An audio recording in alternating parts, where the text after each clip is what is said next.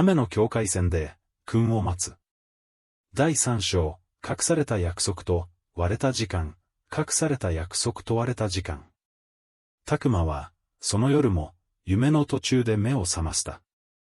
胸の奥に、重たいものが沈んだまま、うまく息ができない。時計を見ると、午前2時を少し過ぎていた。まだ、名前は聞けない。それなのに、頭の中では、知らない誰かの影だけが、じわじわと輪郭を持ち始めている。レオが会うと言った、あの人。8年前、すべてを動かした存在。そして、自分とレオの間に、静かに割り込んできた、見えない第三者。拓磨は、ベッドの上で体を起こし、カーテンの隙間から、濡れたままのアスファルトを見下ろした。昨日の会話が、何度も、頭の中で再生される。俺の将来に、関わる人だった。お前のそばにいる限り、前に進めないって。その言葉は、今も、胸の奥で、小さくひび割れている。翌日。拓磨は、午後から半休を取った。理由は、特にない。ただ、会社にいても、集中できる気がしなかった。駅前の小さな喫茶店に入り、窓際の席に座る。コーヒーの苦味が、やけに強く感じられた。スマートフォンを机の上に置いたまま、何度も画面を見てしまう。連絡は、来ない。自分から送る勇気も、まだなかった。すると、不意に、背後から声がした。拓磨。聞き覚えのある声。振り向いた瞬間、思わず目を見開いた。優斗。大学時代の友人だった。少し痩せたようにも見えるが、変わらない、穏やかな笑顔。久しぶり。優斗は、驚いたように目を丸くしながら、すぐに笑った。こんなところで会うなんて。軽く会釈をしてから、拓磨の向かいに座る。仕事？いや、今日は休み。ぎこちないやりとり。けれど、どこか懐かしかった。元気そうだな。優斗が言う。まあ。拓磨は、曖昧に笑った。少し沈黙が流れた後、優斗が、ふと真剣な表情になる。拓磨。もしかしてさ。レオに、会った？心臓が、強くなった。なんで？優斗は、小さく苦笑する。最近、噂みたいなの、聞いたんだよ。地元に戻ってきてるって。拓磨は、視線を落とした。否定は、しなかった。短く答える。優斗は、ほっとしたように息を吐いた。そっか。そして、少しだけ、言いにくそうに続ける。あいつ、変わってた？拓磨は、すぐに答えられなかった。変わったのか。変わっていないのか。どちらも、正しい気がした。少し。そう答えるのが、精一杯だった。優斗は、コーヒーを一口飲み、視線を泳がせる。なあ。8年前のこと。拓磨の指が、無意識に強くなる。俺さ。少しだけ、知ってる。胸の奥が、ざわりと揺れる。何を？声が、思ったより低くなった。優斗は、慎重に言葉を選ぶように、ゆっくりと話し始めた。文化祭の後。レオが、突然いなくなっただろ。その直前。拓磨は、黙ってうなずく。俺。偶然、見たんだ。胸の鼓動が、速くなる。校舎の裏で。優斗の声が、少し低くなる。レオが、知らない大人と、話してるところ。世界が、静かに止まったように感じた。大人？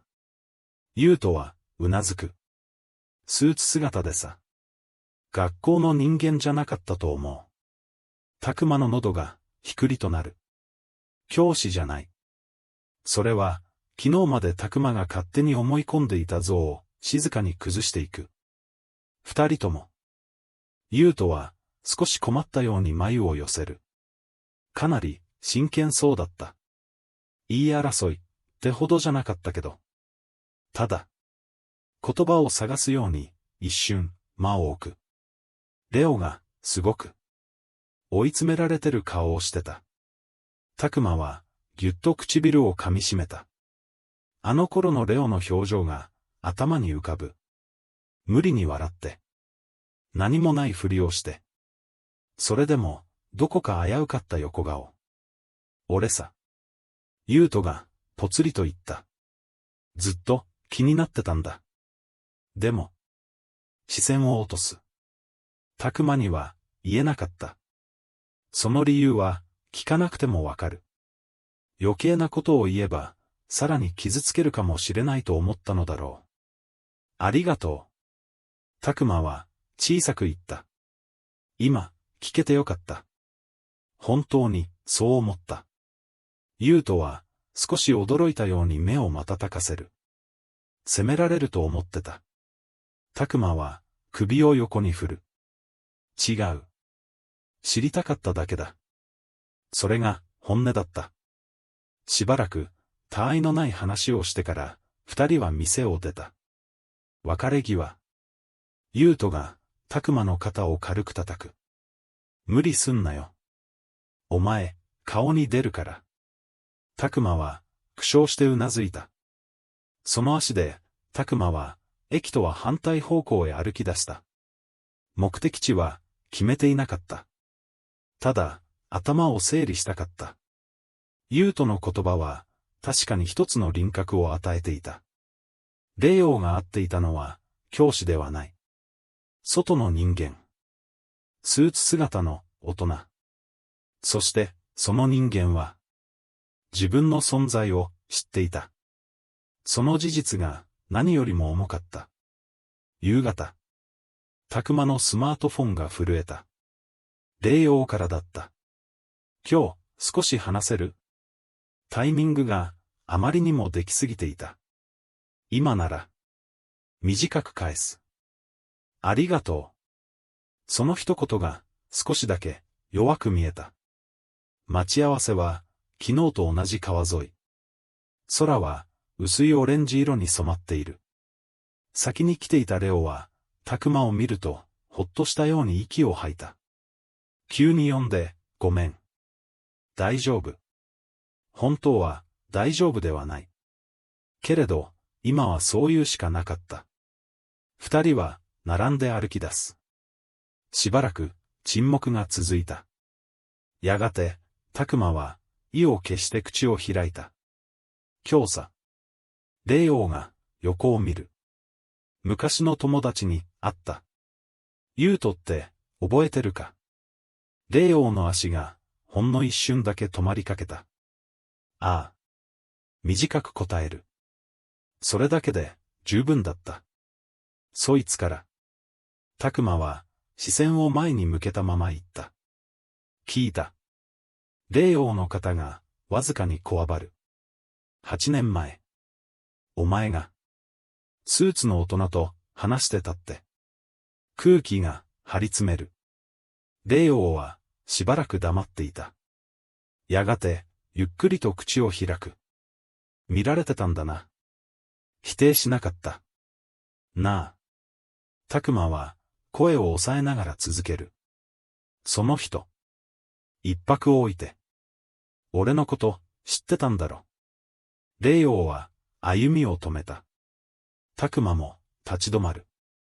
川の流れが静かに続いている。レイオーはしばらく目を閉じていた。そして、ああ。短く認めた。タクマの胸が強く締め付けられる。どうして？声がかすれた。レイオーは苦しそうに言った。俺が、お前のことばかり話してたからだ。その答えは、あまりにも、皮肉だった。守りたかったんだ。小作続ける。巻き込みたくなかった。タクマは、思わず笑ってしまった。涙が出そうになるのを、必死に耐えながら。結果的に、一番、巻き込んでるじゃないか。レイオーは、何も言えなかった。その沈黙が、答えだった。夕暮れの風が、二人の間を通り抜ける。レオ。拓馬は、静かに言った。その人と。いつ、会うんだ。レオは、ゆっくりと顔を上げた。あさってだ。胸の奥が、ひやりとする。場所も、もう決まってる。拓馬は、息を吸う。そして、はっきりと言った。俺も、行く。レオが、驚いたように目を見開く。ダメだ。即答だった。危ないとかじゃなくて。必死に続ける。これは、俺の問題だ。拓馬は、首を横に振る。違う。はっきりと。俺の人生の話でもある。レオは、言葉を失った。名前も知らない相手に。俺の存在を使われて。勝手に線を引かれて。拓馬の声は、静かだったが、揺れていなかった。それで、何も知らないまま待つのは、もう、嫌だ。長い沈黙。レオは、拳をぎゅっと握りしめていた。やがて、小さく息を吐く。わかった。絞り出すように。でも、強く言う。絶対、俺の後ろにいてくれ。拓馬は、ほんの少しだけ笑った。約束する。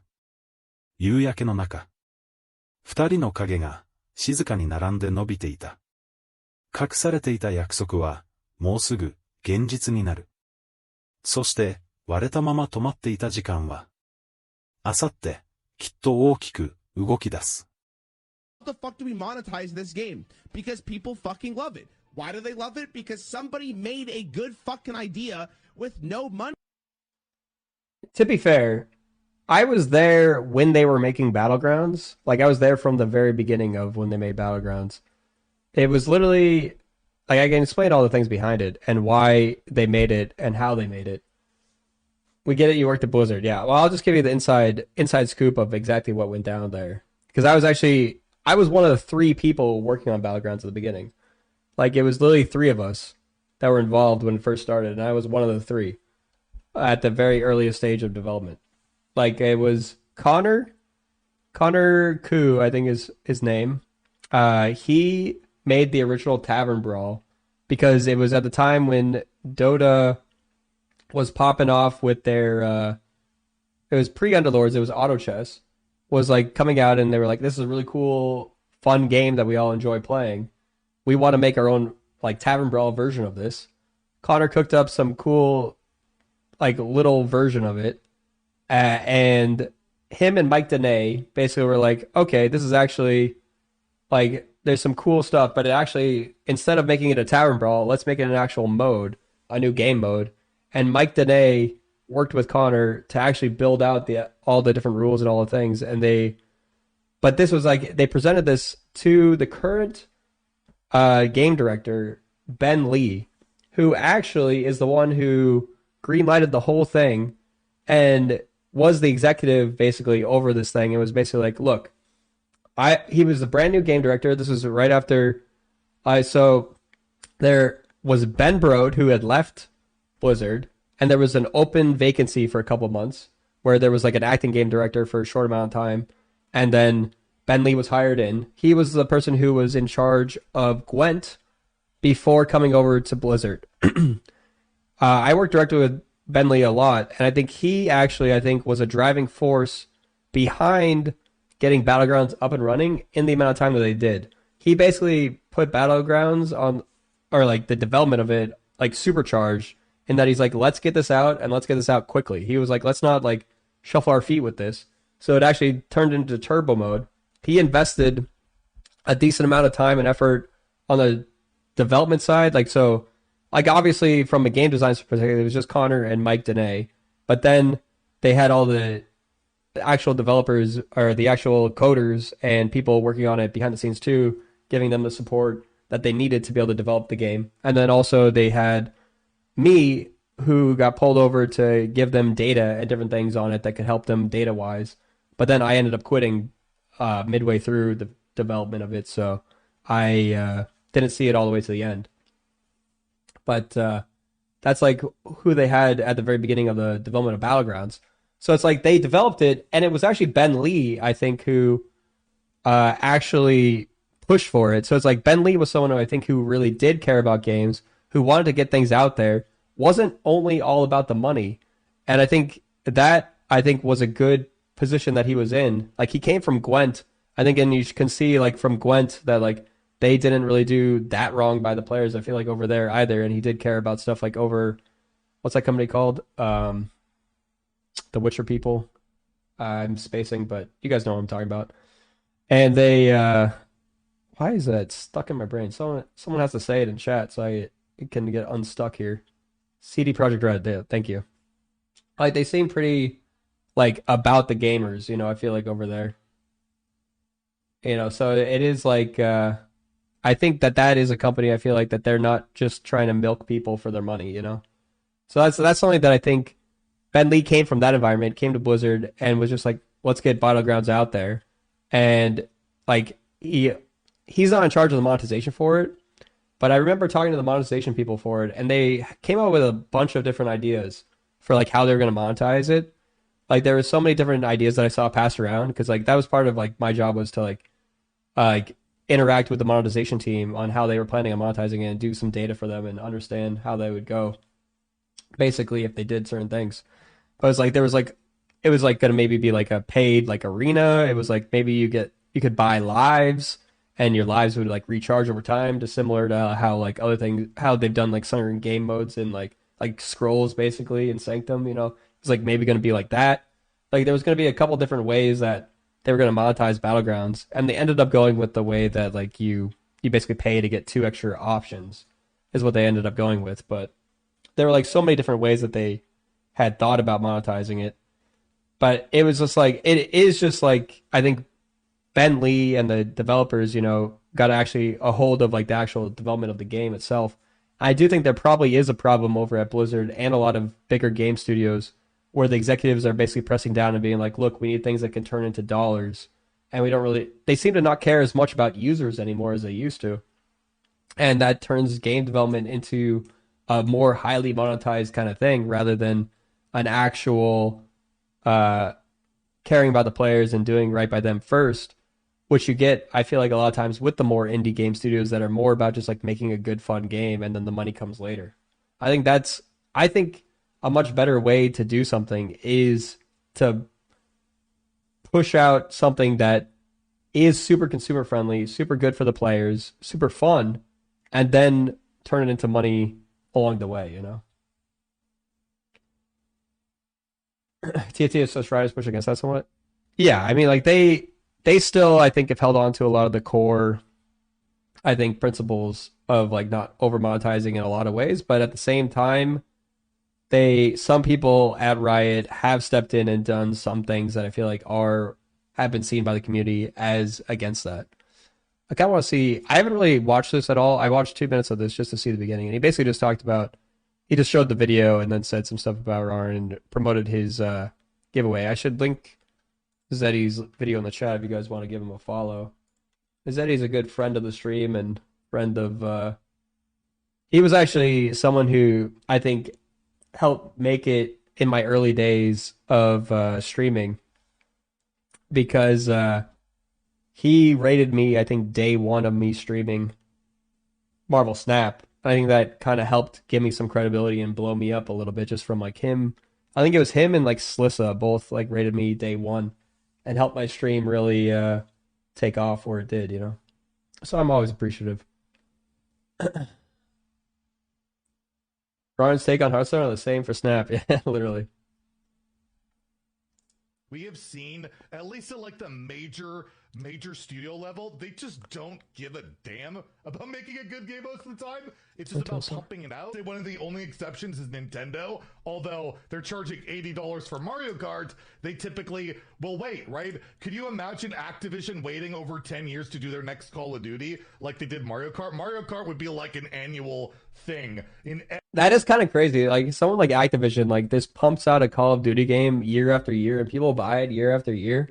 Like I don't really understand how that's even like legally, like not legally, like physically possible. Like how can they like get like sometimes they actually do change a decent amount, I feel like, in the games, but it's just like they're pumping out a game a year, and then you have other games like Mario Kart, Zelda, like GTA 6, like that just started development for 7.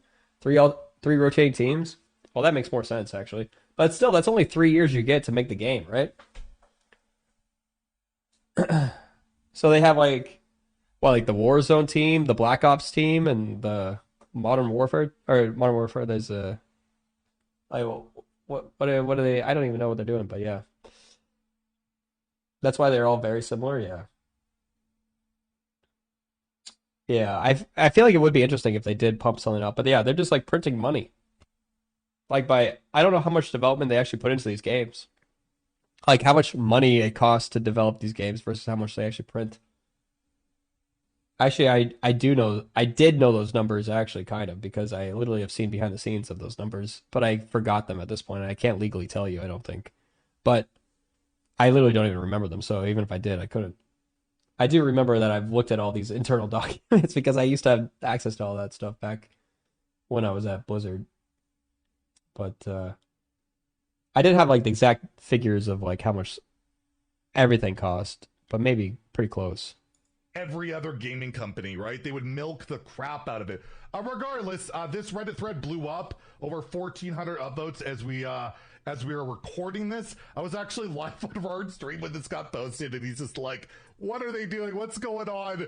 But yeah, the reaction to it's pretty crazy, and I wanted to go over just some general reactions from the community because I think your guys' voices matter, not just this fat idiot. He mentioned that he's completely burned out from playing. I think if he's gonna go over I didn't know he was just gonna go over the like I don't want to necessarily just like watch his view of going over it necessarily, but not that I don't think it's valuable, but if he's just like reading other people's stuff, we could do that too and just talk about it because I think it is kind of interesting just from a perspective of people. Just and then we'll see what he wraps up with. Let me just see here.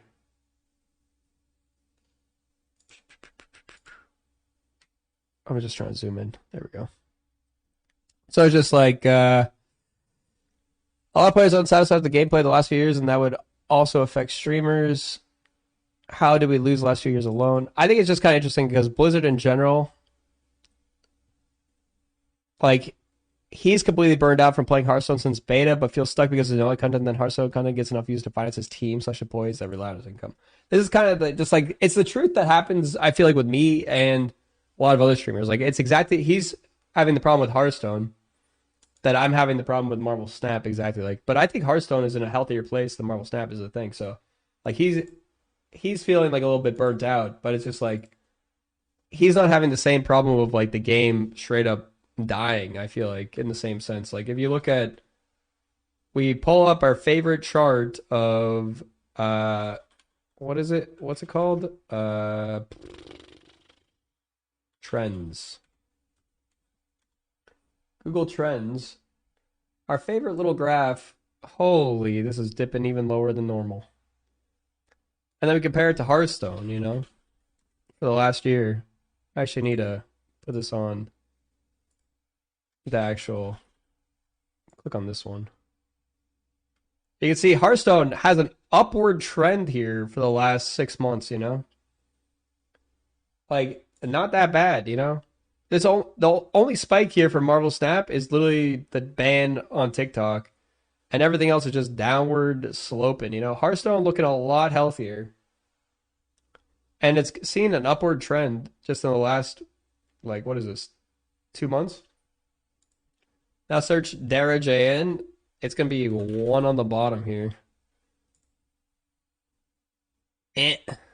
Has there ever been a time where I tick up to above 0 in the entire past 5 years? Nope. If we compare it just to Marvel Snap and remove Hearthstone, I don't think I've ever been searched in my life. Oh, wait. Aha! We got above 0 actually for a second here. Look at that. There have been a couple months where I got above 0. Let's add Dexter on here. Look at that. Dexter did get some months in there where he got above 0 as well. We alternate. Yeah, but ever since... Oh, wait, there was another month. I got a little tick somewhere out here. What? September 2024. What happened in September 2024? Is that when I quit my job? That might have been when I quit my job, actually.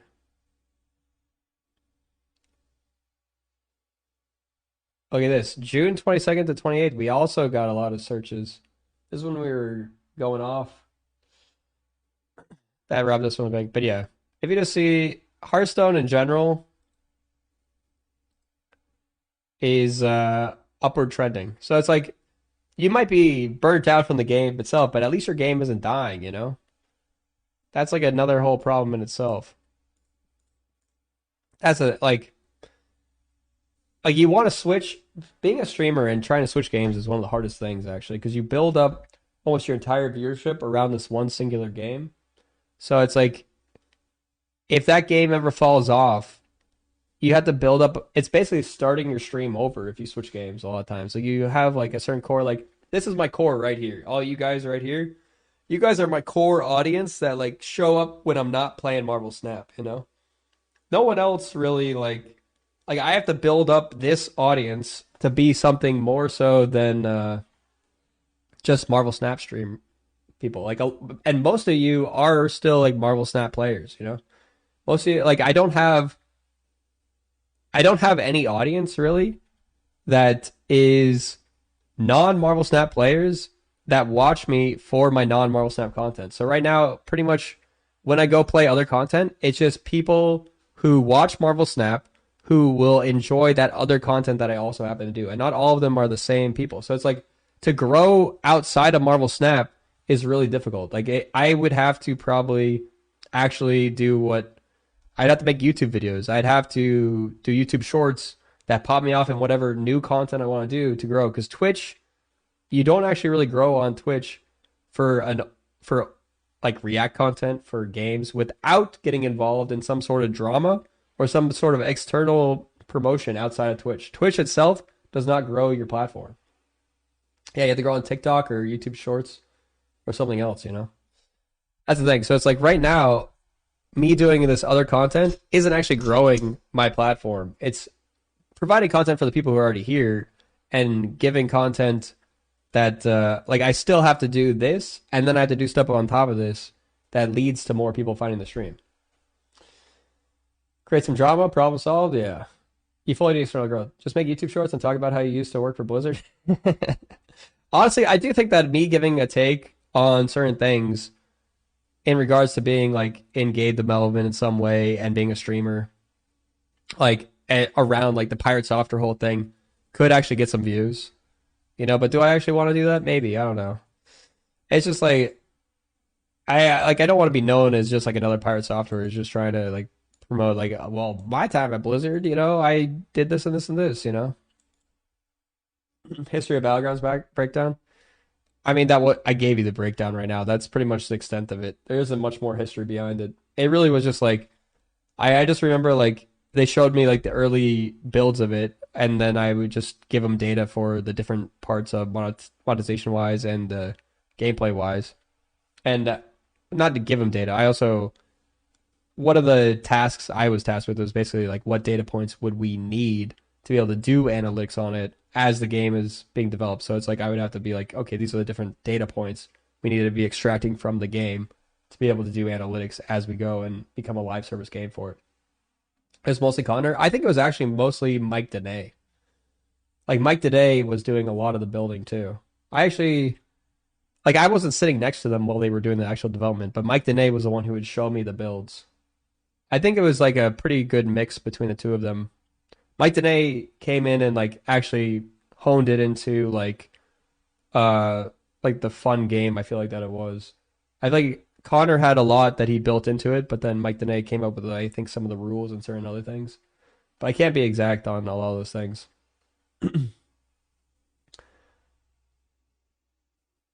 I have absolutely no idea how people grow on the internet. Do any of us actually have any idea? Like, with any facts or data on the matter, it's such an imprecise science. I don't think anyone has any exact thing you can say like this is how you grow. But I think it's pretty clear, like if you look at case studies, essentially that's how you can kind of study how people grow and just look at how certain people grew, successful people grew, and then try and understand the different points about what made them grow. Like Pirate Software grew off of like blowing up on TikTok shorts or TikTok and shorts. And like then you have to go one step deeper and say like, why did he blow up on TikTok and shorts? It's like, so he was doing certain things in the algorithm to get promoted more, and then also he was making content that was easily digestible, that was like, again, overly confident.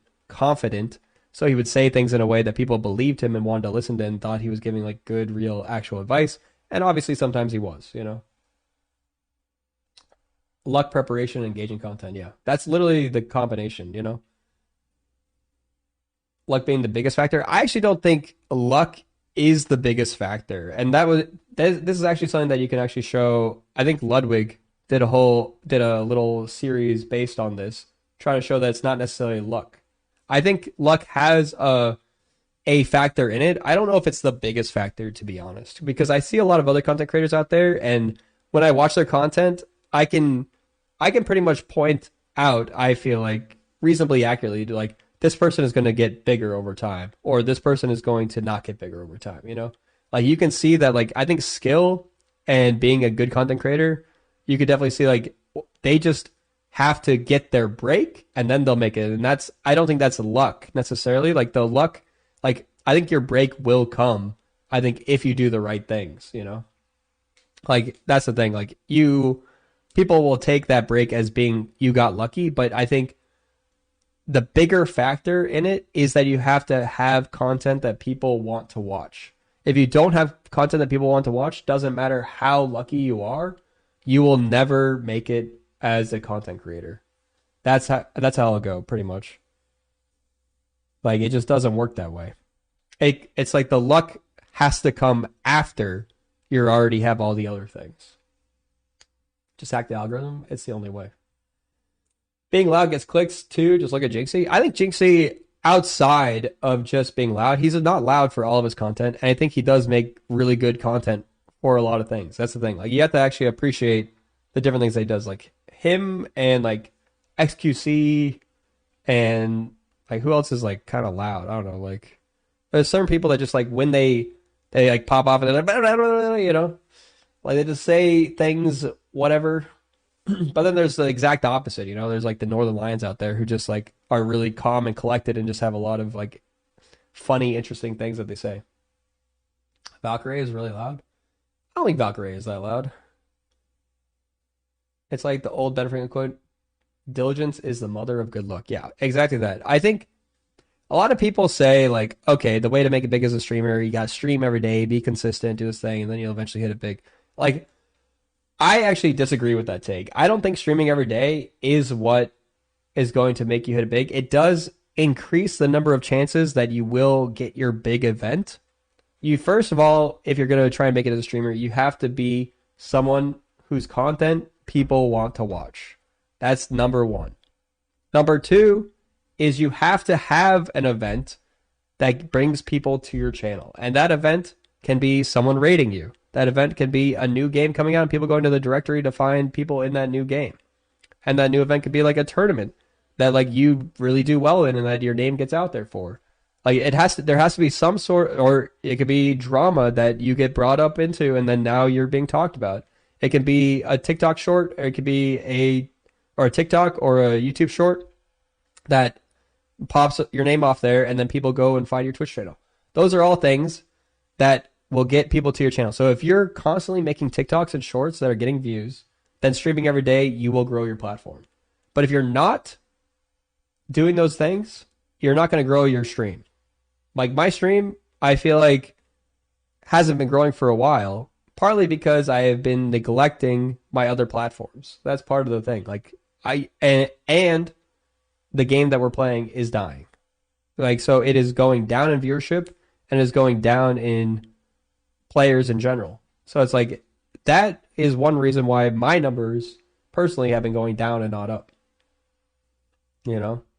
But if I were to start posting things on YouTube and shorts and TikTok, I could, while the game is dying, grow my viewership, you know? It's possible. But it's unlikely. Time to make a TikTok, yeah. But it's like, part of the thing is like, I probably at this point, if I want to grow my stream back anywhere close to where it was 2 or 3 years ago, or sorry, not 2 or 3 years, 1 or 2 years ago, I probably would need to switch games eventually. And with that, it would need me to like actually like switch games or switch content in general. Like maybe I become a React streamer, you know? Who knows? But with that, I would still have to build up the viewership again in a different way. Like it's just like moving out of a game is really hard. It's you have to build it from the ground up. So it's like it's basically starting over. It'd be the same as like me literally starting my stream again 3 years ago. Drifter, you mean Grifter? If I were to be more serious, you also used to be the competitive guy and you probably leaned a bit more into the content.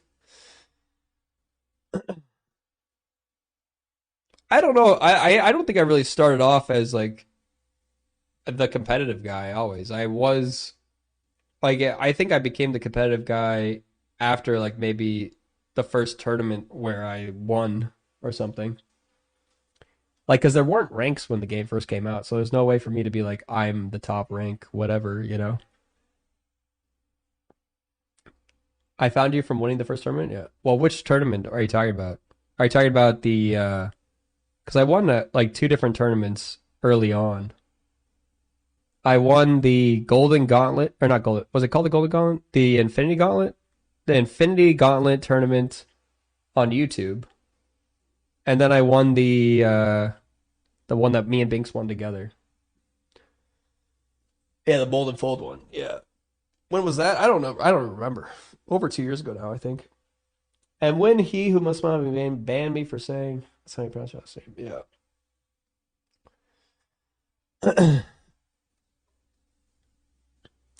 Yeah, that's the thing. Whichever one we voted for the winner, that's when I found you. Yeah, that's the thing. Who did you vote for, Oracle Chick? Did you vote for me? Yeah, a lot of people actually voted for Oracle Chick. I also saw you were popping off on Fortnite the other day. That was really cool to see. I watched a little bit of your stream. You didn't know me beforehand? You voted for Harry, yeah. That's the thing. But then everyone thought they would vote for me in the second one.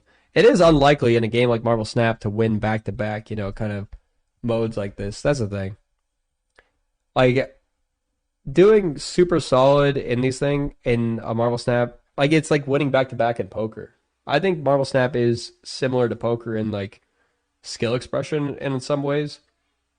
In that you can only go so far with your skill, and then you have to kind of be brought up with luck beyond that. Like, you can get top finishes, but then at the same time, you have to just get lucky.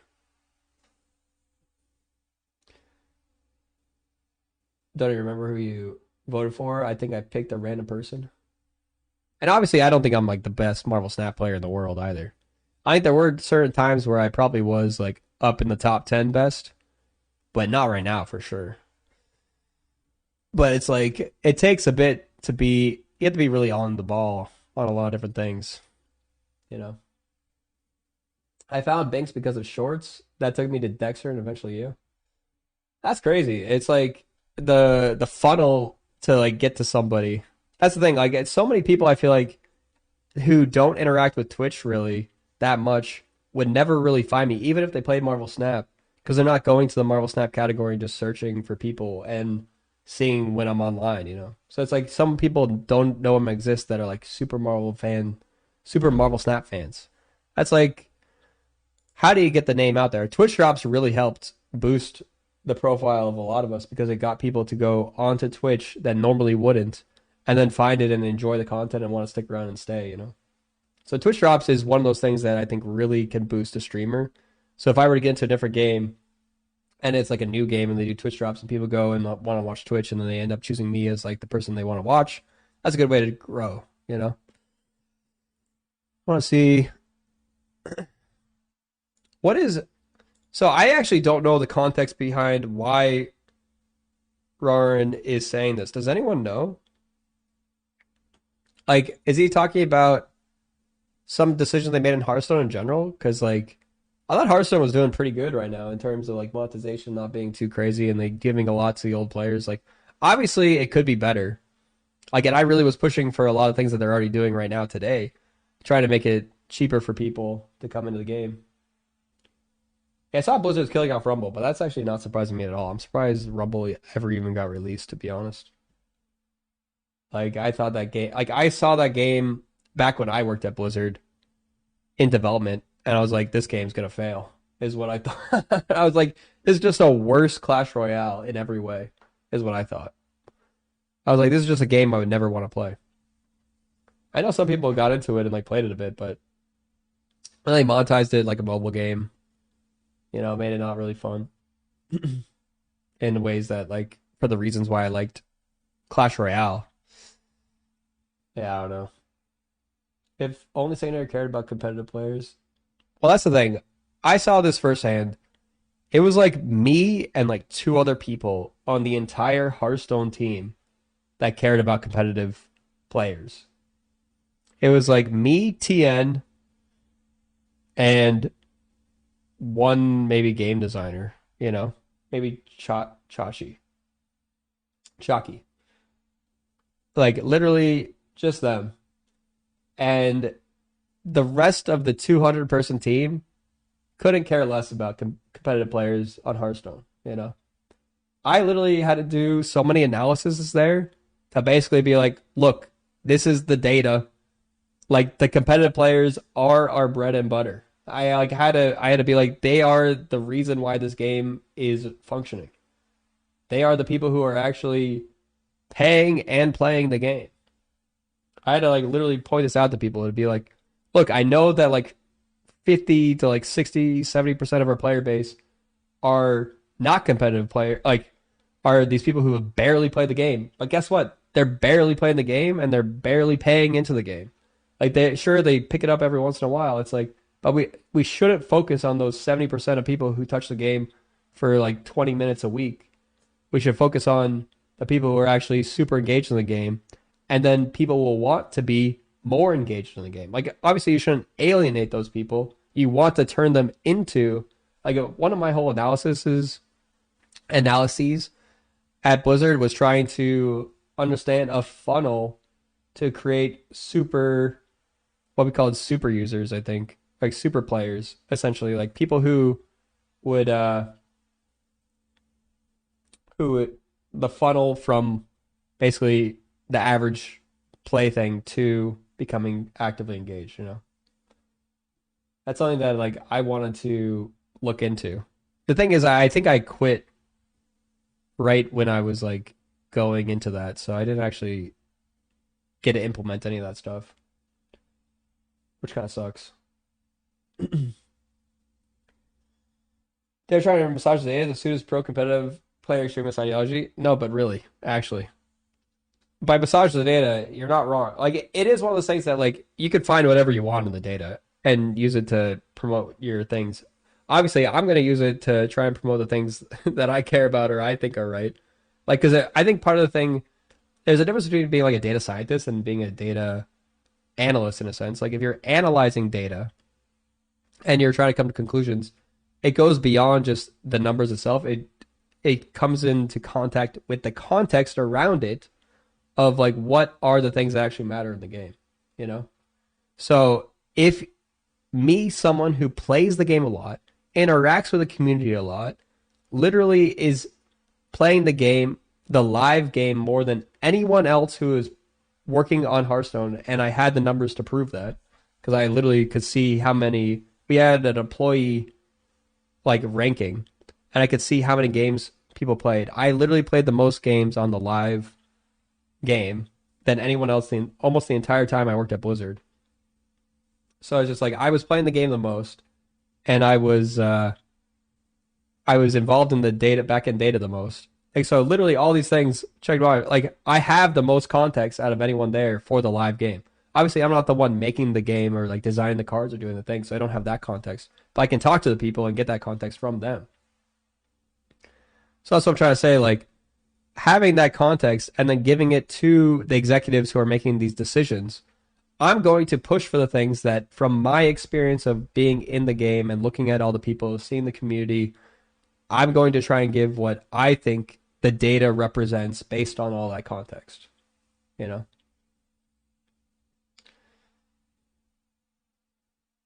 RNG is at a good spot right now. Who is saying it's not? Am I quitting Snap? I'm not quitting Snap right now, but I'm obviously gonna be not all in on Snap as I used to be.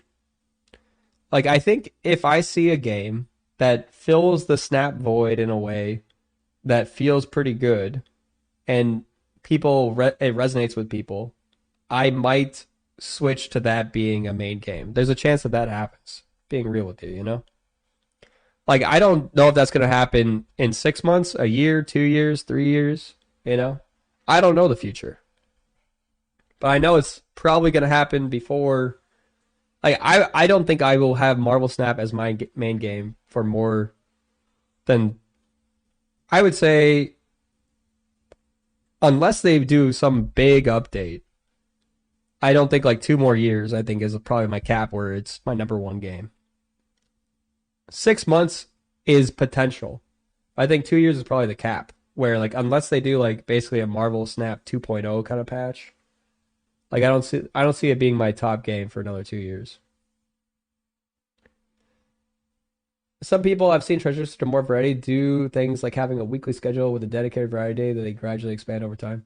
See, I don't think that actually grows your variety viewership unless you do the other things. Like, again, all the people here are Marvel Snap players that also just enjoy my variety content. The way I need to get more people in is to actually, like, I'd have to make YouTube shorts or YouTube videos about this variety content, get people who know my stream schedule for when I do variety content, and then have them show up from that for these variety days. That's the only way that doing that, like you said, the schedule thing and then expanding it over time actually works. That, like, it doesn't work for me to just start doing it and then slowly blow it up, because Twitch itself just doesn't lend itself to like people finding out about me doing variety, you know. Almost none of the Hearthstone streamers from back then made it out. When you say made it out, like transitioned, like Kripparrian definitely transitioned very well outside of Hearthstone. And he's come back to Hearthstone a couple times, I think. But like he can stream like any game and get decent viewership, I feel like.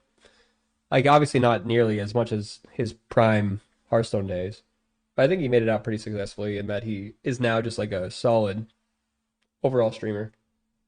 He's on Bazaar now, yeah. But then you also have like Hafu made it out very successfully. Went to like Among Us, blew up there. You have who else? I don't know. Who else was really big that made it out? Not many people.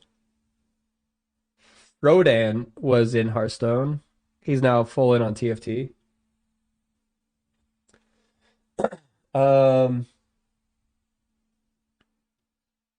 Dexter. Yeah, Dexter made it out of Hearthstone. That's true. Dexter, I feel like he was in Hearthstone, but he kind of didn't blow up until Marvel Snap is the thing. So it's like he did all right.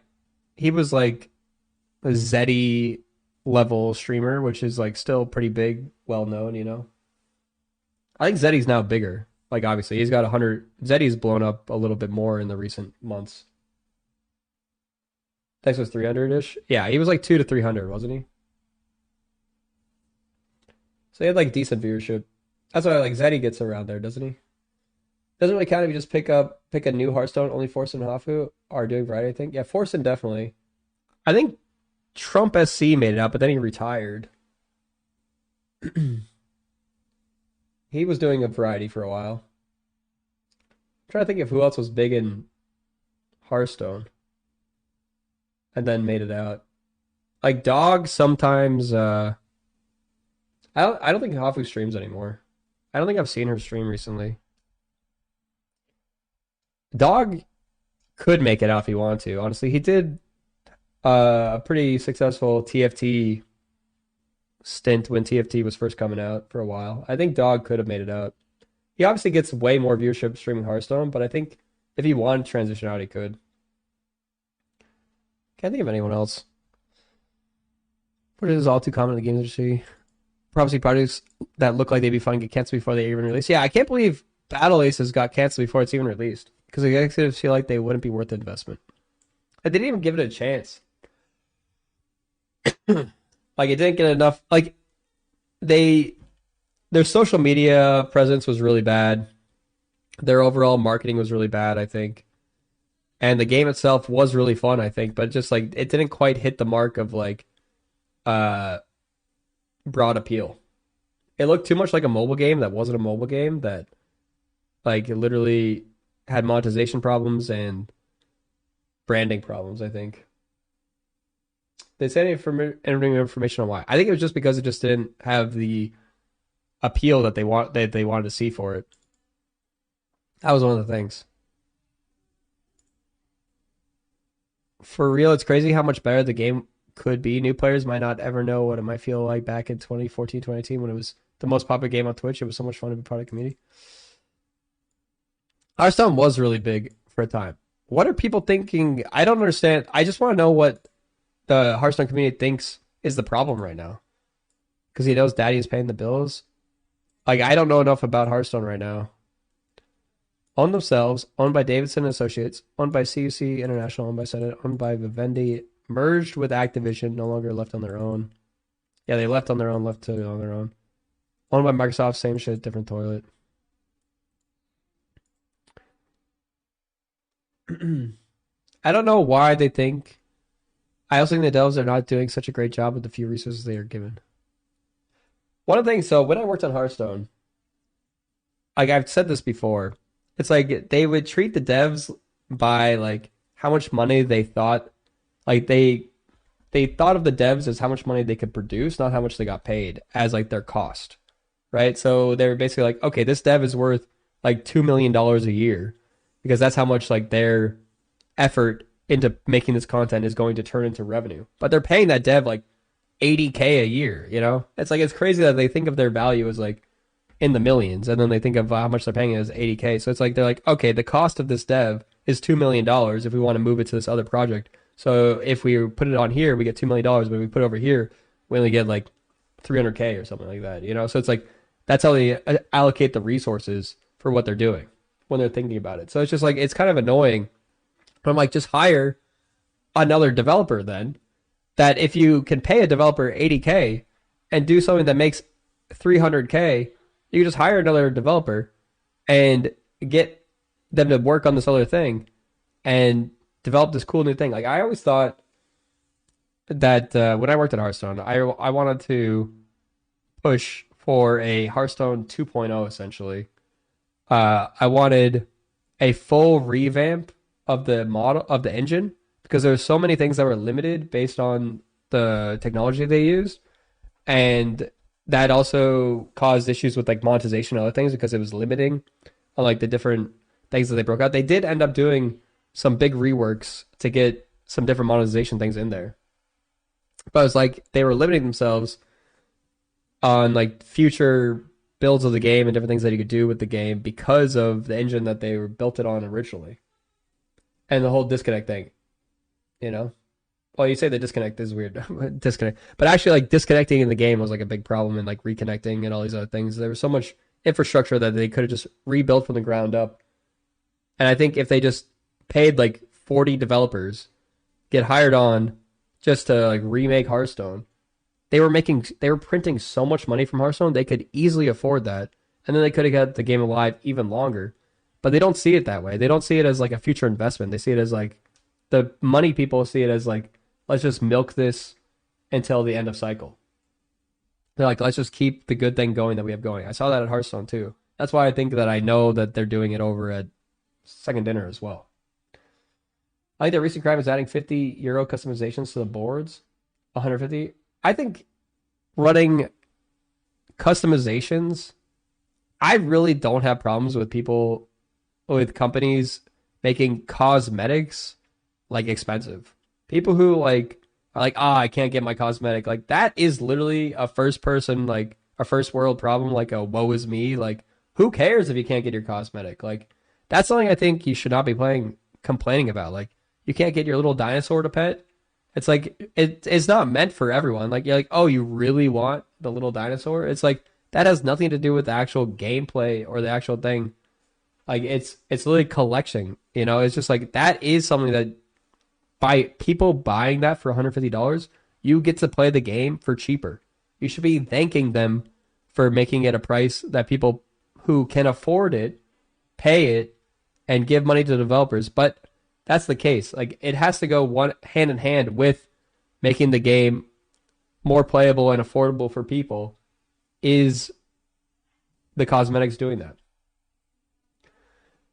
Anyone complaining about Rivals monetization is just like the super entitled, you know? Like, if you think Rivals is predatory in any way, like, I feel like you got something wrong, you know? Like, they're like, Rivals is doing it in the least predatory way possible that like I've ever seen for a video game, you know?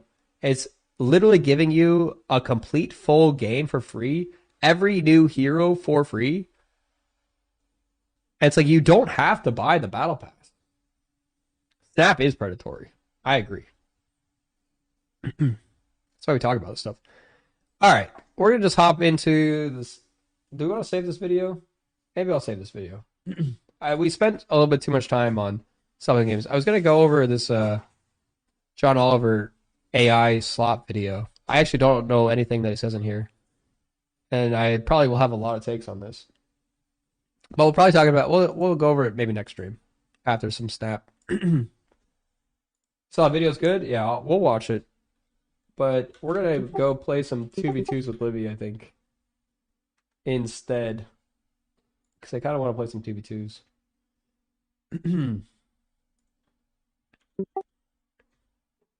And we'll come back to that later. But yeah, we want to know. I thought this video would only take like 45 minutes to go over, but it took us like an hour and a half. We got a little distracted.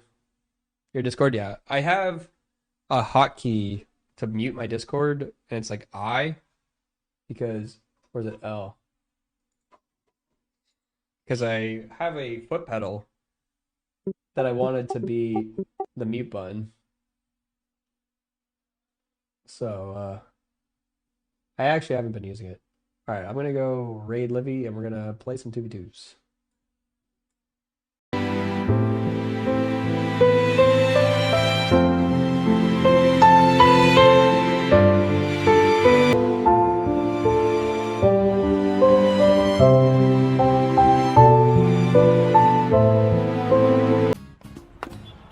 Meguro Tetsuro 34歳新宿区在住職業ホストおニューのスーツか哲郎なき足に似合ってるぞありがとう親分さん普段の俺は冴えないおっさんだけどひげを剃ってメグちゃんがくれたスーツを着てメグちゃんがくれた靴を履けば哲郎素敵哲郎かっこいいほらこの通りありがとうメグちゃん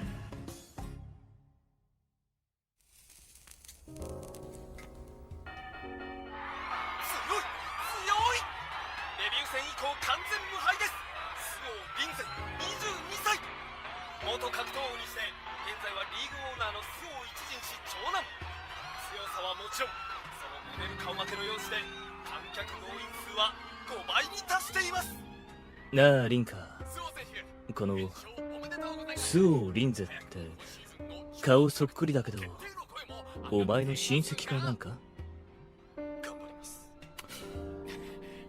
以上相変わらずの口は周防さんでした兄貴っすねおはようあやいないんだろタウチ席使っていいですよいらっしゃいませ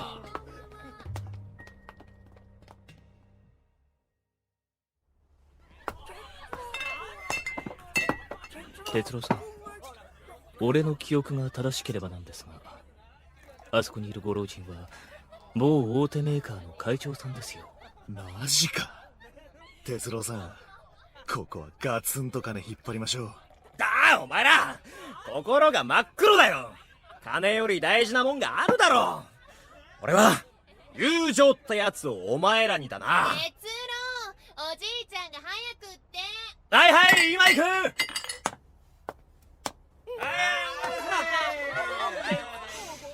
なんつって今日も絶好調だな。ああ、哲郎さんの天然色恋営業。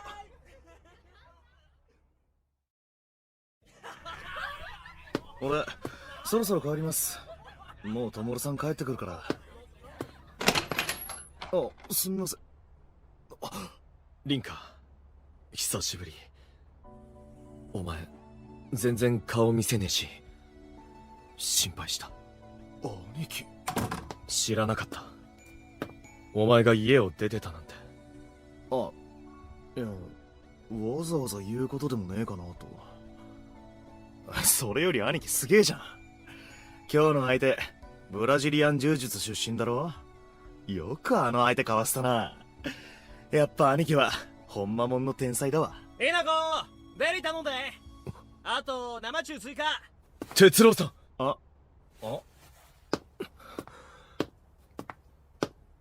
覚えてませんか？ああ、はってさて、君は誰だっけ？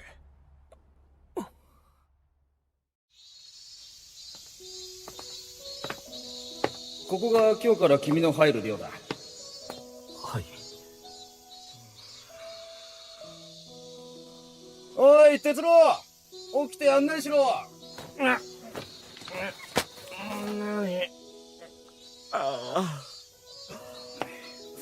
転入生だ、転入生。足出してだらしねえ格好してんじゃねえ。ほら、大門先生んとこの生徒さん、柔道でオリンピック出るんだってよ。そっか、すげえな。応援しねえとね。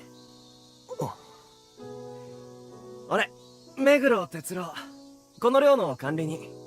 てか、掃除も飯も全部俺がやってるから、ま、お母さんみてえなもんだね。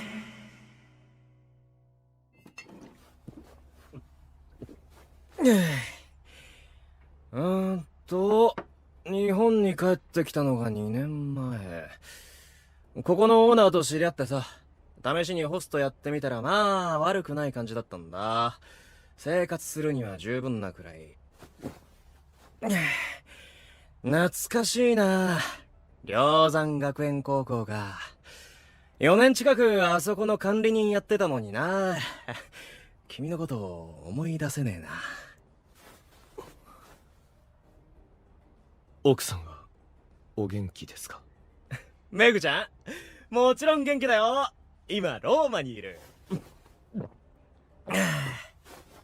ご存知なんですか、哲郎さんの奥様のこと。いや、会ったことは。結婚するって哲郎さんが。それに指輪。哲郎さん。ああ、いつものことだから気にしないで。タクシー呼ぶから大丈夫。いいです、俺が送ります。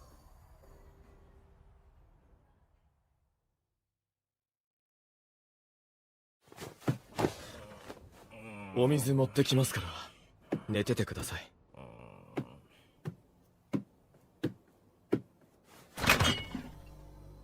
綺麗な冷蔵庫、綺麗に片付いた部屋。相変わらずだな。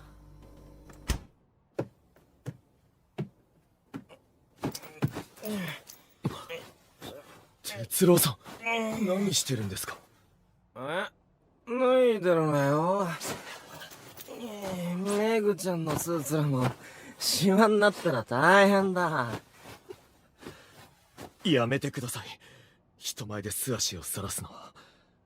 あなた男性なのに足が妙に生めかしいんです。昔みたいに襲われて痛い目に遭いますよ。あお前リンゼだ。思い出した。なんだよ、すっかり大人になっちまって。あれからさらにでっかくなったのか。帰ります。哲郎さんと一緒に過ごしたのは学生時代の1年間だけ。でもずっと忘れられない人だった。ある冬の日、親父のスキャンダルが発覚して、学校にテレビや雑誌のリポーターが大勢押しかけてきたことがあった。失礼、リンゼさん、お父様のことでお話が。最近お父様にお会いしました？リンゼさん。父は多忙だった父とはあまりこれといった会話もなかった当時、俺はもうただ困惑するばかりで立ち往生していたところ。こらてめえら警察呼ぶぞ。リンゼに近寄んじゃねえ。何するの？カメラが濡れたぞ。哲郎さん。リンゼ、ここは俺に任せろ。俺の部屋に行ってみかん食ってね。彼の背中が本当に頼もしくてたくましくて、そして胸が苦しかった。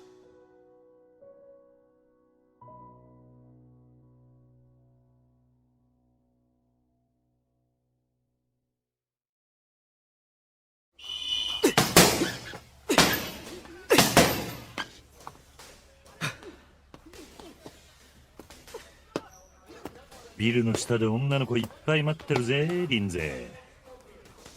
郡司さん。なあなあ、そろそろ負けねえか？オッズが偏りすぎて勝負になんねんだわ。おっしゃってる意味がわかりませんが。お堅いね。さすがアモンが惚れ込んだ才能だな。見学ですか？すみません、ちょっと。哲郎さん。おっす。ゆうべのお礼言いたくてさ、連絡先わかんねえからネットで調べて来ちまった。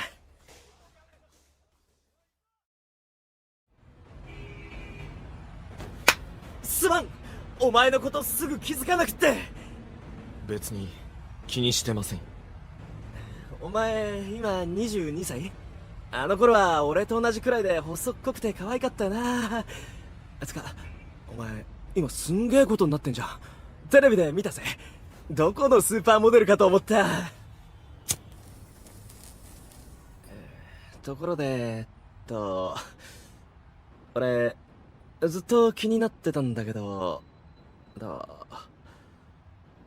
なんでオリンピックに行かなかったんだ？俺選抜大会の前に日本出ちゃったから知らないんだよな。なんかあったのか？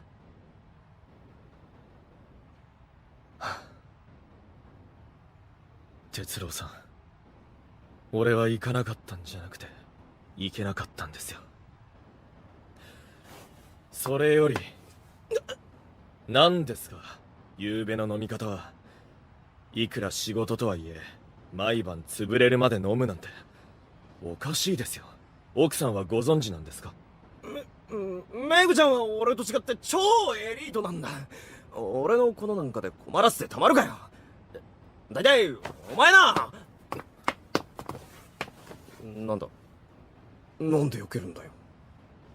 俺汗かいてるんで。汗臭くなんかねえっていつも言ってただろ。全然変わってねえな、リンゼ。じゃあな、たまには店遊びに来てくれよな。さて、あのお兄ちゃんは何者なのかね。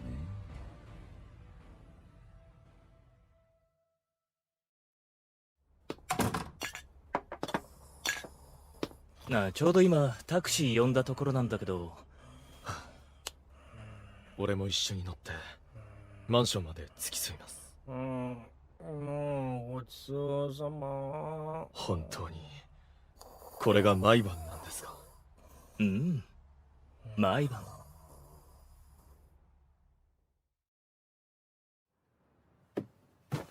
哲郎さん、着替えの前に水飲みましょう。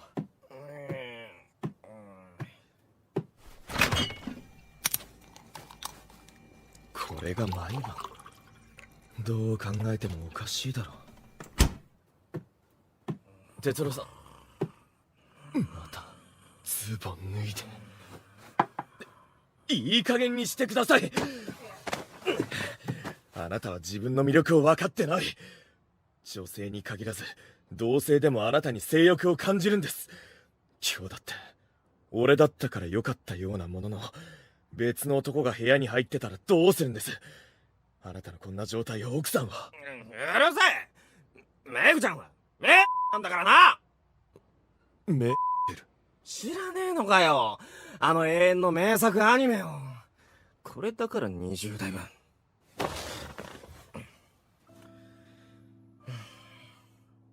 幼馴染のメグちゃんは超美人でずっと俺の憧れの人だったんだ。メグちゃんの海外留学で離れてた時期もあったけど、その時だってずっと文通してた。今は外資系の会社のエリートで、海外ではいろんなパーティーにカップルで参加しねえといけないんだって。メグちゃん、男が苦手で、そういう相手見つけらんねえっつうし、期間限定で俺がとりあえずの夫になったってわけ。紙切れ上だけの夫婦だけど、俺は幸せなんだ。だから、もういちいち奥さんっていうのはやめてくれ。なるほど、よくわかりました。あなたが毎晩飲んだくれる理由が。結婚は期間限定だって言いましたよね。いつまでなんですか？俺に好きな人ができるまで。でも俺はメグちゃんがずっと好きだから、このままでいいんだ。このままで。哲郎さん、6年前俺と約束したの覚えてますか？当時の俺の悩みは勝ちたいと思えないことだったんです。勝利への欲望がないのに、親の遺伝子のせいでしょうか、体が勝手に反応して勝ってしまう。オリンピック代表確実というプレッシャーの中でもそれは同じだった。その悩みを打ち明けたら、あなたはこう言ったんです。焼きそばのために頑張れ。お前、俺が作った焼きそばすげえ好きだろ。オリンピック代表に選ばれたら、お前のために大量に作ってやる。二人で焼きそばパーティーやろうぜ。約束だ。でも選抜大会の前日、あなたはあっさり姿を消してしまった。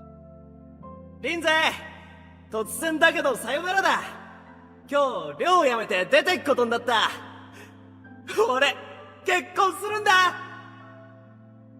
俺の中のあなたはあの笑顔のあなたのままです。ではこれで失礼します。待てよリンゼ。オリンピックに行けなかったのってもしかして俺のせい？そんなわけないじゃないですか。うぬぼれないでください。なんだそのバカにした感じ。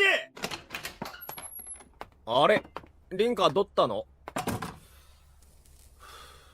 ひなこさん休みなんで代打っす。そういや哲郎さん、うちの兄貴の知り合いだったんすね。寮の管理人だったとか。言われてみればむっちゃ顔似てる。そうだ、哲郎さんならわかりますかね。うちの兄貴高3の時柔道で五輪代表確実って言われてたんすけど、選抜大会前に何かあったらしくて、そりゃもう見事に惨敗。あっさり代表落ちしちまって。リンカ、ごめんな。負けちまって。意味がない。あの人がいないと勝つ意味がないんだ。あの時兄貴が言ってたあの人ってのは誰なのかずっと謎で。哲郎さん知りませんか？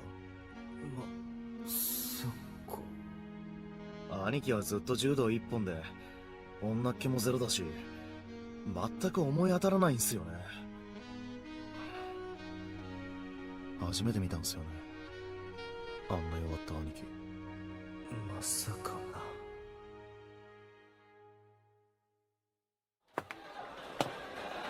来てしまった。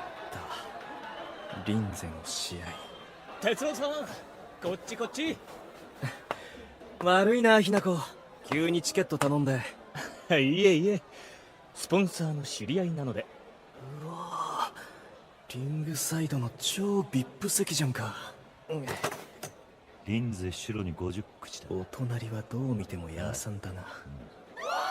赤コーナー 77.5 216番のそ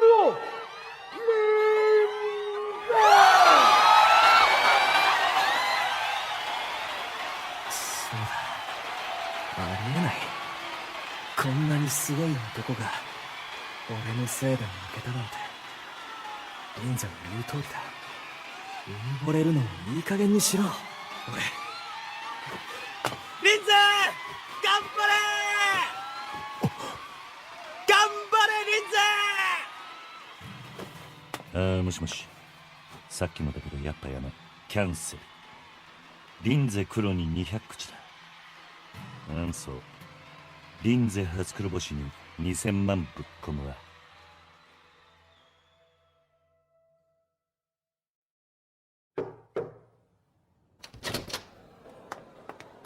リンゼさん、どうしてもお会いしたいとおっしゃるお客様が。すみません、今は。リンゼ、ごめん。お前に会いたくてスポンサーの聖さんに頼んで入れてもらったんだ。言ってくれればチケットを送ったのに。と言ってもこんな負け試合なんてお見せしてもしょうがないですけど。さ、今日は俺のせいじゃねえよな。は？気にすんなよ。誰にだって調子悪い時くらいあるもんだぜ。次勝ったら今度こそ焼きそば作ってやるから。何度言ったらわかるんですか。昔も今も自分の勝負にあなたは関係ありませんよ。ごめん。そもそも、もし仮にあなたのせいだと言ったら何をしてくれるんですか。俺はもう子供じゃない。焼きそばじゃごまかされませんよ。それは。リンゼさん、一言お願いします。初黒星の感想は。こら、てめえら、リンゼに近づいたらぶっ殺すぞ。ちょっと、あんたどけよ。邪魔だよ。あの時と同じだ。違うのは、俺はもう大人で。リンゼ、あんな奴ら気にするなよ。リンゼ、この気持ちが恋だって知っていること。どうしたリンゼ、どっか具合悪い？すみません、哲郎さん。ただの立ちくらみです。タクシー呼びますんで、今日はもう帰ってください。試合を見に来てくださってありがとうございました。なあ、リンゼ。今日は負けちまったけど、リングのお前、すっげえかっこよかった。俺、大ファンになっちまった。また見に来ていいか？リンゼ、どういうことなの？あなたがあの程度の相手に負けるなんて。あら？ちょっとあなたどなた？ここは関係者以外立ち入り禁止よ。あ、俺、怪しいものじゃないっす。昔の知り合いで。いいから、出てってちょうだい。哲郎さん。はい、お邪魔しました。バイバイ、またな。リンゼ、あなたやっぱり帰ってらっしゃい。お母様心配で見ていられないわ。もうお父様の言うことを聞くのはおやめなさい。一人でホテル暮らしだなんて、あなたは私の息子なのよ。リンゼ、お待ちなさい。哲郎さん。あ、やっべ。ここって禁煙？な、お前腹減らね。はい。よし。リンゼ、うまいラーメン屋知ってんだ。ちょっと付き合えよ。そんでもって。こんな日はがっつり飲むに限る。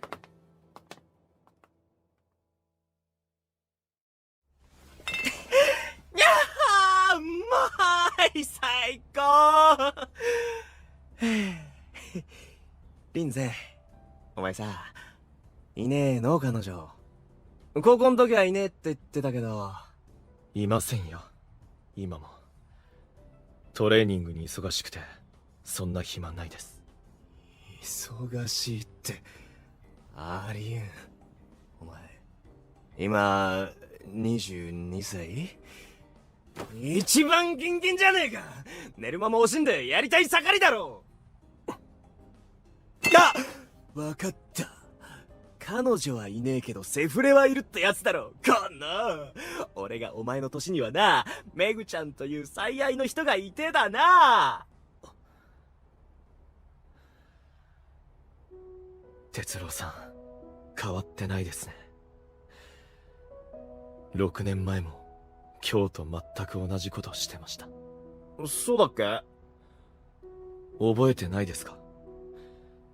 母が突然寮にやってきて、今日と同じように責め立てた時も、あなたはやっぱり外で待っていて。リンゼ、後で焼きそば作ってやるからな。みんなには内緒だぞ。いつもいつも。あなたに俺は救われる。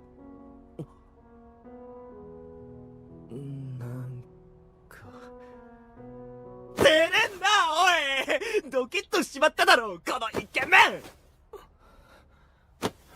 ン。リンゼ、おい、リンゼ。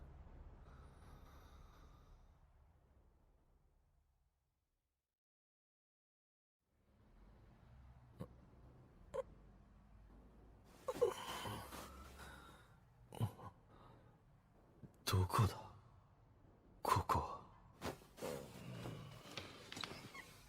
は。もう一杯ください。あれ。おはよう。おはようございます。これは一体。なんだよ、覚えてねえの？レオパードでお前潰れて大変だったんだぜ。聖さんとこの若衆がお前家まで運んでくれたんだけど、男同士で添い寝になっちまってごめんな。俺ソファーで寝るの苦手で。朝だからってお前すっげえな。なんだこの角度。俺なんかもうさ、しょんべんしたらすぐ収まっちまうんだぜ。ひえ、かってえな。あらら。悪い悪い。気にすんな。若者にはよくあることだ。って。あ、復活した。おいおい。すげえな。どんだけ溜まってんだよ。試合前は、禁欲することにしてるんで。お前さ、マジで彼女いねえの？このままじゃ辛いだろう。よーし、わかった。ちょっと目つぶってな。これ、女の手だと思ってみろ。すげえな。試合後はいつもこんなになっちまうの？本当はデリヘルでも呼んでやってもらった方がいいんだけど、お前有名人だもんな。ガキん時ダチと抜きっこしたのを思い出すな。あん時は野郎の握るなんて気持ち悪かったけど、リンゼのは全然。あんた誰にでもこんなことするのか？あれ、おかしい。なんだこれ。いや、ガキん時ちょっとだけ。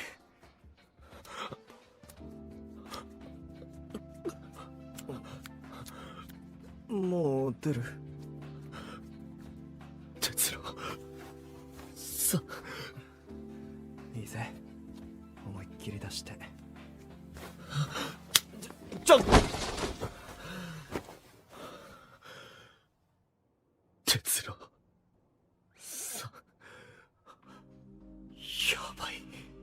これは非常に悪かった、リンゼ。悪乗りしすぎた。ごめん。だから手離して。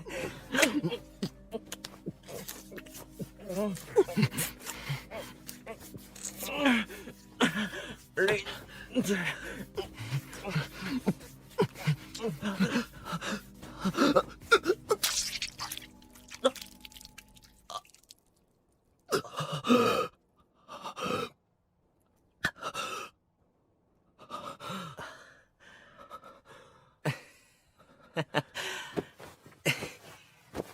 本当悪い。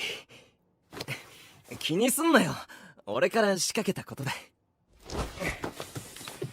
じゃあシャワー浴びてくれ。ずるいです、哲郎さん。なんで俺ばっかりなんですか？これは非常にヤバい。だってもう2回も出してるのに、ケツに当たるガチガチのあれ。哲郎さん、入ってる。チョーク入ってる。分かったから。この息遣いと体温と汗、もうこうなったら男は止まらない。じゃあ2人で抜きっこしよう。それ以上はなし。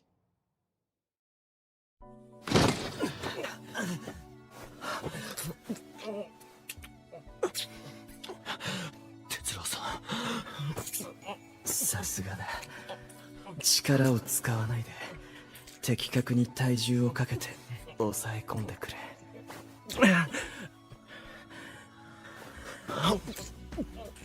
なんだこれ、すっごい気持ちいい。こいつキスがない。哲郎さ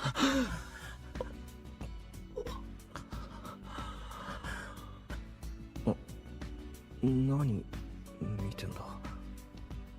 俺の足？なんて声出すんですか？だってお前が足変な触り方するんだろ。やめ、お前なんかいちいちやらしい。やめ、そのスリスリすんのやめろ。あれ、やば。足にキスすんな。やだやめろ。嫌がってる割には股間がすごいことになってますけど。いや、見ないで。パンツ返して、ちょっとタマ一旦落ち着こよ。あんな声出しといて何なんですあなたは。そんな大きいのどうするんだろう。俺痛いの怖いな。嫌いだな。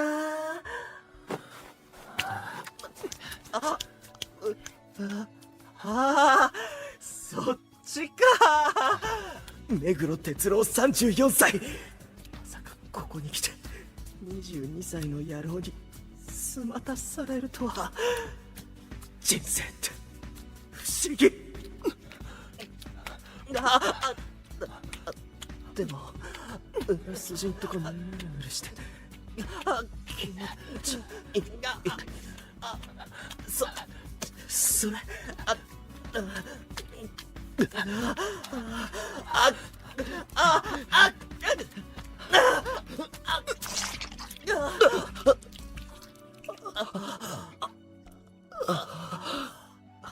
初すまった。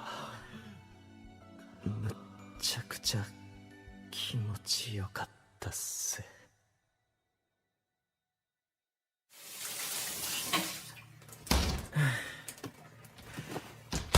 どうすっかな。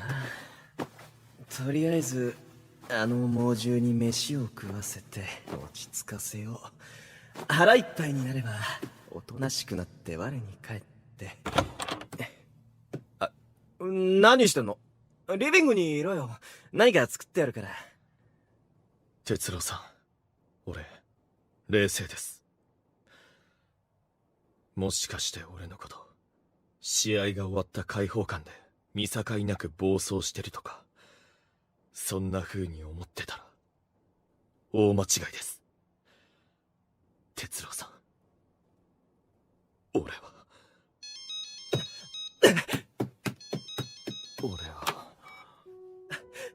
メグちゃん。あさってマジで了解。空港まで迎えに行くから。仕事は大丈夫、休めるし。哲郎さん、俺帰ります。そうだよ、半年ぶりだって。楽しみだな。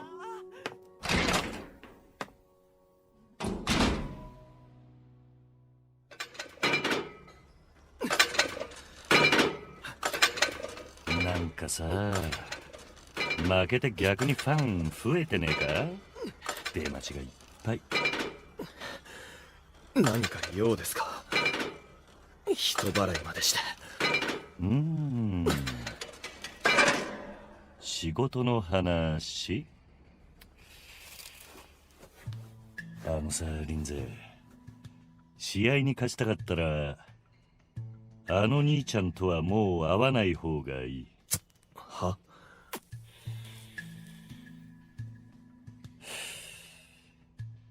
ひなこちゃんの同僚だっけ？ドーム戦であの兄ちゃん見つけた時のあんた、動揺しまくりで見てらんなかったぜ。です。え？俺の勝敗にあの人は関係ないです。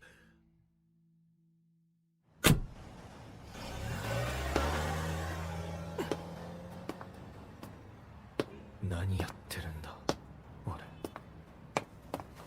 今日は奥さんが帰国して、今頃は2人で。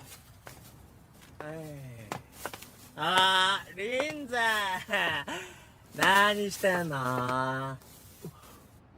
哲郎さん、今日は奥さんと一緒じゃないんですか？メグちゃん来れなくなったから一人で飲んでるんだ。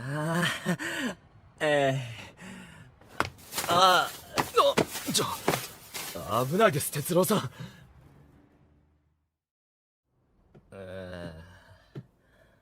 もう言い飽きましたけど、こういう飲み方本当にやめてください。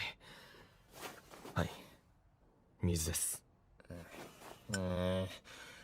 自分だって潰れてたくせに。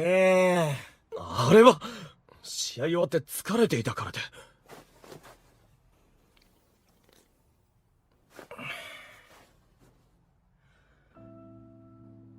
嫌なんだって、メグちゃんの恋人。俺と会うの。だから、空港にも迎えに来るなって。は？恋人？なんなんですそれ。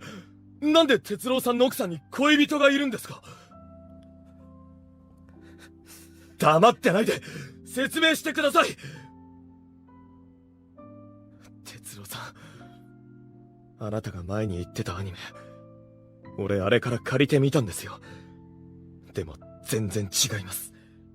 だってあの女性は哲郎のことが大好きじゃないですか。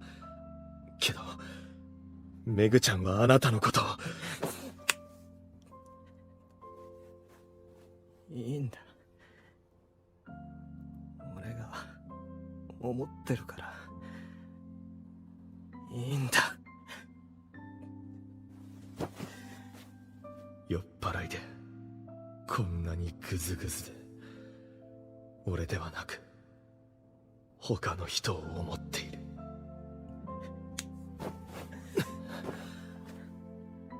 哲郎さん、抵抗しないんですか？大人ってのはいろいろあんのよ。なのに初めて会った時からあなたといるとどうしようもなく楽しかった。やっぱりずるいです、哲郎さん。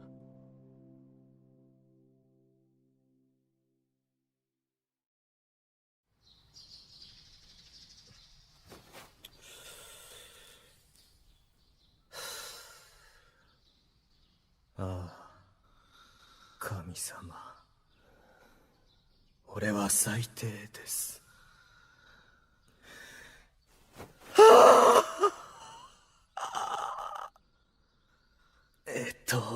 ゆうべは家で一人飲みしてて酒がなくなってコンビニ行ってなぜかリンゼがいて、その後は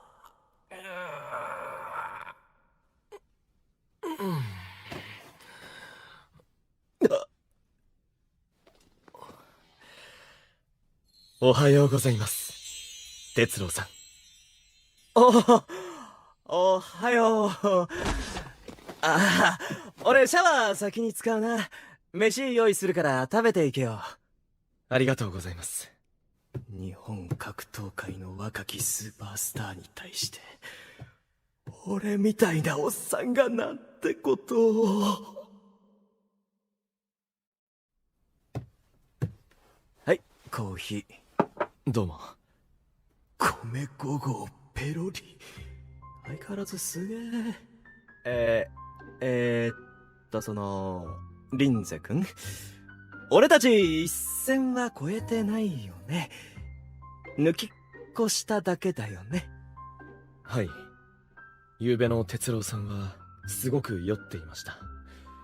全然眠ってくれなくて3回してようやく寝ました。3回も。すげえな俺。悪かったな、迷惑かけて。いえ、迷惑なんてことは。ところでリンゼ君はまさか誰かとああいうことをするの俺が初めてじゃないよね。初めてじゃないですよ。投票してる。コーヒーに山ほど砂糖入れちゃって。やべ、どうしよう。この子童貞かも。ガキの頃から格闘技一筋だもんな。哲郎さん、今日もし時間があったらジムに来てもらえませんか？俺がスパーリングしてるところをあなたに見てほしいんです。別にいいけど。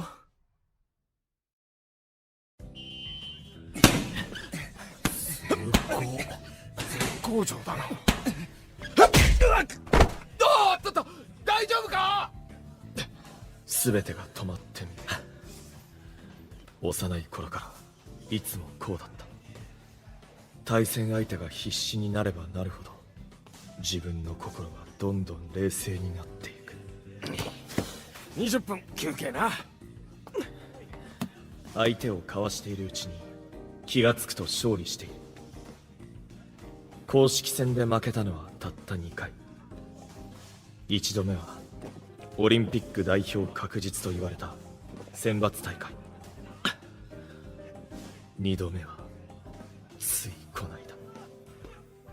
リンゼ君、ウォスウォース。ゆうべはどうもね。ゆうべホテルに戻らなかったみたいだけど、あれからどこ行ったの？関係ないでしょ。いや、そうなんだけどさ。あちゃ、俺完璧に嫌われたな。リンゼ、哲郎さん、スパーリング見に来たぜ。ありがとうございます。二人ともなんだかツヤツヤ。これは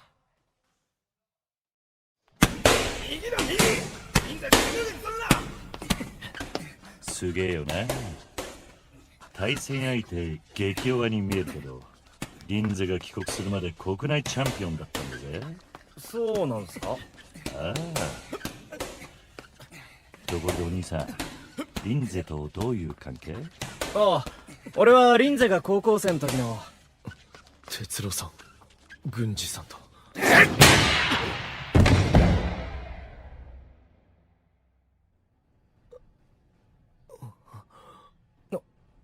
気づいたか？よかった。ぶっ倒れた後ピクリとも動かねえんだもん。心配したぜ。すみません。またみっともないところを見せてしまって。戻らないと。おい、まだ起きちゃダメだってば。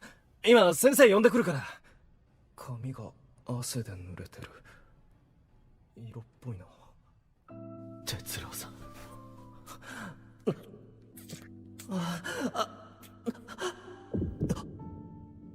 今のゆうべの。すみません。ちょっとそこをどいてもらえますか、哲郎さん。哲郎さん、ちょっと待って。まだスパーリングやりますから。哲郎さん。ああ、先生、リンゼ大丈夫そうっす。お、そうかね。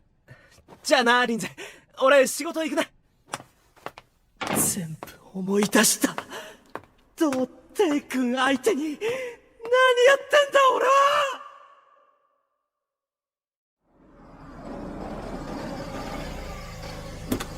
おい、着いたよ。お兄ちゃん、気をつけてな。ありがとう、おっちゃん。仕事帰りなのに珍しく酔ってないんですね。リンゼ、中でちゃんと話そう。ごめんなさいリンゼ君。君の言う通りでした。毎晩潰れるまで飲むなんて俺はおかしい。メグちゃんとの結婚は間違ってる。それを認めたくなくてあんな飲み方をしていました。寂しくてたまらなくて、昨夜はお前を利用しました。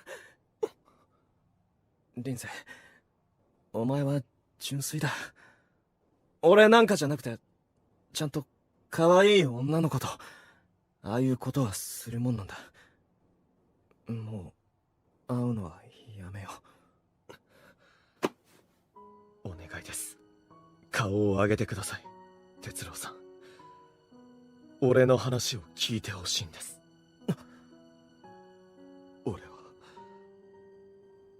俺はね、哲郎さん、ずっとあなたが。ダメだ、やっぱ近づくなリンゼ。俺なんか変になっちまった。実は俺もう何年もご無沙汰なんだよね。だからこうして近寄られると、発情しちゃうつうか。俺やっぱりメグちゃんのこと一番だし、これって浮気になっちまうし、だから。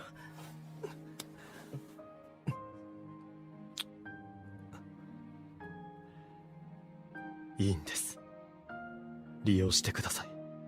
俺のこと。哲郎さん、俺は純粋なんかじゃないですよ。こうやってあなたの優しさにつけ込んで利用しようとしています。間違えた。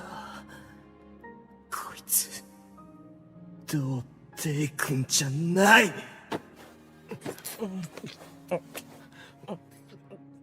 腕を掴まれてるだけなのに全然動けない。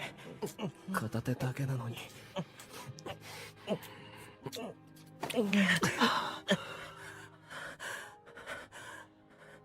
哲郎さん、すっごい顔してる。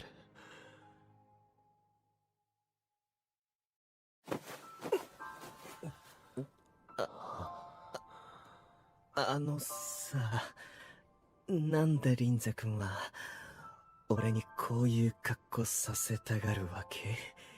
哲郎さんは股関節が柔らかいです。それに大腿骨の長さ、しなやかさが素晴らしい。美しくて見入ってしまいます。そう。昨べ分かったんです。あなたの弱点が。あなた、ここの裏がものすごく敏感なんです。だからこうしてあげると。ほら、すごい反応。ダメ、それ。いっちゃ。俺は後でまたすまたしてもらえればいいので、思いっきり言ってください。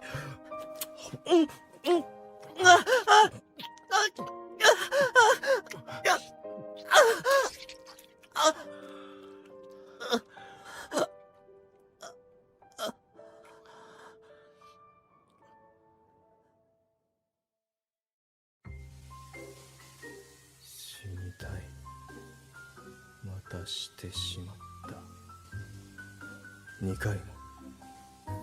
しかもなんかやばいところに指まで入れられたような気もする。シャワーお借りしました。お前童貞じゃないな、やっぱり。いや、なんでも。お腹すきましたね。何か買ってきましょうか。もしもし、メグちゃん、どうしたの？事故？病院は？わかった。落ち着いて、すぐ行くから。待ってください。そんな薄着じゃ風邪ひきます。これ着てください。哲郎さん！俺がメグちゃんを守らねえと。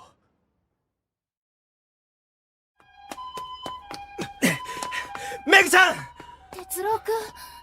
この人が哲郎さんの奥さん。ナタリーは手術中。ごめんなさい。私大げさに騒いじゃって。軽い内身と捻挫だって。 Don't touch her! ナタリー、哲郎くんは心配してきてくれたのよ。なんか様子が。Get a Giros now! ナタリー。哲郎さん、メグちゃんの恋人は女性なんですね。メグちゃんに再会した時告白されたんだ。自分は女性しか愛せないって。俺はそれを承知の上で書類上の夫になった。彼女は天涯孤独なんだ。家族は俺だけ。彼女に恋人ができてカミングアウトした後、俺は一人で帰国したけど、それでも彼女の家族は俺だけだ。さっきメグちゃんの恋人が早く離婚しろって言ってましたけど、メグちゃんと離婚なんてするわけねえだろ。今はラブラブかもしんねえけど、ナタリーといつ別れるかわからないのに。そしたらまた彼女は一人ぼっちになっちまうんだぞ。その時には俺がいないと。哲郎さん、俺の目にはもうあなたの入る隙間はないように映りました。だってあなたが大切に身につけている指輪がメグちゃんの左手にはなかった。黙れ！今日だって俺を頼ってくれただろ。これから先だって何があるかわかんねえ。その時は俺が彼女を守る。じゃああなたのことは誰が守るんですか？あなたには誰がいるんです？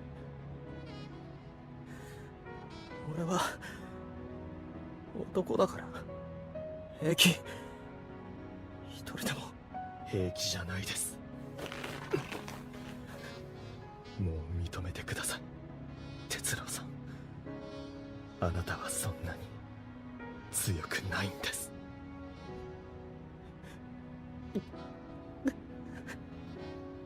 大丈夫、俺がいます。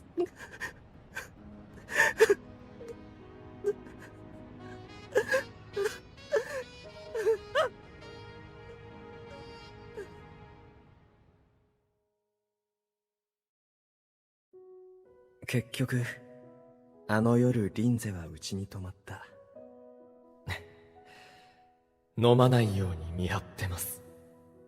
リンゼは優しい、温かい。リンゼといると素直になれる自分がいる。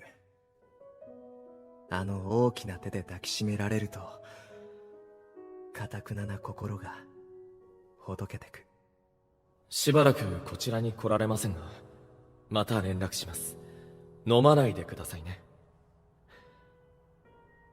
哲郎さん、来週の試合に来てください。あなたのために勝ちます。じゃあ来週な。はい、また。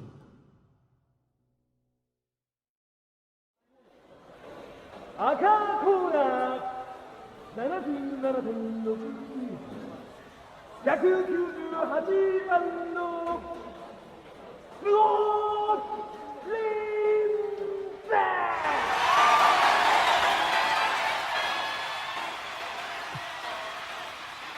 哲郎さん、まだ来てない。リンゼ最高よ。さすがあなたは私の息子よ。やっぱり天才ね。ひなこさん、哲郎さんは。あれ、そういえば。ちょっと何なのあなた。ここは関係者以外立ち入り禁止よ。俺リンゼさんの友達で。哲郎さん、リンゼ遅くなってごめん。会場の入り口で郡司さんに会ったんだけど、郡司さん急に具合悪くなっちゃって、今まで病院付き添ってたんだ。ちょっとあなた。出て行ってください、母さん。今後俺の控え室には来ないでください。ちょっとリンゼ、何なのよ。じゃあ哲郎さん、俺も行くね。うん。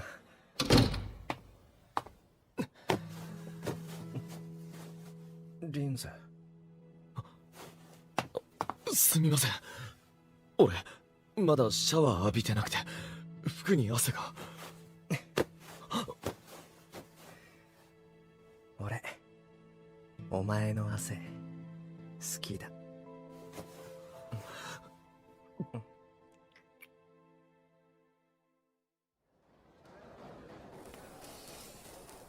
おお、そうそう。オッズは6対4でリンゼ黒星だったね。でも俺は有り金全部リンゼの白にぶっ込んだわけ。なんで勝敗がわかるかって？そうだな。リンゼが勝つも負けるも俺次第ってところか？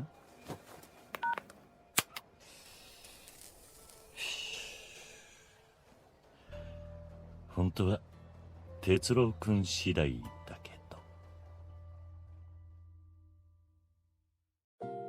リンゼのスポンサーが主催した祝賀会の後、俺たちは同じホテルにあるリンゼの部屋に直行した。それからはもう10代の少年かっていうテンションでお互い1回ずつ抜いたけど、熱は高ぶるばっかりで。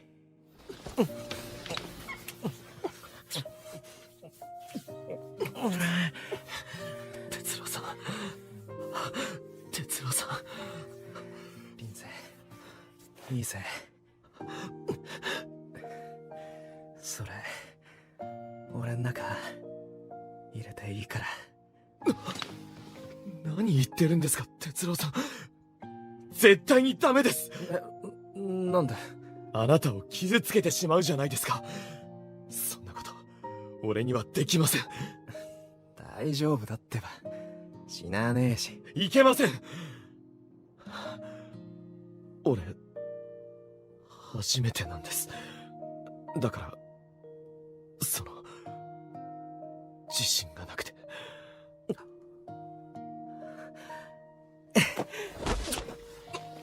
哲郎さん、なんかあるだろう。ジェルとかクリームとか試してみようぜ。はい。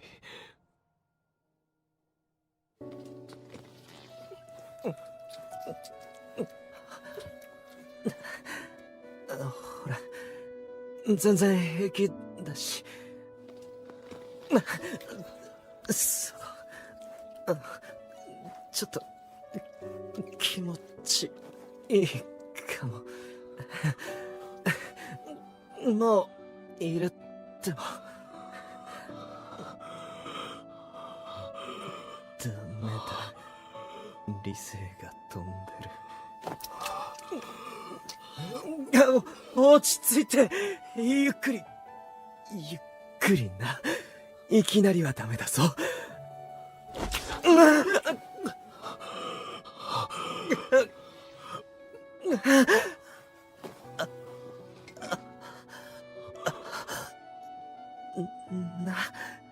入っただろ。全然痛くねえよ。ほら、キスしようぜ。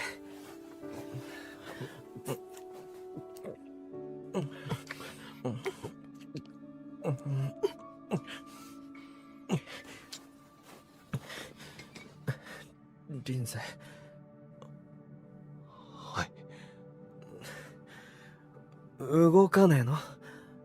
俺平気だぜ。哲郎さん、俺もう出そうです。マジ？はい。じゃあ一回出してみよっか。はい。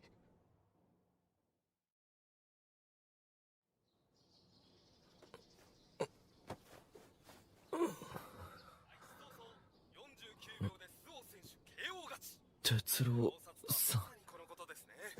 おはよう。ごめん、テレビうるさかったか？いえ、俺すごかったぜ。3回ぶっ放した後、ガグーンって気絶。そのままグーグー寝ちまったの。すみません。なんで謝んだよ。楽しかったぜ。それにお前のおかげで俺いろいろ吹っ切れそうだわ。ありがとね。なんだ尻が重い。告白したいけれどまだダメだ。くすぐってって。哲郎さん、俺、幸せです。昇進中の哲郎さんにつけ込むことはしたくない。俺もお前といると幸せ。焦っちゃダメだ。もっと時間をかけて。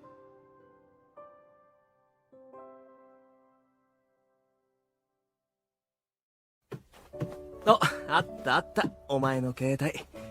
届けよっか。うん。そうだな。今夜もうちに来いよ。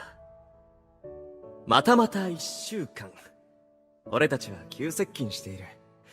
リンゼは CM 撮影ですぐ海外に飛んでしまったため、あれからセックスはしてないけど、電話は毎日欠かさずしてる。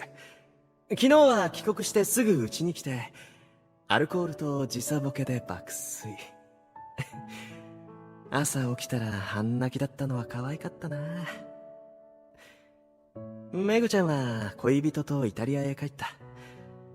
リンゼがそばにいてくれるおかげで、少しずつこの指輪を外す勇気が芽生えてる。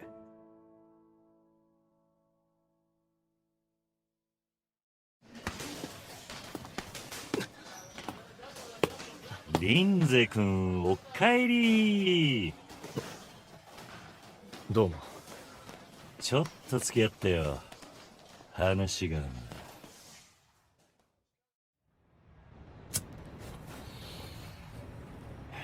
だ。悪いね。中で吸うと怒られるからさ。再来月、いよいよタイトル戦だろ。その前にどうしても話しておきたくってさ。はあ、何でしょう。哲郎くんだっけ。あの兄ちゃんと付き合う限り、周防リンゼは永遠に負け続ける。は？自覚ねえとは言わせねえよ。先週の試合、俺が哲郎くんを引き止めたからあんたは勝てた。周防リンゼの強さの秘密、それは勝利欲求がないこと。あんたは勝ちたいと思わないから勝てるんだ。なのにあの兄ちゃんがそばにいると湧いてきちまう。勝っていいところを見せたいっていう勝利欲求が。すると途端にサイボーグ周防リンゼはただの人間になっちまう。何回言わせるんだ。俺の勝敗にあの人は関係ない。いい加減そろそろ認めようぜ。どんなビッグタイトルマッチでも顔色一つ変えない周防リンゼが我を忘れてブチ切れるのは哲郎君に関することだけだ。今後彼との関係が深まれば深まるほど勝利欲求は強まる。ますます周防リンゼは弱くなる。わかるだろう。あんたの肩には何百人っていう大人が生活かけてぶら下がってんだよ。勝ち続けなきゃいけないんだよ、あんたは。そのためには悪いけど、哲郎君とは分かる。俺から哲郎さんを奪う人間は殺す。周りの人間は関係ない。哲郎さんと離れる気はありません。もしまた同じ忠告をしたくなった時はよく思い出してください。俺が我を忘れてブチ切れるのは哲郎さんに関することだけだって。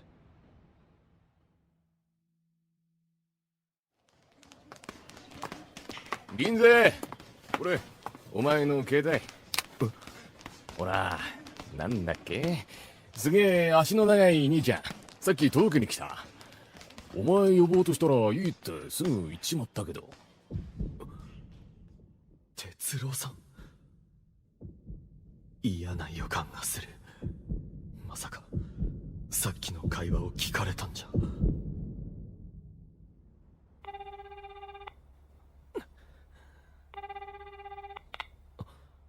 もしもし、哲郎さん。ああ、リンゼ。どうした？取り越し苦労か。携帯わざわざ届けなくてよかったのに。どうせ今夜会うんだし。ごめん。ちょっと出なくちゃならなくて。どうしたんですか？朝はそんなこと一言も。メグちゃんの彼女のナタリーが俺のことを訴えるとか騒いでて、だからちょっとイタリアに行って話し合ってくるわ。大丈夫、ちゃんと離婚すっから心配すんなよ。哲郎さん、今どこにいるんですか？駅。どこの駅にいるんですか？すぐそちらに向かいます。俺どうしてもあなたに伝えたいことが。哲郎さん、俺はあなたが好きです。本当はもっと時間をかけて告白するつもりだったんです。いろいろ決着がついて、あなたの心が落ち着いてからって、そう思ってたのに、こんな電話で言うなんて。俺はなんで。すいません、焦ってます。今日ジムに来た時何か聞いたんですか？俺軍司さんに変なこと忠告されたんですけど、あんなの大嘘です。気にしないでください。お願いします。何か言ってください、哲郎さん。リンゼ、すぐに帰ってくるから心配すんな。いろいろありがとな。哲郎さん、哲郎さん。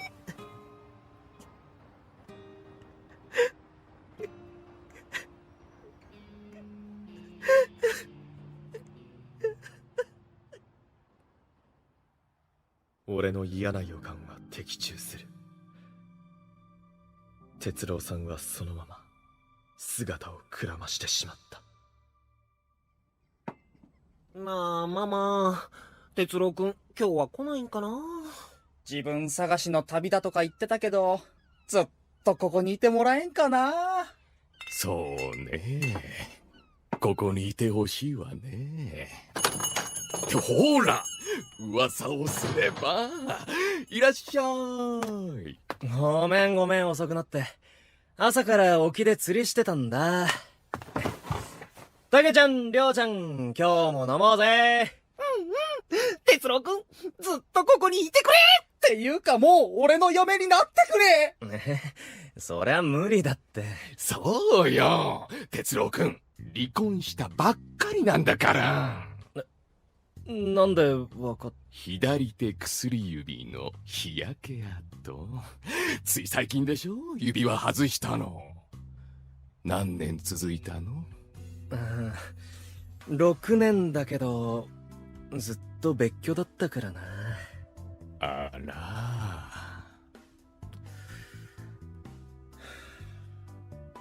俺、どういうわけか、好きになった相手とは絶対うまくいかねえんだ。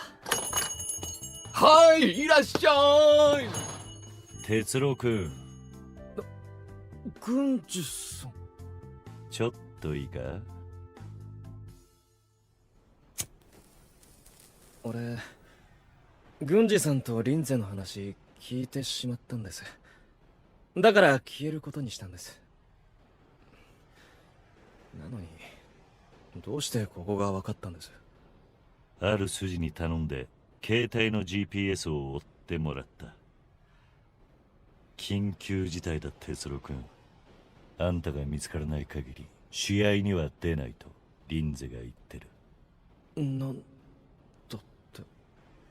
そんなわけで今すぐにでもここをリンゼに教えねえといけないんだが、1時間の猶予をやる。あいつはやべえぞ。リンゼに関わる覚悟がなければ逃げた方がいい。あんた覚悟はあるか？覚悟って。俺もかなりの修羅場をくぐってきたが、あいつだけだ。何のためらいもなく人の首をはねようとしたのは、ひどく冷静で、むしろ清々しくすらあったぜ。リンゼは真面目に格闘技だけを続けてきたウブな男なんです。ほんのちょっと魔が差したってやつで、俺さえそばにいなければすぐ目が覚めてまともな恋愛をすると思います。ちょっと待て、あんた。それ本気で言ってんのか？あんたら知り合ったのはずいぶん前だろう。あの様子じゃその頃から、出会った頃からリンゼはあんたのことを。俺がいたらあいつはずっと負けるんですか？ああ。わかりました。携帯は捨てます。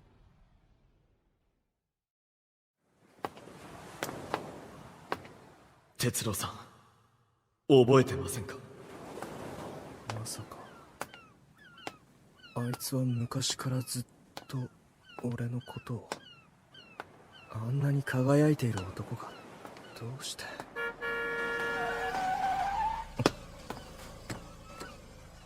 リン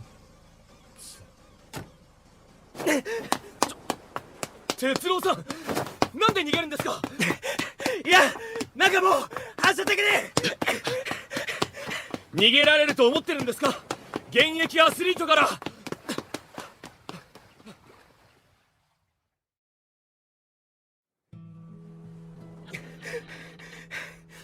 走るの早いですね。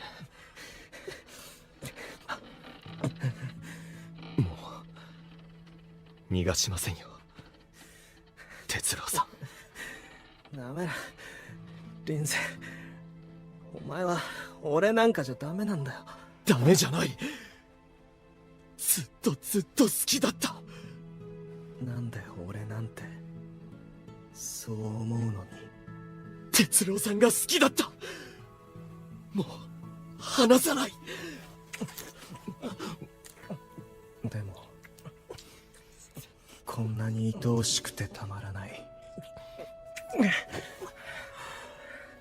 俺はお前なんか好きじゃない。顔も見たくないんだから帰る。人生のバカ、クソガキ。俺に触んな。指一本触れんじゃねえ。哲郎さん、言ってることと行動がバラバラですよ。落ち着いてください。全然。哲郎さん、俺は昔あなたのせいで負けてオリンピックに行けませんでした。あなたのせいで俺が弱くなるのは本当です。けれど一度は諦めたこの恋を今度は絶対に諦めない。たとえこの先試合に負け続けることになってもあなたのそばにいたいんです、哲郎さん。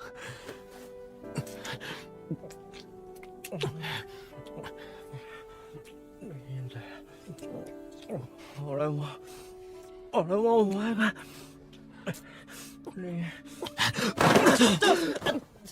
リンさん、待てリンさん、お座り。2週間ですよ。あなたが姿を消した日から2週間、俺はお預けを食らってるんです。そうだっけ。またいつ逃げられるかわからない。もう逃げないよ。信用できません。次会ったら道端だろうが何だろうが抱くって決めてました。分かったからゆっくり落ち着いてしてくれ。怖い。本当に逃げませんか？逃げない。俺だってお前が好きなんだぞ、リンゼ。もう自分の気持ちに嘘つくのやめる。信用してくれよ。哲郎さ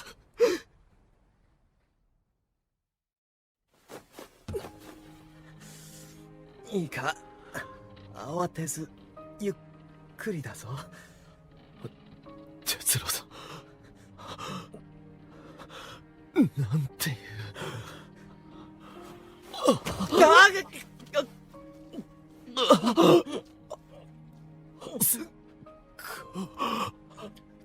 哲郎さんの中、熱っ。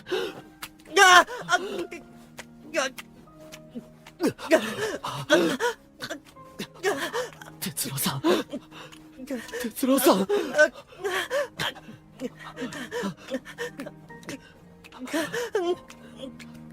哲郎さん、好きです。好きです。ちょっと待って。好きです。まだ行くな。もう、哲郎さん。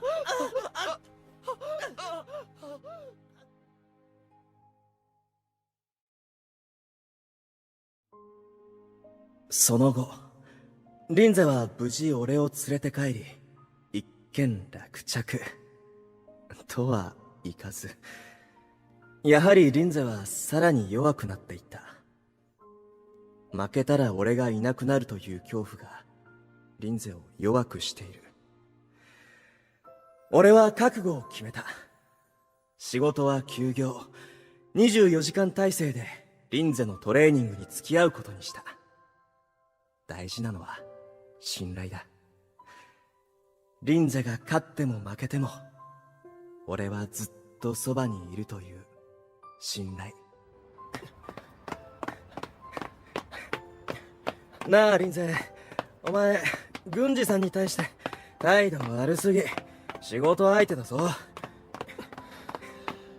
あいつまた何か言ってきたら今度は殺します。何言ってんの。ダメだって殺人は。は？なんでですか？俺からあなたを奪う人間にはもうためらいませんよ。あ、そう。本当だ。郡司さんの言う通り、いっそすがすがしくもある。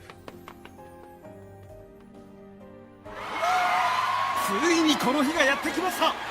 前回残念ながら奪われてしまったタイトルですが、周防リンゼは取り返すことができるのでしょうか。なん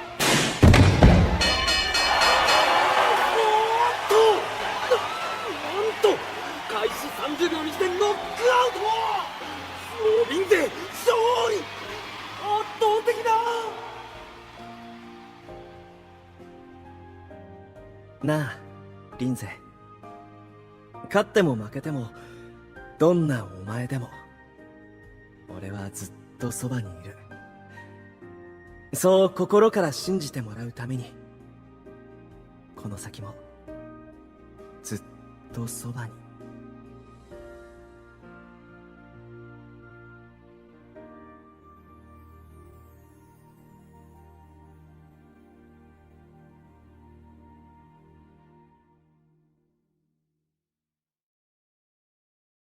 But it's like, does a million signatures have to, like, is there some sort of due diligence they do for the million signatures, like to make sure that they're not like just people not in? Do they have to be a part of the EU? Like, and then do they have to make sure that they are part of the EU? And do the signatures then have to be like validated as like real people? $1 worth of action, yeah. Well, that's the thing. Like, the EU does have a lot of say. Like, obviously, like a lot of things that get implemented in the EU in terms of like the digital space do actually end up, like digital and hardware space end up being implemented worldwide. Like when it came to like USB-C for your phone, you know, like now your phone is USB-C because of the EU a lot of times, because they forced everyone to adopt that. Even iPhones now are moving over to USB-C. So it's just like there are laws that like a lot of the things like the GDPR, which is like the data standards, that's now adopted across a bunch of American companies, American things, because of EU standards. You have to enter your passport number, personal ID, so they can check if you're a real person. Oh, okay. So then how would, so you wouldn't be able to fake the signatures or anything like that, right? You wouldn't be able to like spoof them if you just had passport numbers or personal IDs, unless people were spoofing people's passports or personal IDs somehow. Require a multilingual international campaign, one that's actually centered on EU citizens.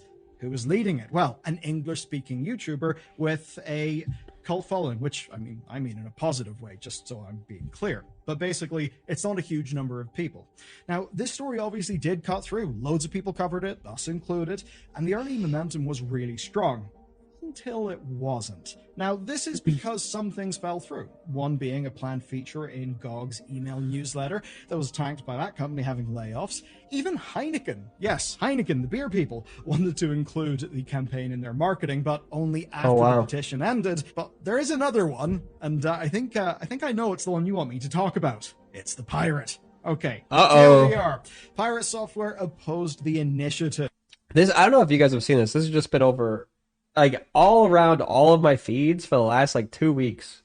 Like, it's just been Pirate Software and people bashing on him for his take on Stop Killing Games. And I feel like it comes back time and time again. He'll probably talk about this, but it's just, like, one thing that I see with Pirate Software in regards to these things is his take might not be overall, like, that crazy or bad and have some thing, but he just has this refusal, I feel like, to take in anything that it wasn't what he originally said, and he'll try and, like, back his way into being like, look, I was actually right all along, rather than just being like, okay, yeah, like, there are things, like, you guys do have a good point on these things and these things. It's like, he always just tries to be like, no, I was right. I was saying that all along, and this is the things, and obviously, let me show you some data on this and why I was right all along. It's like, it's the same stuff with the WoW stuff, yeah. It's like he doesn't actually, like, he might not have the worst point, but it's like he just tries to be like, I'm right about my points, you guys are all wrong. What's his take? We'll get into that. They're going to say it right now. This is back when it all kicked off. So what I'll do here is boil down what I essentially think is the best case, or like the best faith version of his argument, which is essentially that in very many cases, over-regulation often actually helps the incumbents. In this case, would help the AAA companies. The reason being that they would be the only companies with the resources to actually overcome the regulations. That is actually a fair enough, reasonable argument. But I think in practice, it's fair to say that Pirate Software, in his 2 videos, was not really steel manning his opposition. There were some errors. It wasn't really a great situation. But really in this story, there's a key thing to remember. The initial, I'll say drama, let's just say hot public disagreement, that with Pirate happened when, let's just say, his internet stocks were in a slightly different and altogether more healthy place. Since then, he was involved in a major World of Warcraft drama, which I will cover shortly. I don't like doing drama, but... Oh, they're gonna talk about the World of Warcraft drama? Do you guys know? Maybe we'll wait. I was gonna go over it, but I guess we can let him go over it, and then we'll talk about it as he goes over it. Because there was a lot of, like, that whole, like, I just talked about it briefly, that there was some drama regarding this. But, yeah, I think Pirate Software's take is essentially, like, this is, like, true in economics in general. Like, regulation, a lot of times, not just in video games or whatever, does sometimes make it harder for smaller companies to be able to compete because of the costs associated with applying those regulations. But that just means, I feel like, personally, that the regulations are not done in a very good way. Like, they're not set up to allow the smaller guys to be able to succeed. And maybe that's on purpose, partly because of maybe the lobbying from the bigger companies to make the regulations in a way that does actually benefit them, even though they would prefer not to have the regulations at all. But then if they're like, okay, if we are going to get regulations, let's make it so that the small guy gets hurt by the regulations, you know? That probably does happen sometimes when things are actually written up and put into effect. But obviously, if a regulation is done in a way, I feel like you could definitely implement it in a way that hurts people the least, you know? Like, if you had to be like, okay, if you don't reach, like, this number of employees at your company, you're kind of excluded from having to include these sort of things for, like, certain things. Or, like, if you don't make this much revenue or something like that, or this much profit. There could be a lot of things that could just, like, make you excluded from having to, like, abide by these. And people might try and snake their way around it by, like, altering their company in some way to, or have, like, shell companies or whatever. Like, obviously, there's going to be ways people go around these sort of things. But I think you could implement whatever. So, like, that's why I think, like, the argument is just like, oh, if we do this thing that helps consumers, it'll actually hurt them because then less indie game companies are going to be making games. Like, sure, but you could just then say, okay, let's regulate it in a way that's responsible. That would make it so that indie game developers don't get shut down and can still make games, you know? It's like, it's not that hard, yeah. In this case, it does actually inform how the news would play out. As for the initiative, well, by the following April, signatures were just sitting at 425k. That's not even halfway, and only 25,000 signatures had been added between April and last week. So it basically was dead in the water. Momentum from the previous summer had completely fizzled out. But then, with only weeks to go, Scott posted his video, and everything changed. The End of Stop Killing Games. It's a fairly dramatic, somber title for a video, and one that is fair. It absolutely did appear to be dead. It was a final plea and an explainer made by a very, very tired-looking man. It was clear to me that the campaign had taken its toll. Scott admitted as much. One choice quote, "It's like asking someone with severe dyslexia to write a book report on War and Peace. I am the wrong person for that job." And I think that does speak to the absolutely mammoth amount of work that doing anything like this would actually require. But it's not all that Scott said. He took aim at Pirate and he explained point by point, right, how Pirate's coverage was, in his view, not at all Sunset. Okay. I just think it's funny, like the way I think it's kind of genius how Pirate Software actually became big in the first place, you know? Like he blew up on like TikTok and YouTube Shorts, right? Like he just like he did these little nice like short like explanations that had these little visuals, you know? It actually does, don't forget to react, thank you. It does actually like speak to a lot of like just presentability, but a lot of times I don't think that just making it presentable and saying things with a, you know, matter of fact confidence always makes you right, right?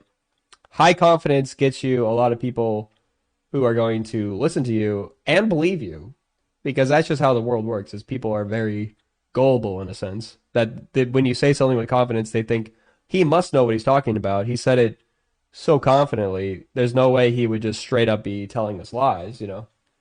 That's just how it works. Like, I don't think that Pirate Software is straight up telling lies, obviously. I think he may just be opinionated in a way that doesn't always, you know, have all of the information, or he might not, I think he might overstate his expertise, you know, similar to me, how I sometimes will say, look, I was in the game dev industry. I know what I'm talking about. You know, I worked in it for way less than Pirate Software, but he also worked in it as like QA and did some bug fixes, you know, and maybe he did some like hacker detection he always talks about and stuff like that, you know, but it's just like, I feel like sometimes you overestimate like your actual expertise in a thing. Like I always say, like, I have 10 years in data analytics, you know, and I've done all this stuff for companies and I've seen it from the inside, you know. That's me adding credibility to what I'm saying. But every time I say that, I'm not trying to say that I know everything or that like what I'm saying is necessarily the truth. It is still just like my opinion, and I'm saying like I have some experience around it. I feel like when I hear Pirate Software say things, he's like, no, my dude, no, I've been there. I know this. This is how it is. You know, it's just like that kind of attitude without being able to be like, look, this is the way I feel about it. This is the way that I've seen things and how they've gone. This is what I think is most likely, but, you know, I could be wrong, you know? I think that's a much better approach. That's what I try and do.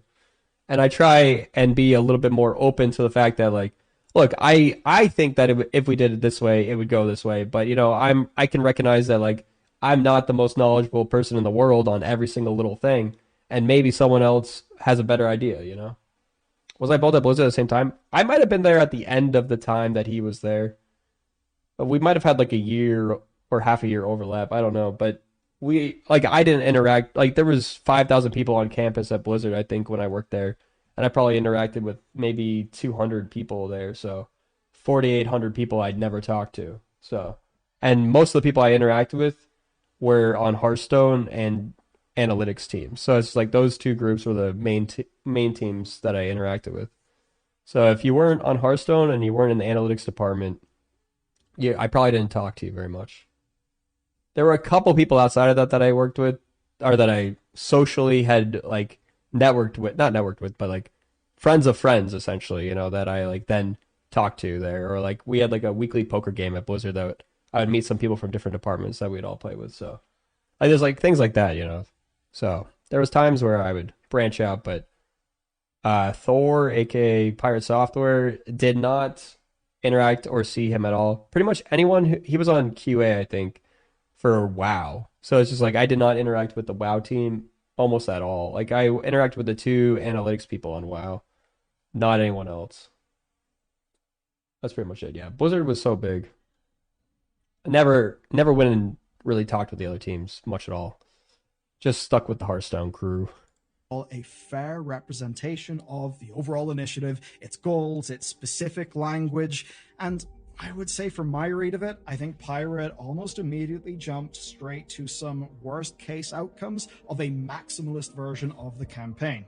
Of course, we can add to that an interpersonal level to all of this, you know, the usual emotional reactions, hot words. But if it was just that, if it was only that, well, what happened would not really be what has happened. So let's talk about World of Warcraft. As I said, I hate covering drama, but today it is actually relevant because basically it is the kindling. I think what we're seeing with this initiative would not really have played out. I like how they're just like, their B-roll is just a bunch of like dancing World of Warcraft people, just like as they're talking about WoW in the background. Like, is this how you make YouTube videos? I'm not judging him, but it's just like, I'm just saying like, it doesn't add, it adds to the visuals of just like while you're being like, and World of Warcraft, you're just out here, like it's added to the drama, you know. It's just, yeah, like PowerPoint, obviously it's better to have like moving visuals, but like, is it just like the dance, like people standing in a line dancing is like the B-roll you went with? No wonder Dara stopped making YouTube videos. Yeah, but I do think that this drama that he's about to talk about, you know, it definitely was a major shift in how people viewed Pirate Software. I think he was having a slightly declining reputation right before this, but he kind of blew up so fast that it wasn't really like, didn't give him a lot of time to like breathe in the creator space and make like all he was known for was like giving short little takes on things mostly related to game dev, but sometimes not, you know. So whenever he stepped outside of that, or I don't know, even during this playing the game, like he kind of gave a negative reaction to some people. Ocean Gorilla, thank you for the 16 months. Yeah, you unfollowed him? Yeah, a lot of people. Like, it definitely spun him in a different way. But it's like, I feel like he's been the same person the whole time when I've watched him. And I've kind of had the same feeling and opinion about him. Like, I don't think he's like a terrible person or whatever. I think he's just a very stubborn, overconfident person, you know? Like, that, I don't think that necessarily makes you a bad person in any way. I think like he's still a good content creator in a lot of ways, you know? But it's like he does never back down, you know? Like, and then he always claims he does back down, but then when he's backing down, he's saying I was right the whole time. But, you know, I'm not the smartest person, you know? But I was still right. Some on YouTube Shorts and liked him, and then all the drama, and he never backing down even though he's wrong, just made me dislike him and see him as a narcissist. Yeah, I just like, I feel like you need to be willing to say, look, like, I realize that, like, I read all of his posts regarding this, so let's just listen to a little bit more of this. But like a lot of his posts regarding this whole situation, just like come from the wrong place. You know, we'll see. If these World of Warcraft related events didn't play out the way that they did, because basically this is why people were ready, willing, and even excited to hop back into the fray and to pump all of this up. So here's the TLDR. OnlyFanked is a WoW Classic hardcore streamer content guild. That's a lot of words, but basically think of it as a reality TV show where dozens to hundreds of hours of gameplay are at stake, because when a character dies, it is dead, just that character has got lost. I always said from the very beginning that I thought World of Warcraft was kind of veg and kind of boring. Like, I loved playing hardcore Diablo, but like, I only played World of Warcraft like the first year it ever came out. I played it for a long time and it was kind of addicting, you know, and I did get into it. But then I was just like, after playing it through, I'm just like it doesn't have the stakes, you know, that I really cared about. Like I was doing like the high, whatever, I was doing the end game like gameplay or whatever back in the vanilla WoW, like back in the day. But it's just like hardcore WoW, I think is super interesting. And I kind of wish they had it from the beginning. I think the game would have been even more popular if they had it. Like, OnlyFangs really blew up I would have played that. Like the thing holding WoW back now, I feel like it's just like its graphics, like the gameplay and the hardcore nature of it. I feel like really add up to something that's actually kind of interesting and fun to follow. And I feel like if they really just made a WoW 2, that could be another massive game, you know, like GTA level game. But I don't know why they're just trying to hang on to old WoW forever. Like literally, if they just did a huge graphic update, I think the game, like graphic and animation update, I feel like they could take over like video games again, like Blizzard could. I don't know what they're doing.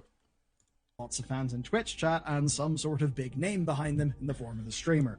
Pirate, along with other streamers, were doing a dungeon in this game. And that dungeon went poorly. People died, and of course, whenever they died, that means they lose their characters that they progressed. Now you might be thinking, so what? A World of Warcraft dungeon run went bad and people lost their characters in a hardcore server. Why is that a news story? Well, there absolutely is a reason why. So it was broadly seen that he went very much every man for himself mode, trying to save his own character and... Does he not have the clip? Why doesn't he show the clip? Does he not want to, like, copyright show the clip? I don't see him showing the clip. But if you actually watch the clip from the actual game, it's kind of funny. I'll show you guys the clip real quick, just so that you could...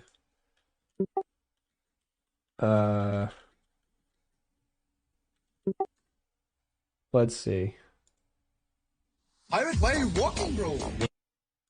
This is a music. We don't want that. Let's see. Pirate software. I'm trying to get the actual clip of this happening. Low-key think he wants his group to think he has lower mana than he does. Well, man. So it shows you like just some quick little. So this is Pirate Software's character. So they're back here. Let me go back to the beginning. Do they have it? So they're fighting this boss, this 𝔹𝕃 Mage Lord, and the boss. All of them are. There's a party of 5 people, and I think the boss has like an ability that can like slow you down and like do some, I don't know, stun you or do some other stuff that's like dangerous. So like there's a lot of stuff that can happen. So the raid, or I guess the group, I don't know, it's not really raid because there's only 5 people. The party had called to retreat, right? And when they said we need to get out of here, we need like it looks like bad stuff is happening. But when the party decided to back up, Pirate Software, something you do in a party when you're trying to retreat is like if you're a mage or you're another caster, like if you're a healer, you're trying to heal the people while you're backing up. You're trying to... Mages are for CC, which is crowd control. So they're trying to slow down the people and make sure that other people get away.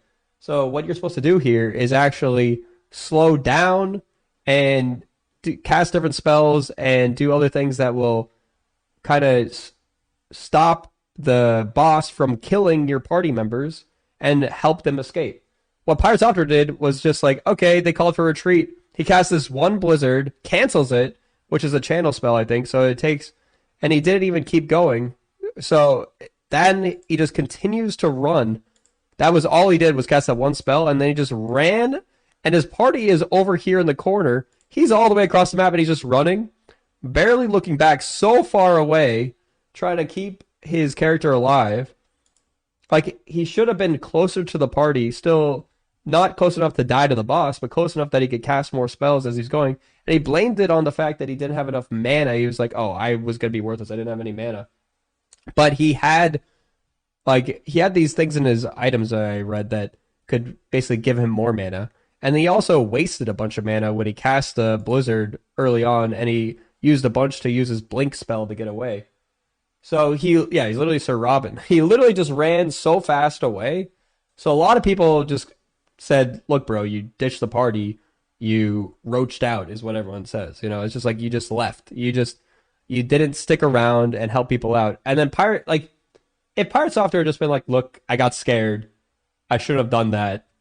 My bad, you know, like I really just was I went into survival mode and I really should have stuck around and helped you guys. If he just did that, no drama. you know? If he just did that, it would have been like, I messed up. I was scared, you know? Like something like that. Like I really just like freaked out a little bit. I should have been there for the party. The thing that really put a bad taste in people's mouths, I don't know if he's going to talk about it, but essentially it was his response after that really got everyone to dislike him or to turn against him.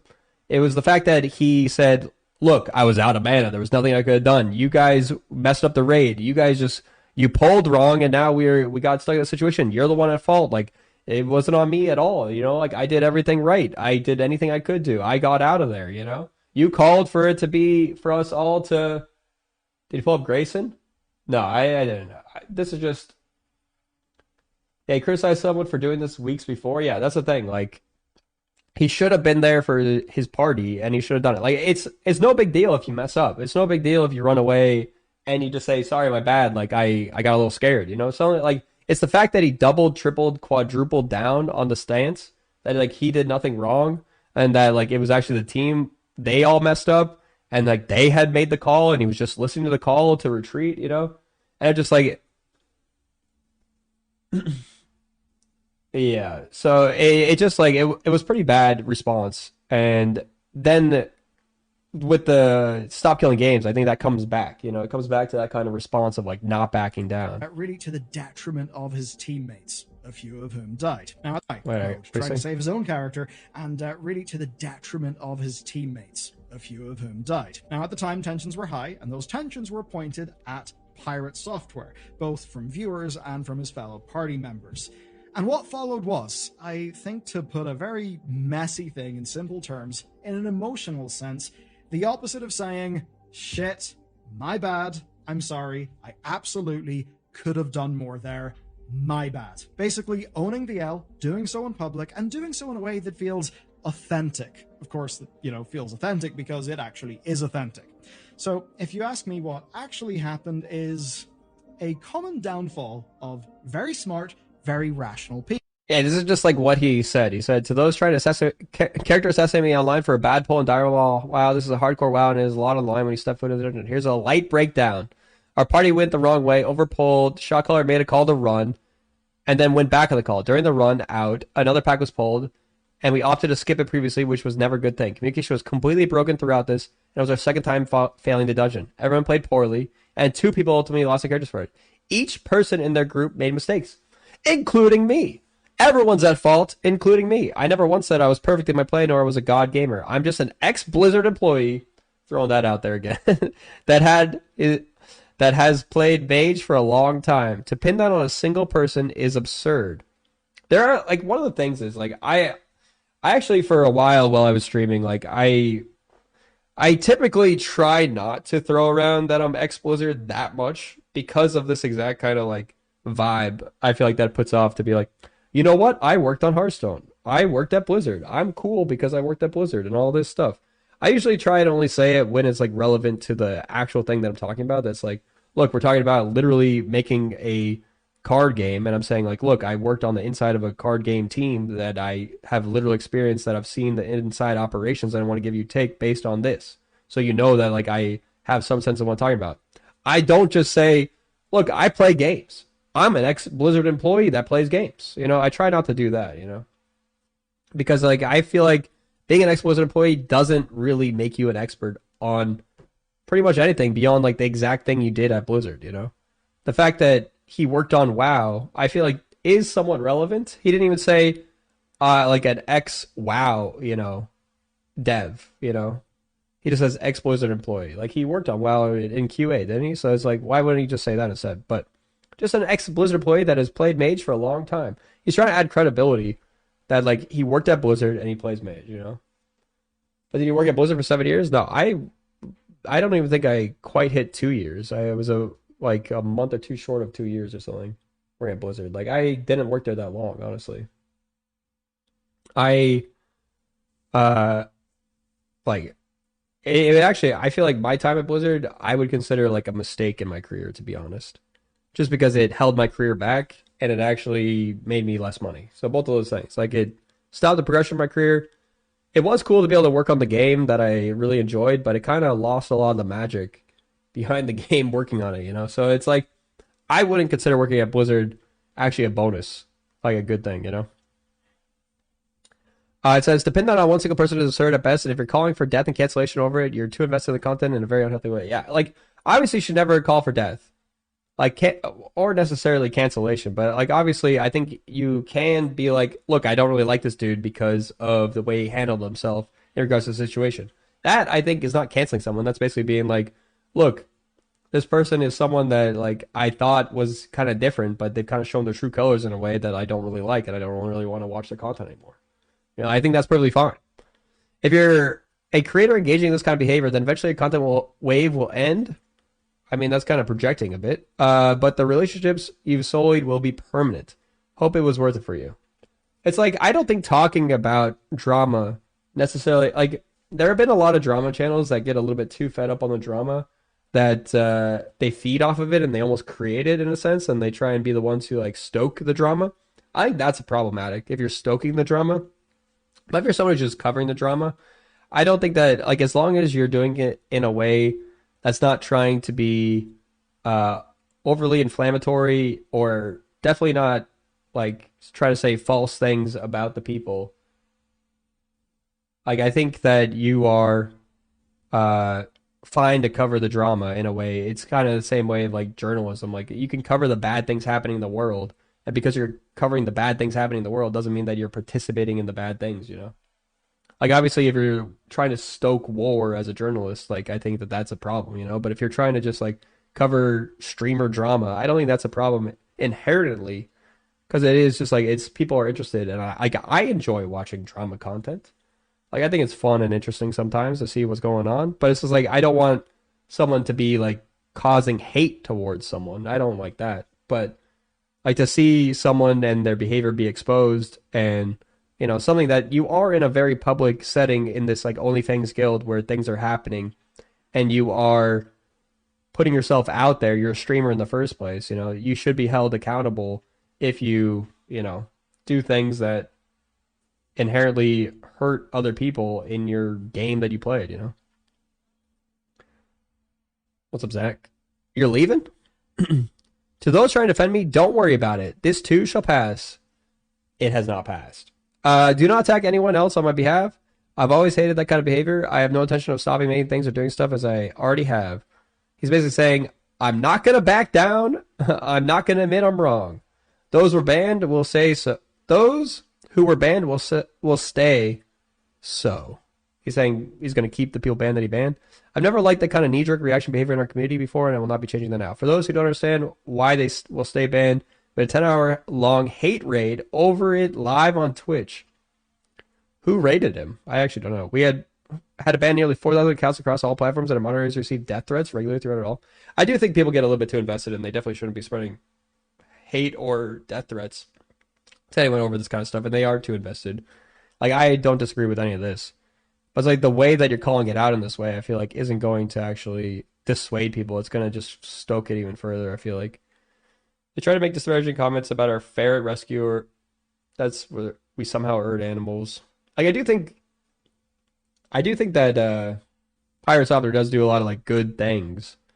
But it's like, not necessarily, if you do some good things, doesn't mean you cancel out, I know, anything else you do. Like, doesn't credit any other behavior you have of just being like you are untouchable in some way, you know? The internet hate machine will not defeat me.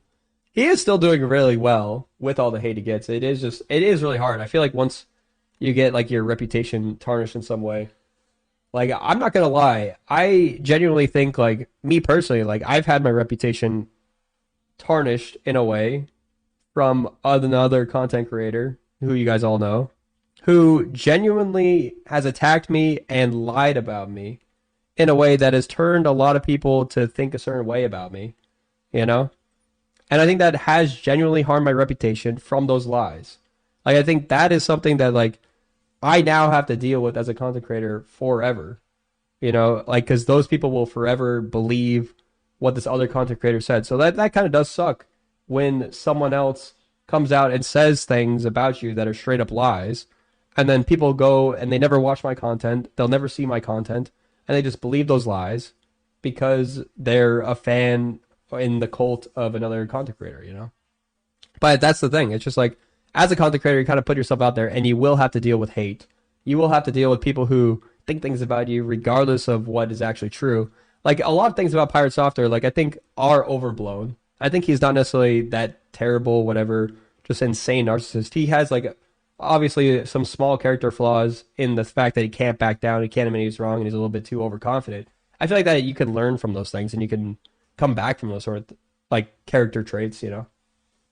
I feel like me 10, 15 years ago, I was more overconfident, and I would say things with a bit more confidence. I think I have tried to be someone who is more internalizing of the way I say things or the excuses I make about different things. Like, shrinking your ego is a way to actually, I feel like, become, you know, more centered, I guess. Like, you're just not going to have as many problems in relationships with people around you, and just you'll actually be able to learn more because you're not hung up on the things you think you know, and you rather go more objectively on the things that you do see and the evidence that you do take in, you know? People. That's because This is a guy who hates me. Hey, you know, I try not to give him free promotion, is why I never really mention him straight out there, but, you know, it's very obvious if you know anything about the Marvel Snap community and who everyone says. There's like one guy who goes and attacks all the other content creators whenever they start to take over his space in any way. If you get bigger than him on YouTube, if you start streaming over him during his Twitch days, he goes into full attack mode and tries to shut down his competition through attacks, and then claims it's for the benefit of other people, you know? very smart, very rational people can rationalize how they are very, very right and others are very, very wrong. Just remember, I don't allow attacks on my channel, so don't do any personal attacks. You can attack someone's actions, but you can't say things that are just like personal attacks, like on like their looks or their personality, you know, or like how they sound and things like that, you know. And from that place, just a reminder. It's very easy to disregard how other people think and to not have a holistic view of a situation.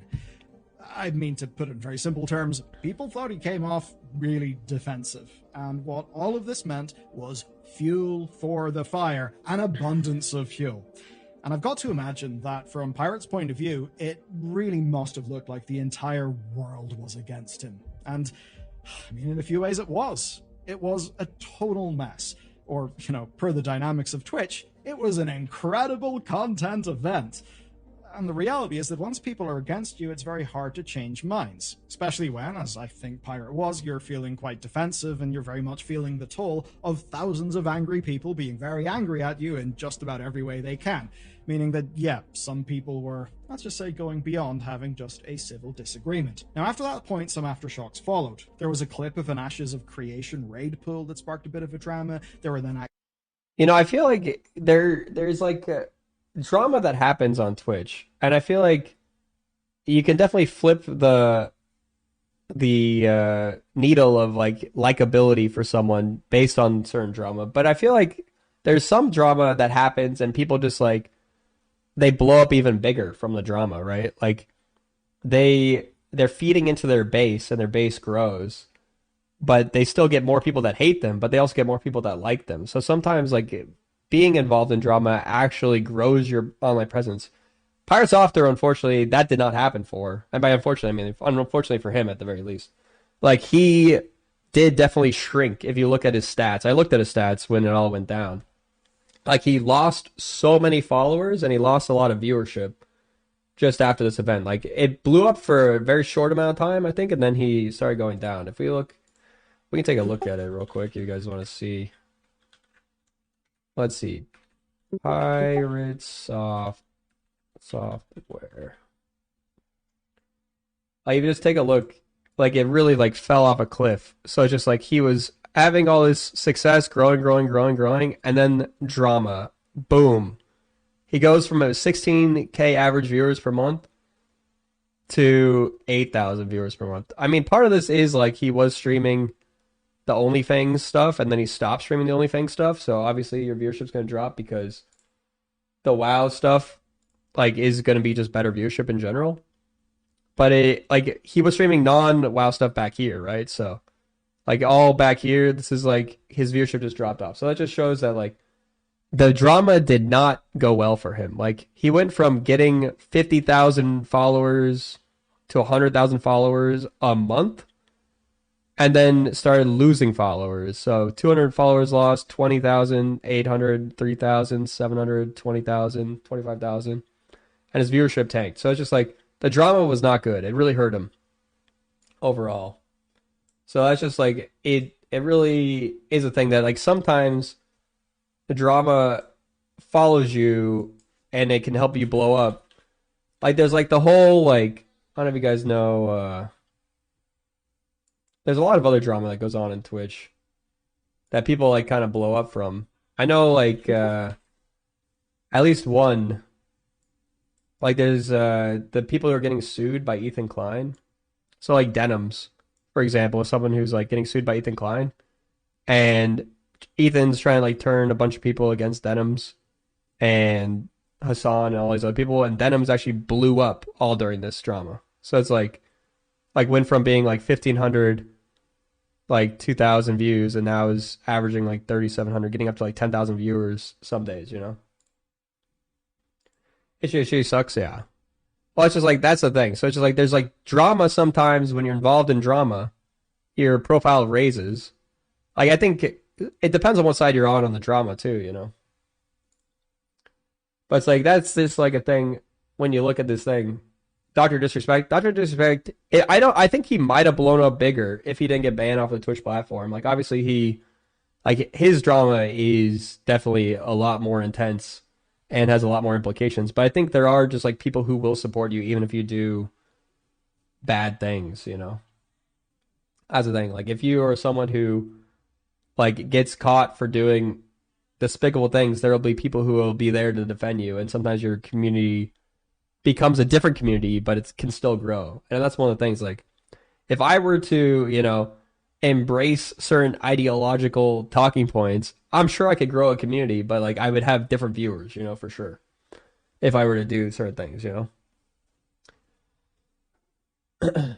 It's a lot about how you handle the drama. The Pirate Software, yeah. Well, that's the thing. If you handle the drama well, I think you can. Like, Pirate Software, I feel like does not handle drama very well. Like, I feel like Pirate Software is like actually one of the things that I really disliked about working at Blizzard is there were a lot of people like Pirate Software at Blizzard. That was like me personally when I went to Blizzard.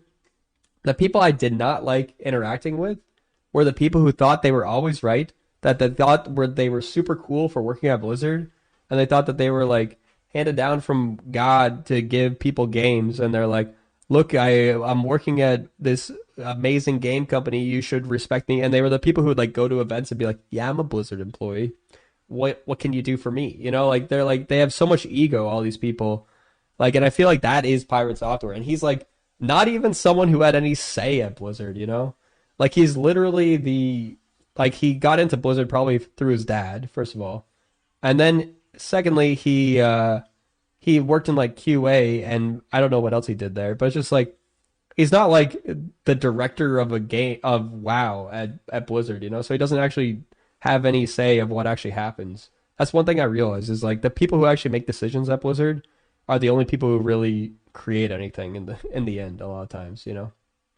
But by create anything, I mean like they're the only ones who actually like get any actual say in what goes on.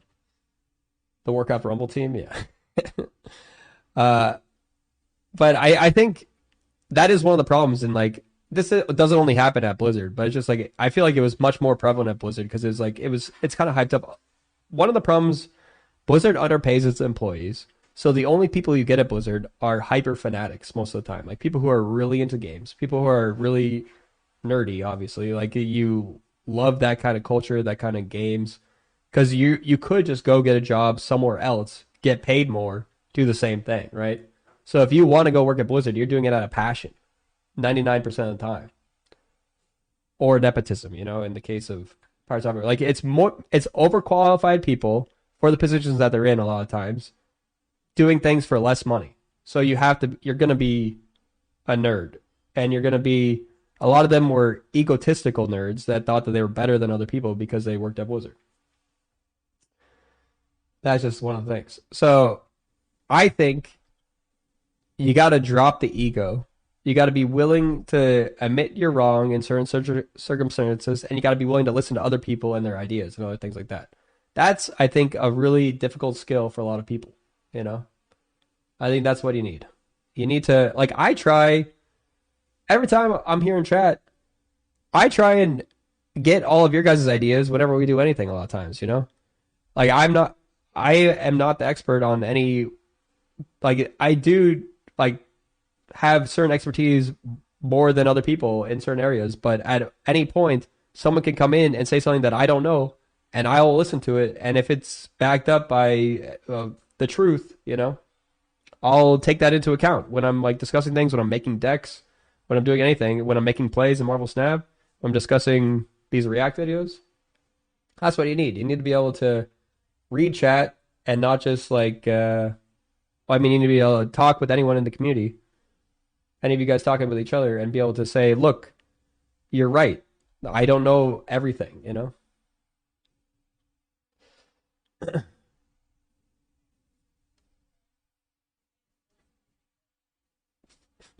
You guys talking about Ethan in the chat?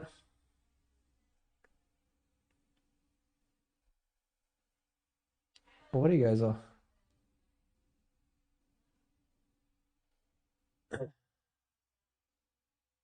I've seen both sides, neither are good, but Ethan at least has legal backing for a lot of it.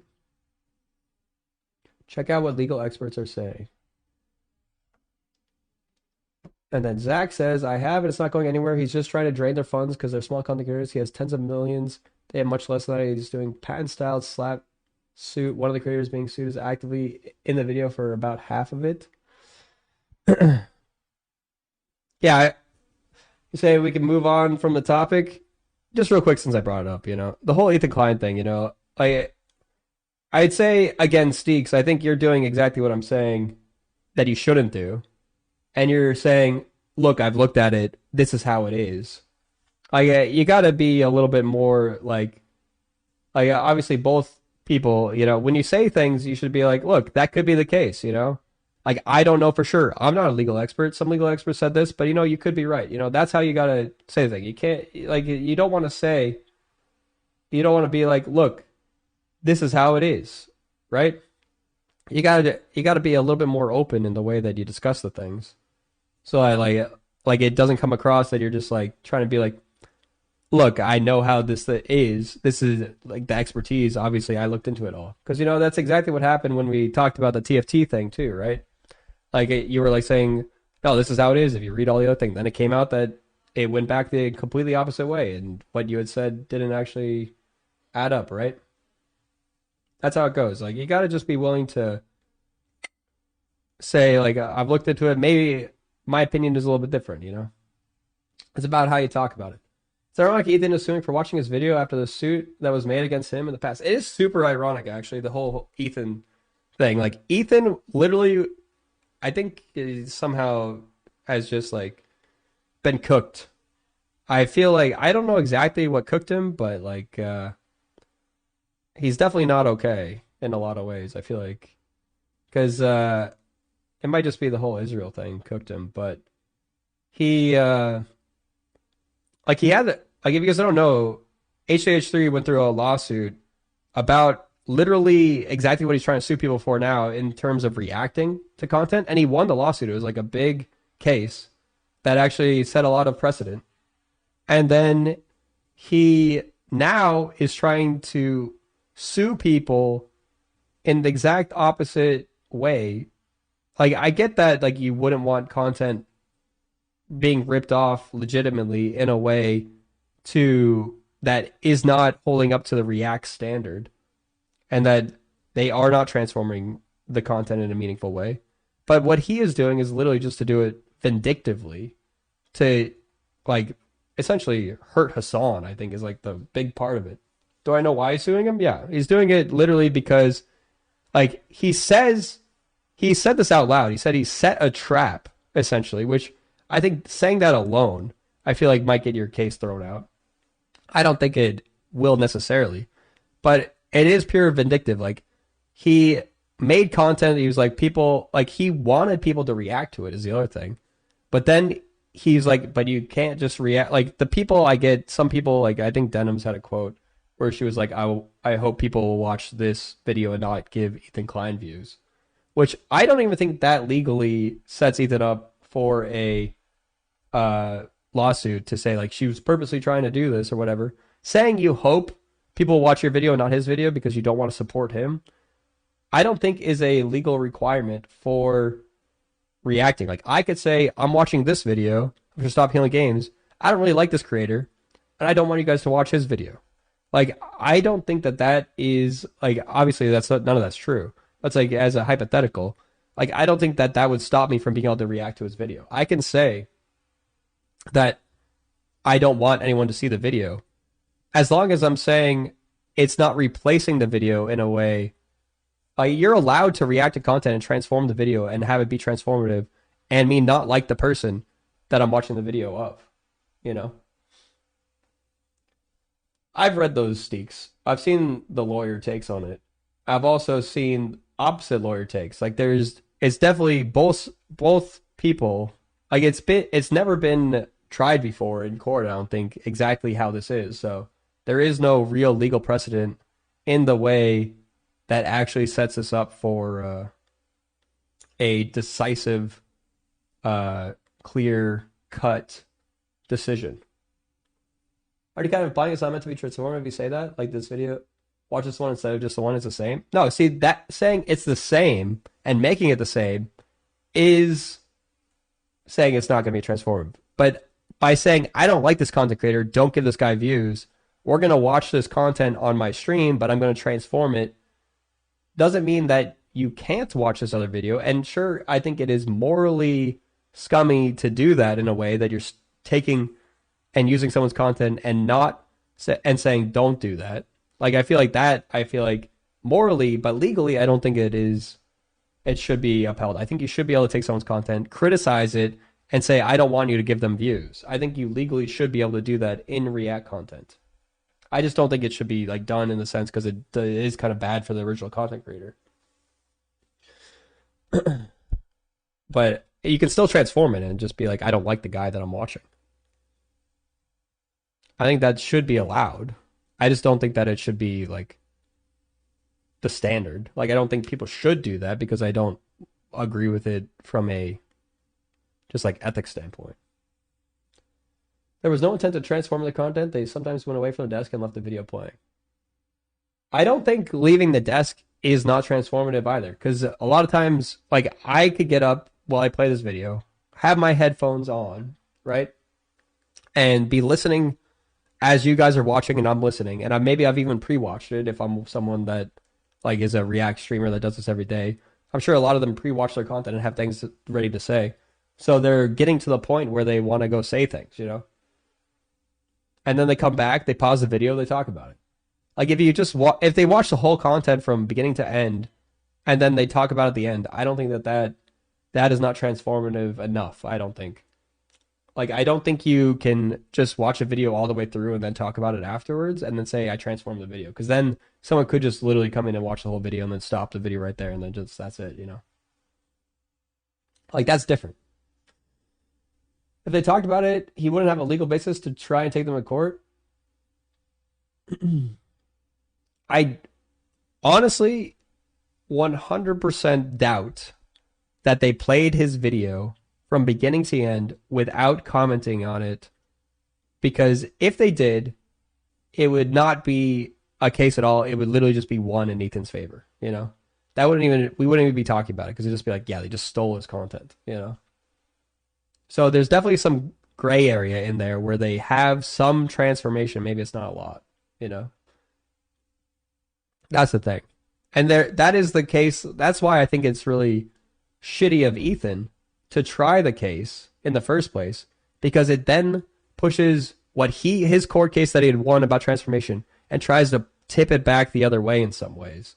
You know, like, it doesn't matter if he does win, it will hurt React content in a way that could potentially hurt people who are genuinely trying to react to content in a way, because then there's like the gray area of React content. Like, it just tips it more towards the, like, you're now impeding on other people's content.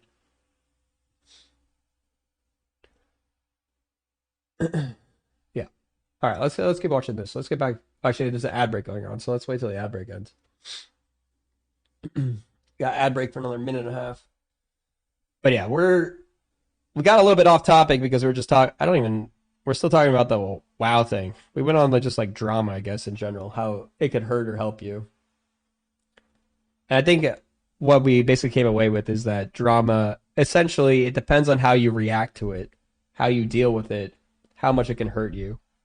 But I think if it's blown up big enough and you react to it well, it could actually, or if you feed off of it in a way, could make you a bigger streamer. I think Pirate Software did the exact opposite and just dug himself a deeper and deeper ditch every time. The apple is the knowledge of good and evil, and if you remember, chat, personally, I choose to know the difference between good and bad over listening to some fancy bearded dude in the sky. What about a fancy bearded dude on YouTube? Can we listen to that? With glasses, a slight tinge of red in his hair. This guy's video kind of avoids being drama baiting while just covering it pretty neutral ground. Yeah. That's the thing. I do like he says he doesn't like covering drama, and then he covers it. He just covers it. I feel like he does take a pretty neutral take. He does call out, you know. He's not driving hate towards Pirate, I don't think, in any way in this video. He's just saying this is what happened, you know. Let's keep accusations of pre-watching games in order to look better on stream. There was critique of his Blizzard credentials and a whole lot of different things. Basically, he turned into somewhat of a punching bag. Now, to, I suppose, try and work through some of this, he did a session with Dr. K. Oh man, a lot of the little things from this session with Dr. K. Dr. K is one of the people sending him death threats, it sounded like, from this video. Like, Dr. K, like, went in hard on him, I think, in some cases, but not legitimately. You know, like, Dr. K, I feel like, does not like Pirate Software, is what it sounded like. When I watched some of the clips from this talk, I don't know if they're going to get into it, but, like, Dr. K was essentially like, do you ever look at yourself and think you have a big ego? You know, like, that kind of, like, take. It's just like, he's just like, he calls him out for his bullshit. I feel like for his, like his inability to back down sometimes. And I feel like even there, I feel like it doesn't go well, you know. But let's see if he talks about it. It's a pretty enlightening one. It certainly is, I'd say, a good listen. It essentially did get into why he reacted the way he did, the way that he actually felt. I'm not going to paraphrase here too much beyond just what I've already said. That's my take. Yeah, he doesn't want to get into it too much. Dr. K said in the video, he's like, people are going to clip me out of context and they're going to use it to, like, drive it against you because I'm going to say some things, you know. But it's just like, you should maybe listen to the whole thing if you don't want to be clipped out of context and hear things like that. Yeah, but yeah, Dr. K, I feel like I see a lot of Dr. K clips show up on my, like, shorts and my TikTok feed.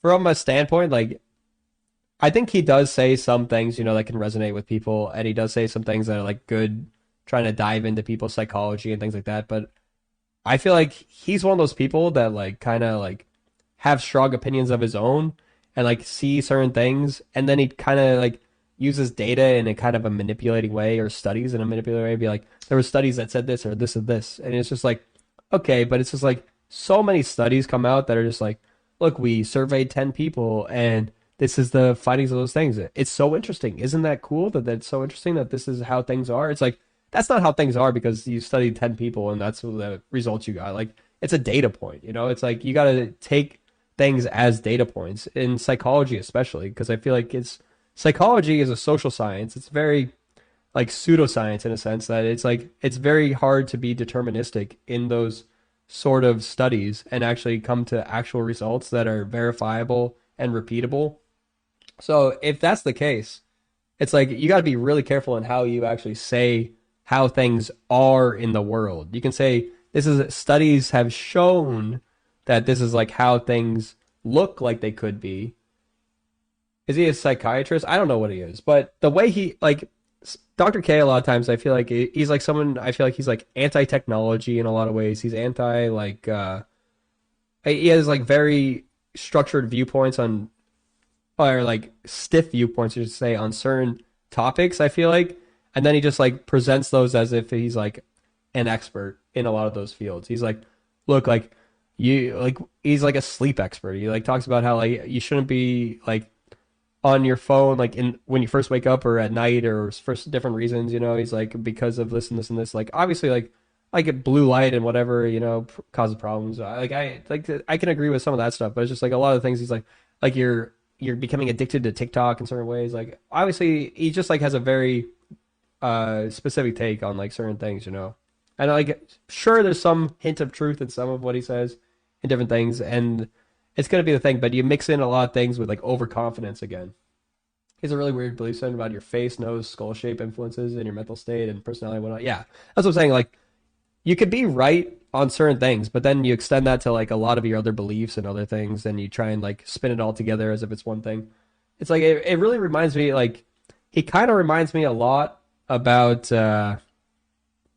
Jordan Peterson, who is kind of like another clinical psychologist, I believe, who just has like, he has actually like some good takes. I know that you say that, like he talks about like doing good routines and things, but then he throws in so much bad takes, like really bad takes, that just like it just completely like all get mixed in. So people hear like one good thing, they're like, oh yeah, I like that one good thing I heard from Jordan Peterson, and then he says like 8 really vile things, you know, and you're just like, oh shit. It's like his brain is fried. But it's like his brain did fry. I'm not saying that. That's what I'm trying to say. Like, people who have fried brains can say some correct things. It's dangerous when they say some things that you agree with. You watch some of their content, you agree with some of the things, and then all of a sudden you're sucked into that content. So this happens to a lot of people, and then they start getting fed the things that they are not experts on, that they have no idea what they're talking about.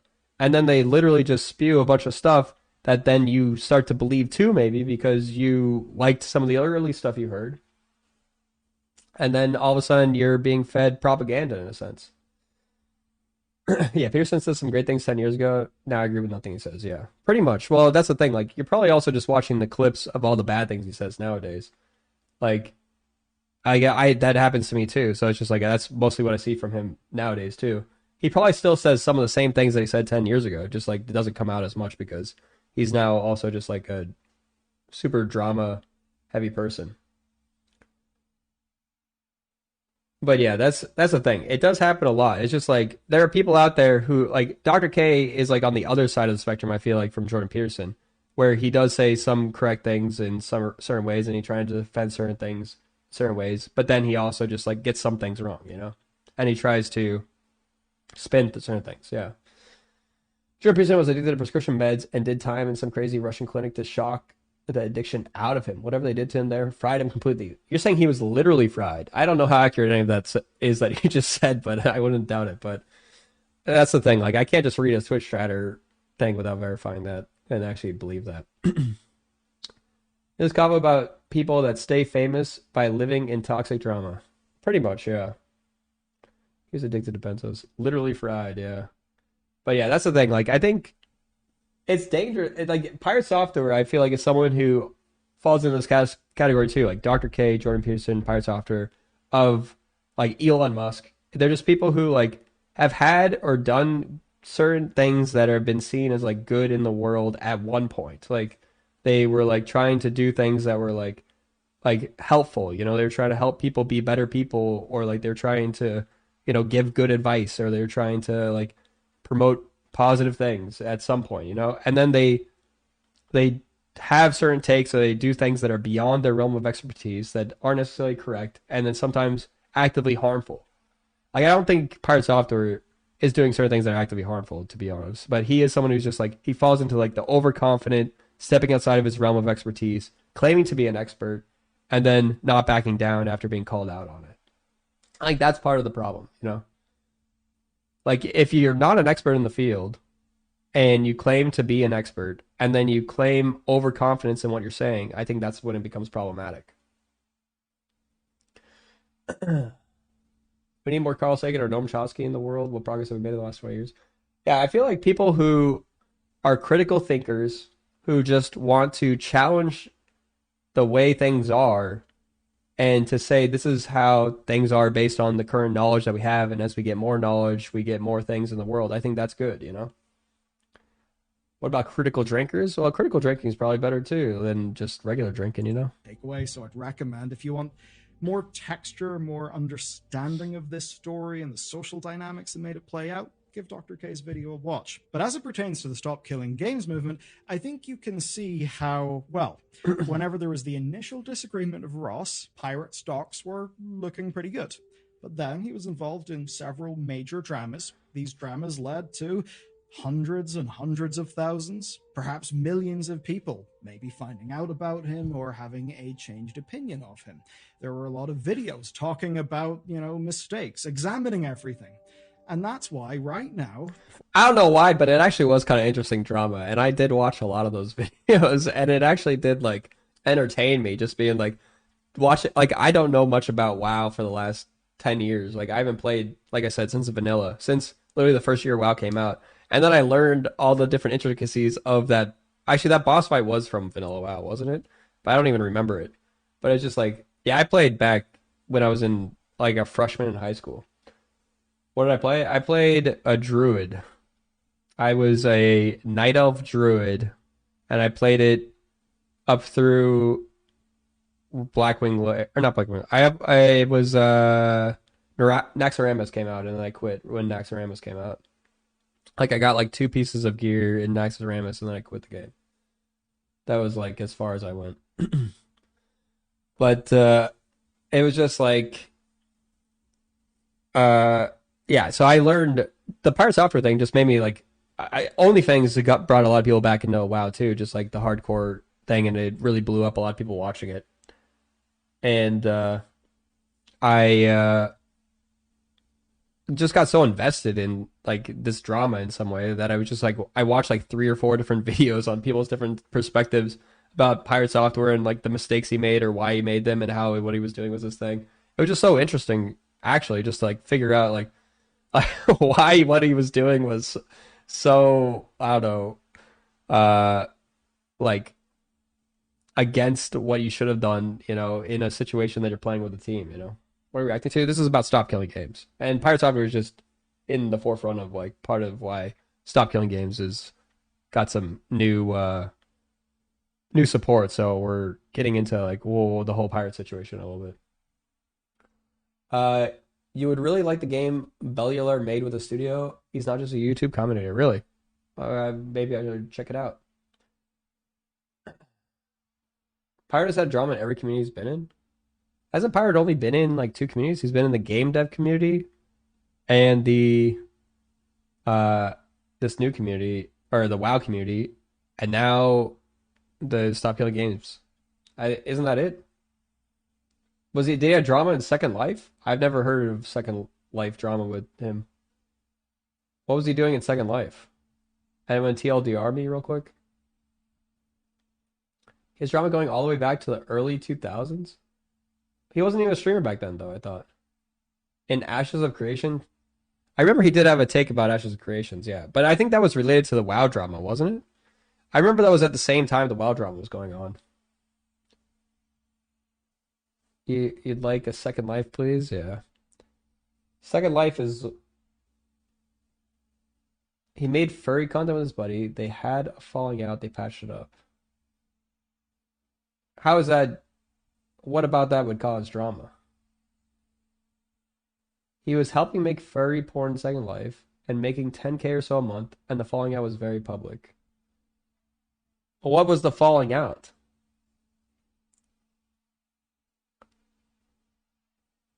I think the falling out is the part that would be the drama. but it doesn't, like, does the furry content have anything to do with the falling out? Or is that just an added detail? He fired the other person.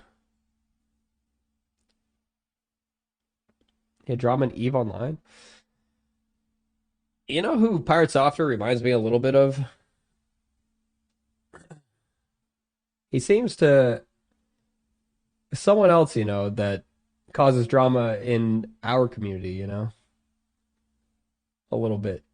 Gives me similar vibes in some ways, you know?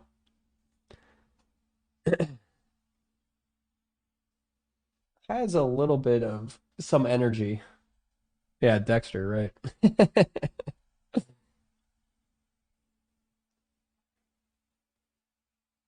No, Pirate's not as bad, I don't think, to be honest.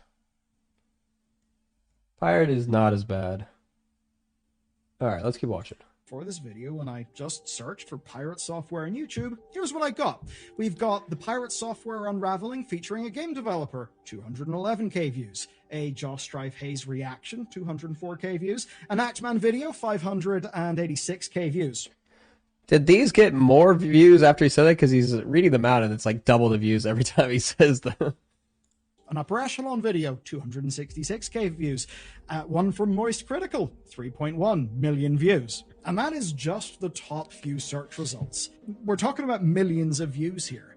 Now, while so many of these were rooted in the dramatic aspect, obviously they were related to Stop Killing Games, and they all painted Stop Killing Games in a positive light.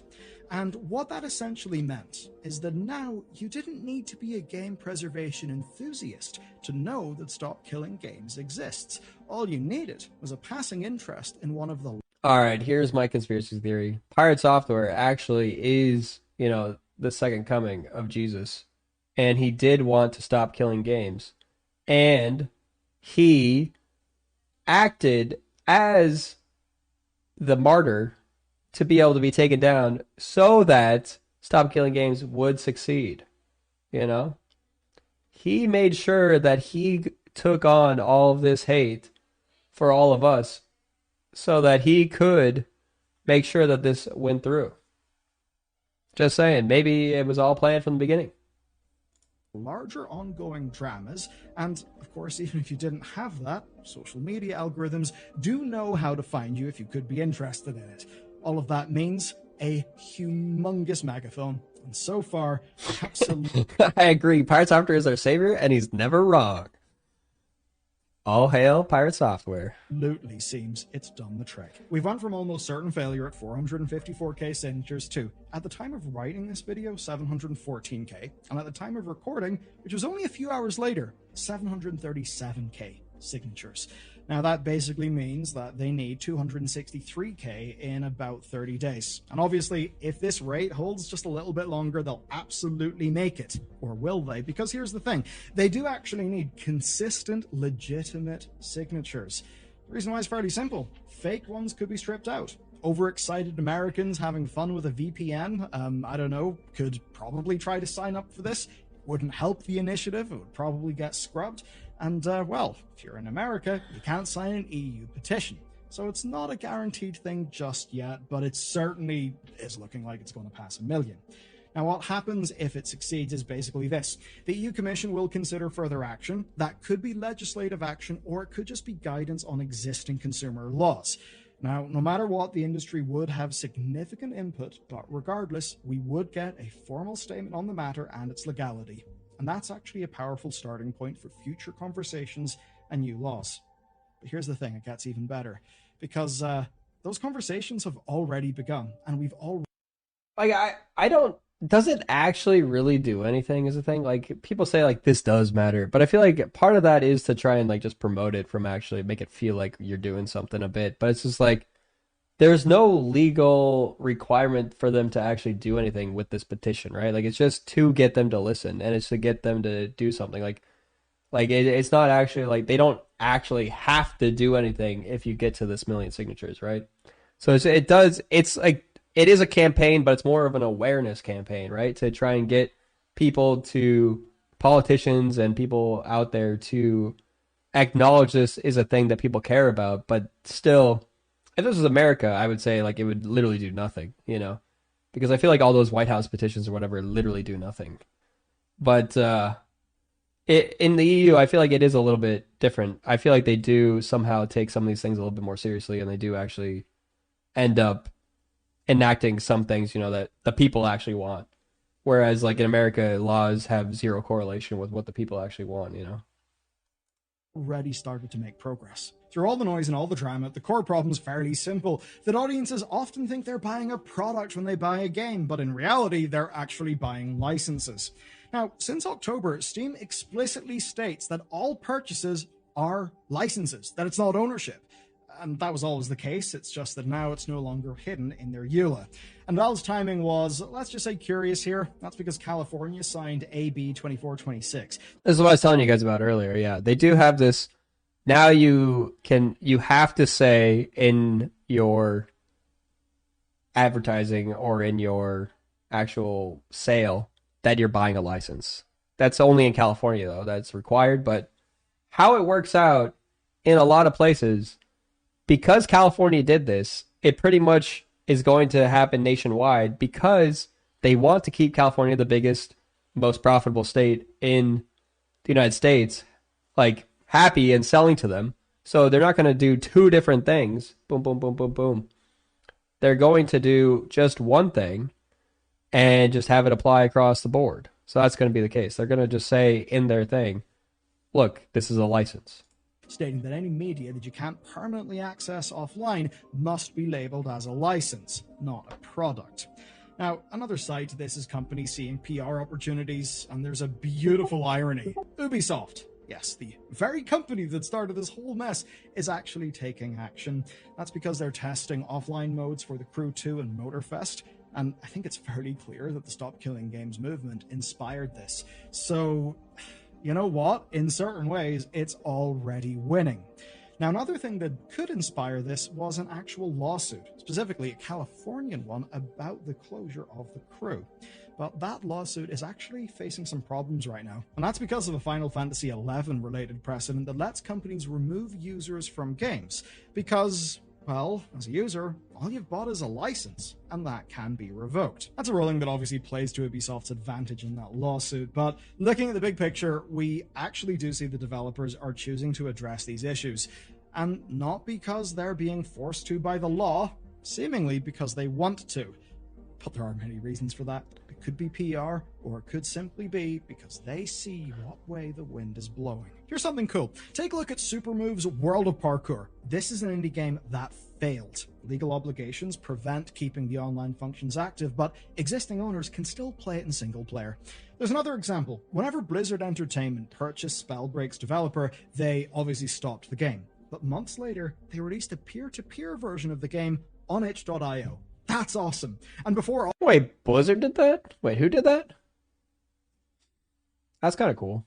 But that's like, I do think that if you're someone who is making games, and you're seeing a lot of people show support for offline games when you shut it down, like, so many times inside the game studio, I feel like it's a constant struggle between people who care about making a game that people want to play, and then the money people who want to just make money for the game.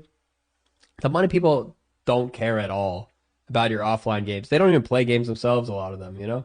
They're just there to do their job, make some money, go home, you know, take some vacations, buy a yacht, you know?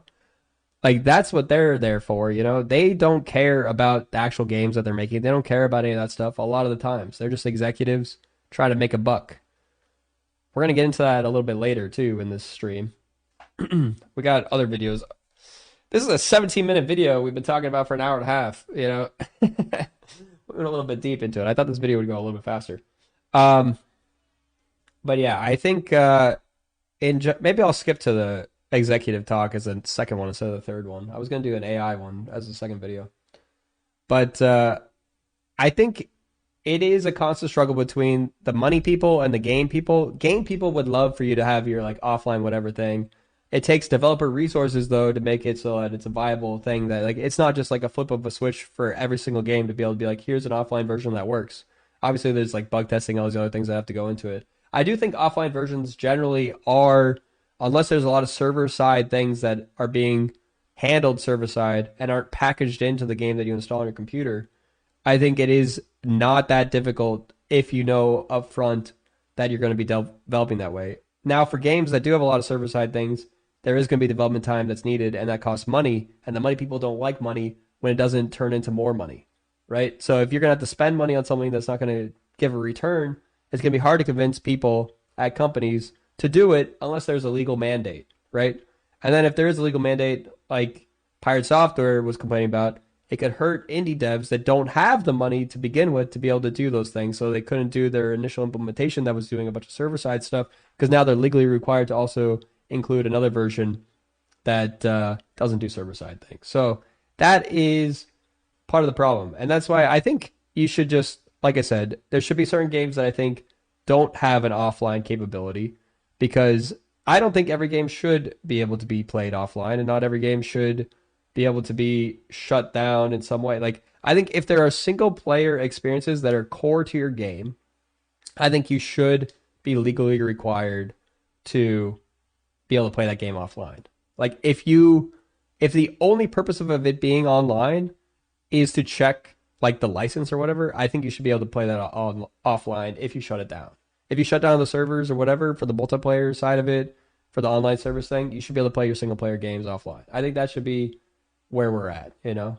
That's my take, because I don't think that from a development standpoint would cause any additional, like, not any additional, it would cause minimal additional developer work. And I think if people knew upfront that when they're making their game and their single player game, that they had to make that a function, if they shut it off, that it would still work, I think that would work, you know? The only thing is, yeah, I don't think having it so many shut off a game, I don't think it's going to make them much more money. Like, obviously, it's good for the people who bought the game and they want to own the game. It's the same thing with, like, owning a movie. Like not everyone who owns a movie is going to watch it again, you know? That's the thing. Like, but people would love the ability to be able to watch it again. And does it make you a lot more money? No. You know? Like, I feel like in the games industry, in the entertainment industry, you could just sell things as, like, you get it for so often. Like, I think this is actually a thing in movies, too.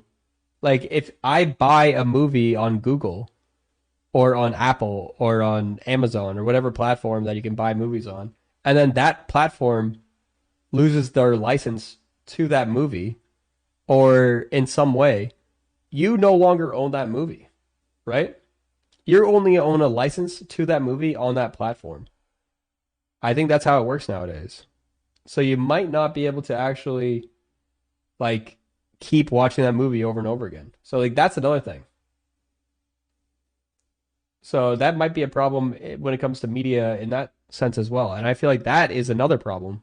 If you're buying it, like, they should offer a refund at the very least if they lose a license to it, you know? All of this, Valiant Studios ended Knockout City, but they made sure that private servers still would work. This is basically... Knockout City, I had never even heard of this game until at TwitchCon. Some of you guys probably watched me. We did the Ultimate Challenge at TwitchCon last year, and Knockout City was one of the games we played. And we played it, it had already been shut down for a year, and they chose it as a game for TwitchCon. I don't know why, but the game was already offline. And they're like, let's make this one of the games for the biggest TwitchCon Ultimate Challenge event of the year, the Twitch Rivals event of the year. Like, why would they choose that game of all games? I don't get it as, like, their one video game part of the game. And it was just like, we played, obviously, on the offline private servers. It's like, yeah, missed the marketing opportunity for sure. Like, why not play a game that, like, literally is still alive and having things happen? 3 indie teams finding a way to preserve their games retroactively. It is good shit. It matters. Was it easier because they get the rights to it? No, but like, Twitch Rivals could partner with any game. Like, any game would be like, yeah, let's do it with Twitch Rivals, you know? Like this is the biggest platform we have. Like, some of the biggest content creators on Twitch are participating in this event promoting our game. It's like, why wouldn't they want to be a part of it? It's literally just like free promotion for any game company that has their game chosen. Why are they choosing a dead game that literally got shut down a year before? I don't understand that decision at all. Now, yes, it is the case that player counts may be in the single digits, but it preserves gaming history. If a bunch of people want to play one of these games together, they actually can. And if Stop Killing Games passes... It's one of the things, like, I do think that you should be able to play your games offline, but it's like, how much, like, it is going to be, like, single digits or double digits worth of people for some games that will ever touch that game again. You know, some games out there, like, especially indie games, you know? Like, there probably aren't many people out there, like, playing the games from 20, 30 years ago that you own a copy of, a CD of. You probably don't even have a CD drive in a lot of your, like, computers that you use nowadays. You might not be able to have, like, use a physical media. Like, if you had a game on a floppy disk, you definitely don't have a floppy drive anymore, you know? Like, I used to play old-ass games, you know? So it's just, like, obviously digital games are different because they're just, like, they can be stored digitally on your hard drive or whatever, you know? And you can emulate a lot of those games, but it's like, how many guys, like, I used to have LAN tournaments, not LAN tournaments, LAN parties, where we would all come over and we just play a bunch of games, you know? We'd play, like, Unreal Tournament, Game of the Year edition, you know, like, stuff like that, you know? Just, like, when was the last time you played an old-ass game like that, you know? We'd play, like, consoles together, you know? We'd play GoldenEye or whatever, you know? Like, you aren't playing those games anymore, even though they're still available for you to be able to play. So, like, how long do you want to be able to, like, play that game? Like, I'm sure single digits of people still play those games occasionally, but it's not going to be a huge amount of people. Researchers are not going to use old games at times to look at historical events. Yeah, and I think that that's fine, you know? But that's the thing, like, emulators exist already, and you can already play a lot of those games that have been shut down and you don't have physical media for through emulators, you know?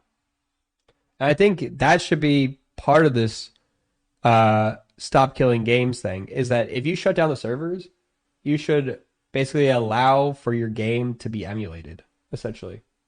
I know it is illegal to use emulation in some ways, but that's why I'm saying, like, make it legal to emulate your game if you shut it down. That's what I'm saying. That's basically what my whole take here is that the way that you should preserve games, I think in some cases, is through emulation. But I think a lot of people, obviously, when it comes to certain IP, they don't want to give up their IP in regards to games because they might plan on reviving it in some way in the future, might plan on doing a second one of it or some other case, you know? But yeah. It's the same reason that we still have ROMs and stuff like MGS3 and FF7 for PS2 and PSX. Because not only are they part of history, but because they're fun. I actually do, like, I used to do, like, a yearly gameplay, like, playthrough of, like, Ocarina of Time and, like, Pokemon Red and stuff like that. Like, I used to just, like, play that all the time, like, just through emulation. Like, those games are still just fun to just play again and again, you know? Like, I love playing those games. They're just fun. Developers would have to consider things like this, not retroactively, but from day one. And that doesn't mean you can no longer make an MMO. You can still make Helldivers, but you'll need to sell your games correctly. You'll need to label them as what they actually are. Are they products or are they licenses? And you'd need to provide some sort of exit plan whenever servers shut down. And nobody is saying that retrofitting games for offline play is an easy thing, but I don't actually think that's a reason not to try this. Because in many ways, the direction of travel has not been great in gaming. It's often not been great in consumer law, at least until recently. I think making progress in this realm is absolutely a good thing. And I think the idea, why not try? Well, I think that is the attitude that we need. Of course, as for some of the reasons why not, you likely heard those from Pirate Software. I think most people are thinking that on balance, no, it's actually worth giving this a shot. I think the benefits to consumer awareness, consumer protections, and, well, game preservation are pretty damn good reason why we should actually try. So, it's up to you. My question is simple. Why not give it a try? You can find the thing linked down below, and, well, if you want to see an example of consumers not being treated fantastically, Capcom, you're being naughty and it's time to call you out. You can find out all about it in this next video. Yeah, I do think, from ending kind of talking point here, I think that you should be able to play your games offline. I think it's mainly you should be able to play the games offline that kind of market themselves as like these experiences that don't require an always online presence, you know? And I think just saying it's a license, you know, but then you have a game that feels like it's a offline game in a lot of senses. I don't think that that should be able to be the case anymore. I think you should have to make it very explicitly clear that like this could shut down someday eventually, you know. And if you have a sunset date essentially where you say like, look, this is when we're going to shut this game down if things don't go well, you know. Like give them a large thing in advance. You can't play the career mode in the most recent NBA 2K games. Huh? Did they shut it down? This could shut down tomorrow. Like Marvel Snap could shut down tomorrow, and it would be perfectly legal for them to do so, you know, and all of your money would be legally theirs, you know. That is a thing that could happen. Like you could buy all of the cards today, spend $10,000 today on Marvel Snap. They could shut it down tomorrow, and legally all of your money is theirs, you know. That's something I feel like should not be legal. I don't think that you should be able to do that sort of thing and get away with it. Like just because of what they say, you know?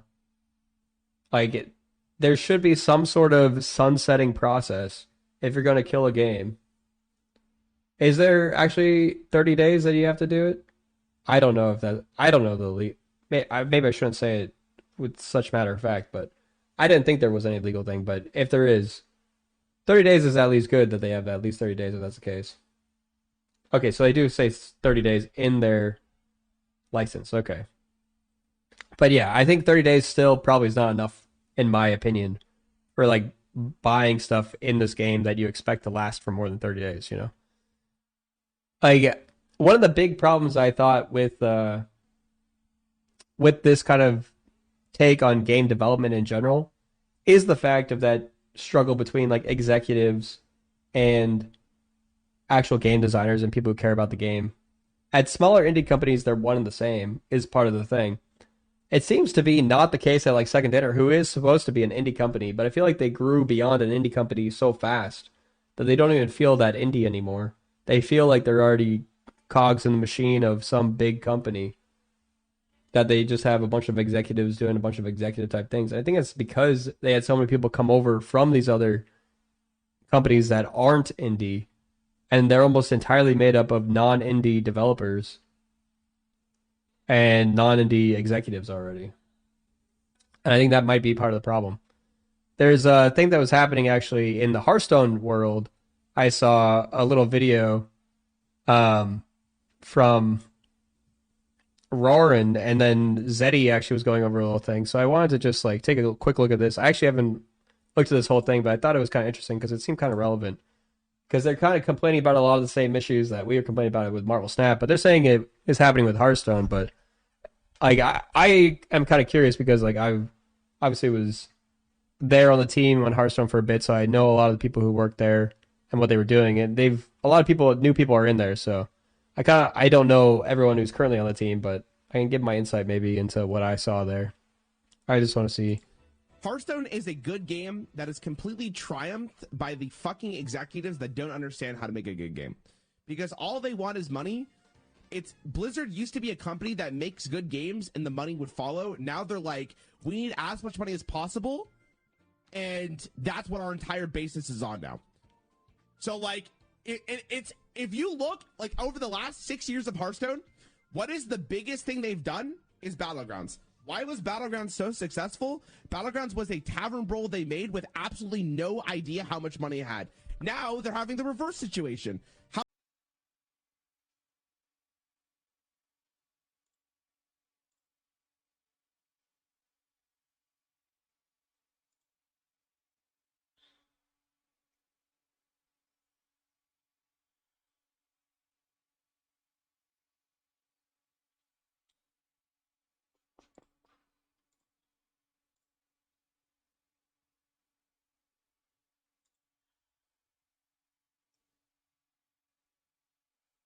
I won 35 games of Sync them. So I played 2 more past how many it took me to get to Librarian. What's up, Diosamente? Chub Foster Bader. It's Savage Land today. What's good on Savage Land? Not Laclactus. But we're gonna play a couple games of it just while we're getting started.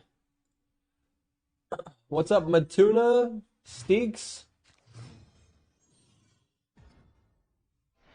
Destroy Patriot or Clog? Yeah, that's probably right. That's probably true. Ugh. Taskmaster? Can we just make Taskmaster a 5 again? Like, I really don't think he would have been busted, you know? It just would have been fun.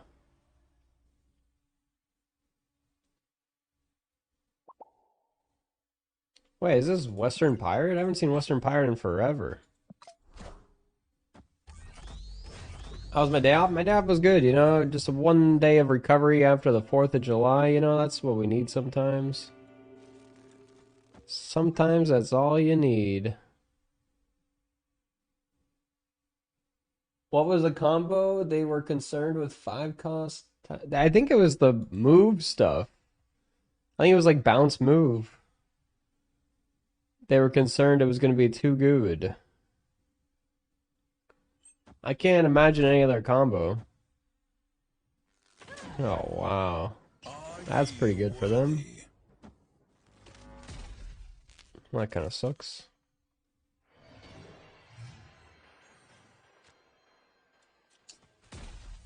Well, now, if this is Galactus, it's kind of worthless. What's up, C? Welcome in.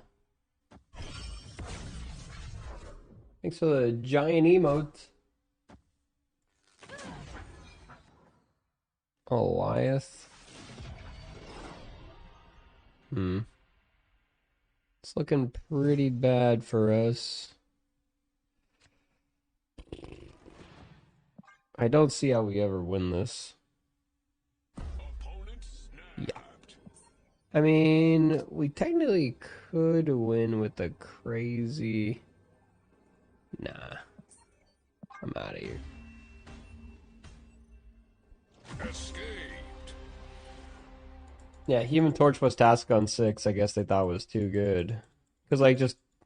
You can still beast your Human Torch back and do the same combo. You know, it is a little bit harder to pull off, you know? But... I don't know.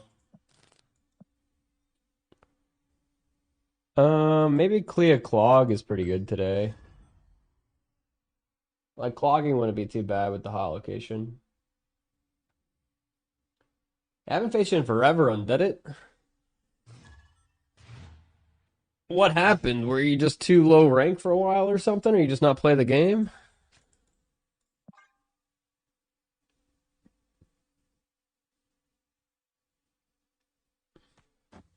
Did we get any Factor signups? Anyone sign up the Factor yet? Anyone?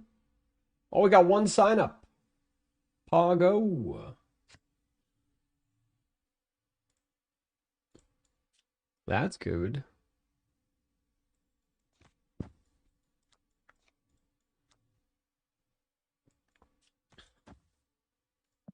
Just gonna do some of this.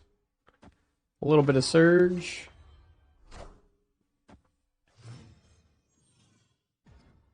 In fact, they're returning members? Yeah. No!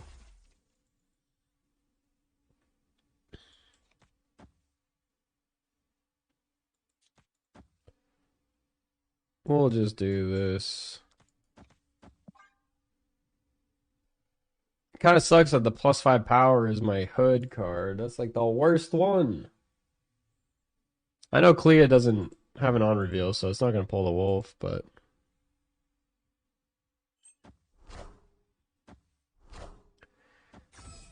Could have been worse. Okay, well there goes my Clea. Maybe it couldn't have been worse. Yeah,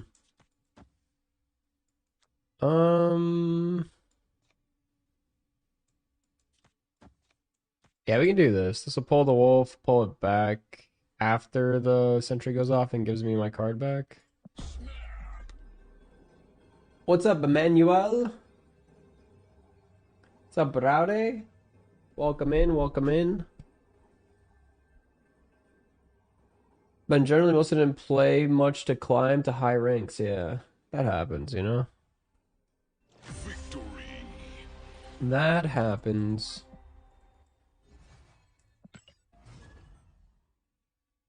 I need some advice. I just got 5k gold for no reason. What do I do? You probably want to buy the gold things in the shop. So, like, this Quinjet's not so bad. That's one thing you can do with it. You know, I need to collect this stuff. Like, whenever there's a gold bundle, those are, like, usually the best use cases for gold. Generally. Where'd you get 5k gold from? Why was it for no reason? Oh yeah, claim your 200 credits in the web shop. Let me do that. I always forget to do that. I've been really bad about that lately. Bam, got it.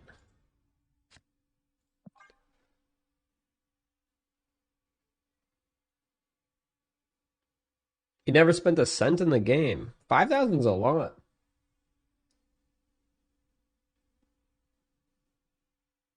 Yeah, negative gold afterwards, maybe. It's not impossible. They've done it before. Okay, we do this. Yeah, Clog would be pretty good today, honestly. Also, Marvel Boy's pretty good today with the Raptors. Gives you more Marvel Boy targets. Ads! Yeah, there's only ads once an hour nowadays. What's up, Maleficent Monster? Welcome, welcome.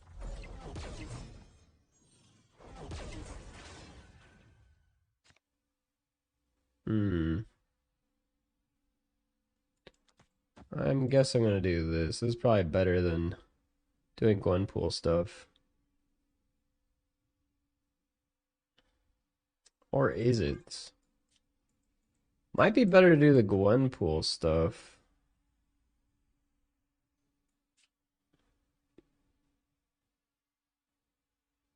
Might just be Kahori also. Kahori's not awful here. Maybe I'll just do Kahori. And then I could do some other stuff here.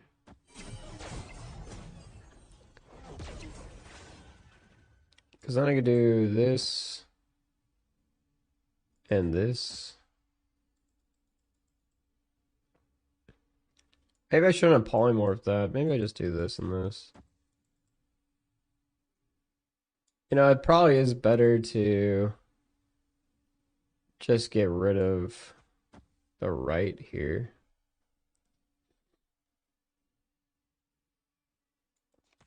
Whatever, I'll just do this and buff my werewolf. Oh, shit.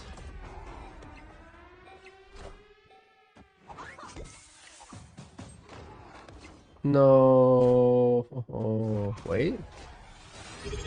What's this? Ah, misery. Damn! Fuzzy, thank you for the prime, thank you for the 29 months. Holy Fuzzy. How many ads per hour? I have 3 minutes of ads per hour because that's the minimum you need to be able to,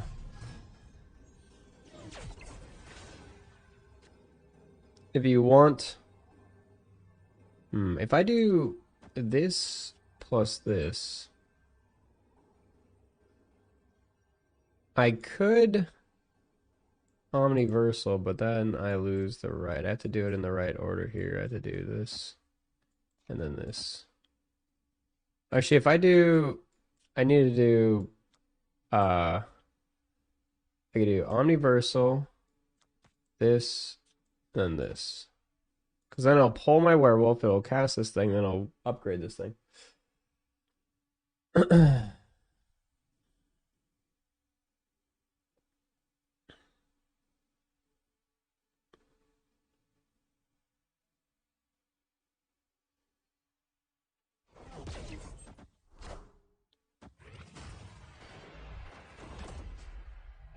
Swamp.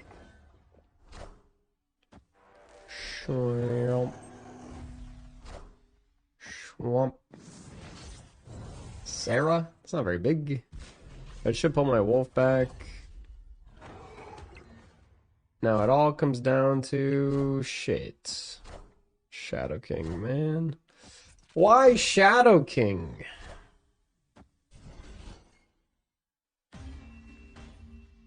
What's up, Galax?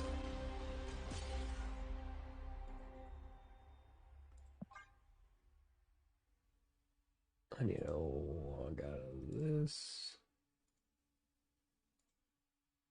There we go. Got tacked, yeah. Who's running Shadow King today of all days, you know?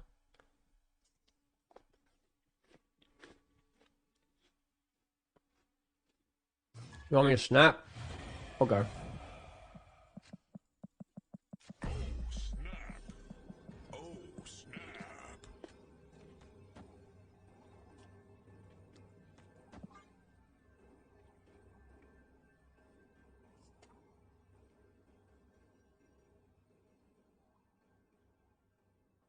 When are new drops? We'll find out on Tuesday with the new season.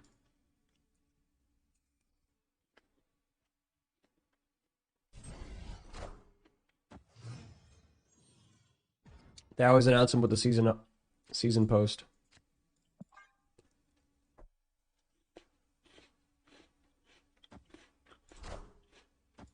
Uh-oh.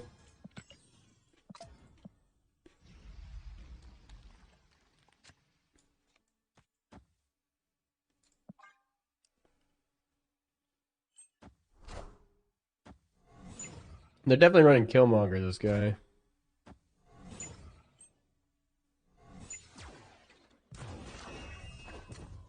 We got a flames.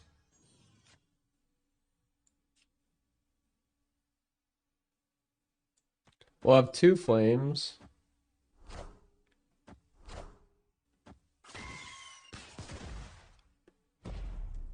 Enough said, bub.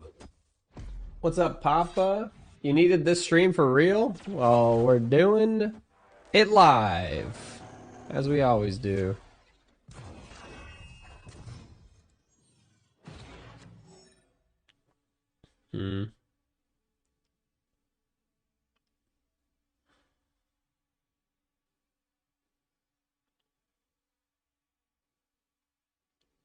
I don't know if I should send over the stuff. Might be better to just do like this. This. Might be better.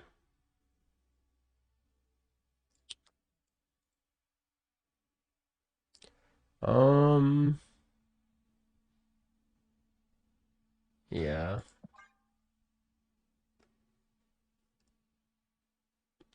Are you familiar with the Stop Killing Games versus Pirate Software situation? Well, we're going to go over that a little bit later today. We've got stuff to discuss, chat. Wow, they just filled up the right? It's kind of crazy.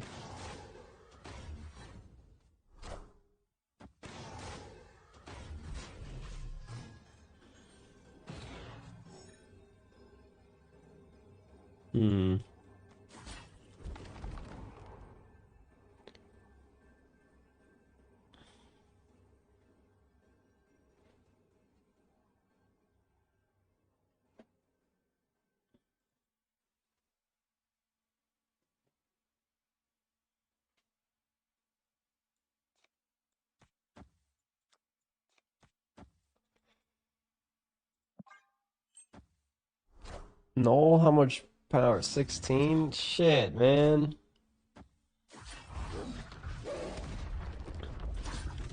That means we couldn't have won. We didn't quite have enough. Oh, wait, we could have won if it been Surge because of the Marvel Boy. Ah, shit.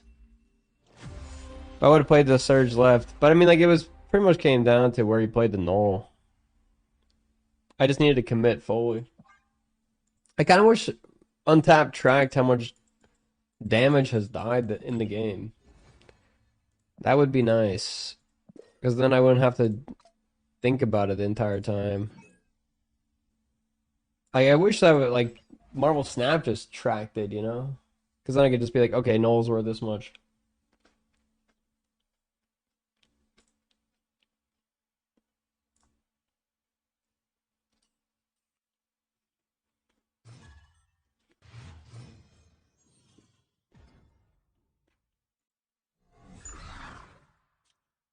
Hmm.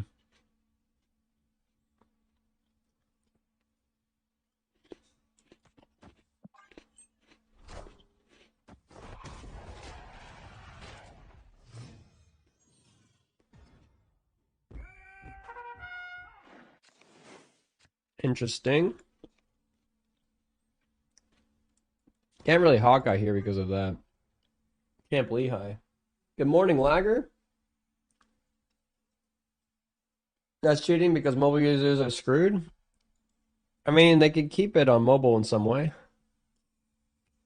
It's also not cheating. You could write it down on a piece of paper while you're playing on mobile.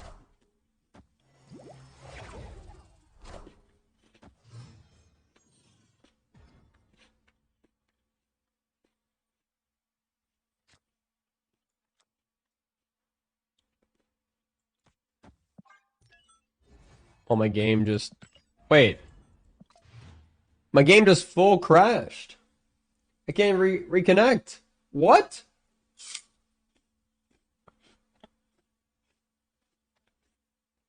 What happened? Restart?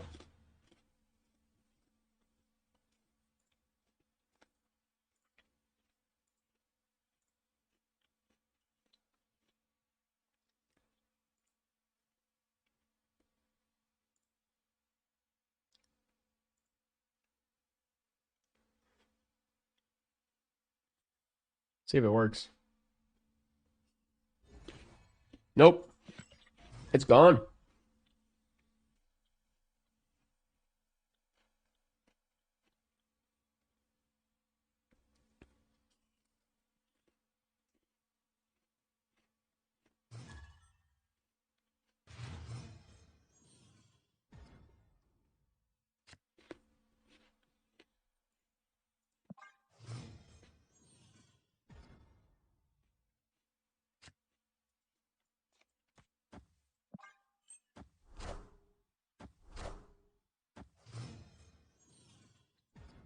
Hmm.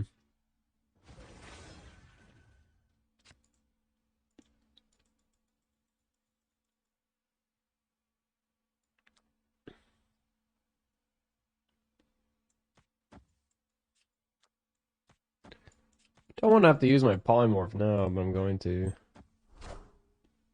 I could have just played the Marvel Boy, but...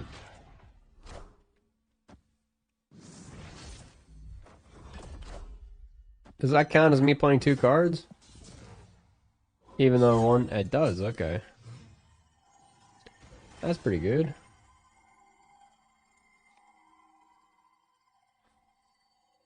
Hmm.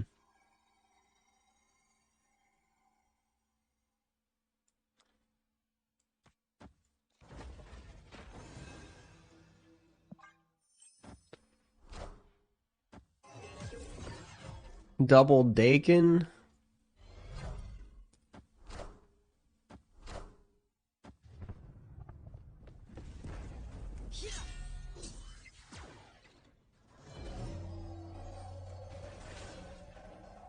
I probably should swap hands with them. I mean, like, if he has MODOK, could be a problem. But my hand's not very good after this turn anyway.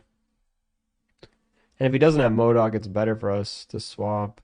I think I'm gonna just swap. Oh.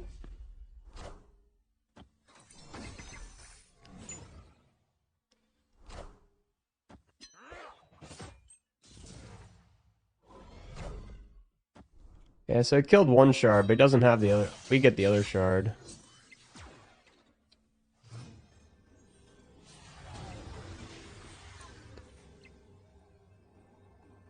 was pretty much always better to swap, I think.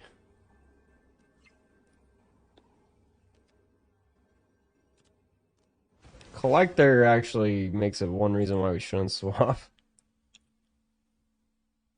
Hmm.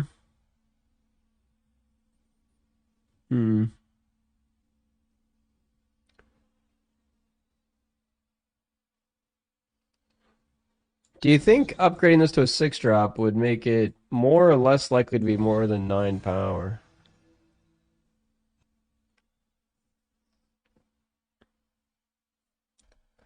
What do they have? I gave them Gwenpool, Hawkeye.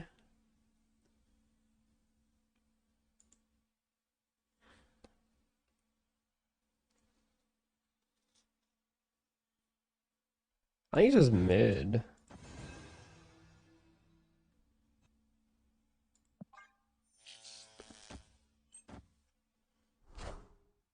Sentry. Yeah, so Sentry is their biggest card. We won. Oh, wait, did we? Oh, shit, we lost. Never mind. Oh, wow. I forgot about the Hawkeye. If the Hawkeye went right, we won, though. Close, though. Man, all came down to where the Hawkeye went. Okay, Bishop. Lost the 50-50, yeah. If I went for the left, I would have won. I knew that they didn't play on Aunt May's yet, so I could have gambled. But if they would have put, like, Hawkeye's Sentry left, then I would have lost. I'd more expected that. Like, them to play 2 cards left.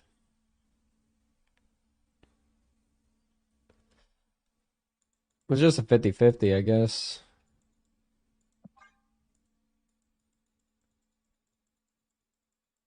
Hmm. 2 badge. We'll get him next time. How many clear games have I won? 1? And a 6 sucks.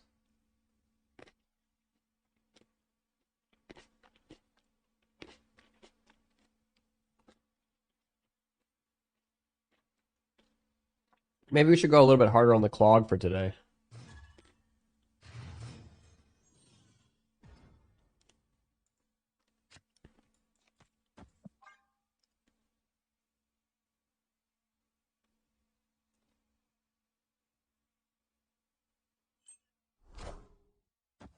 The dark side.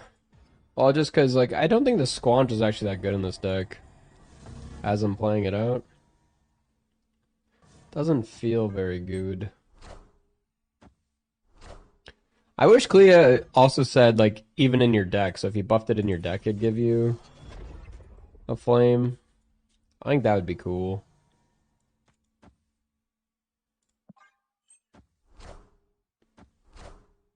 Mr. Negative. That's not ideal.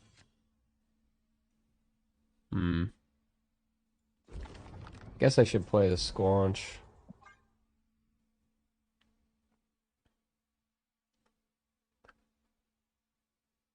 It'll discount my next card. I mean, I could just play like Kahori into...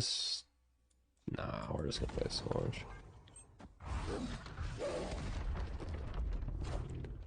Magic. Could use a Merlin right now. Top deck, please.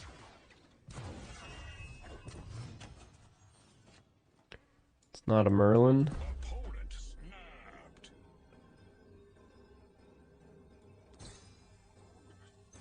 I think we're dead. I should leave the game. But we're gonna stay.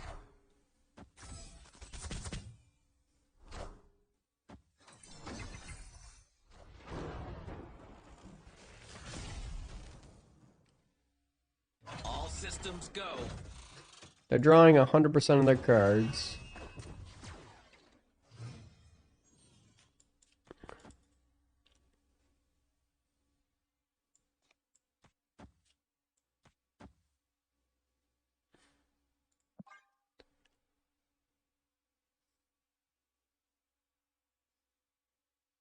Time for a new deck. I mean, we're going against one of the most OP combos there is. And I stayed inverse of it. So, I mean, like, we're dead. But do we really care? What's the most likely output? Yeah. It's a good question. What is the most likely output? A lot.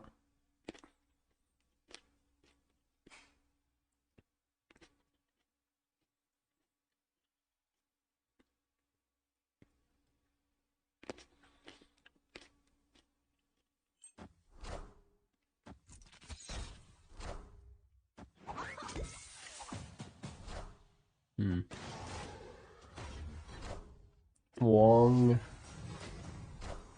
Iron Man. I am Iron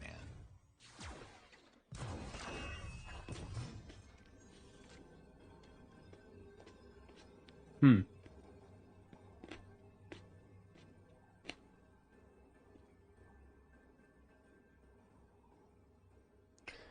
We did Werewolf. Flames of Flatline.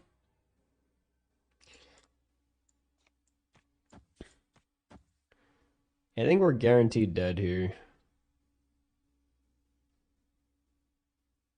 Ship it. Flames of Flatline. They didn't play anything on the left. That means that their Wong is going to be doing some stuff for them. Black Panther.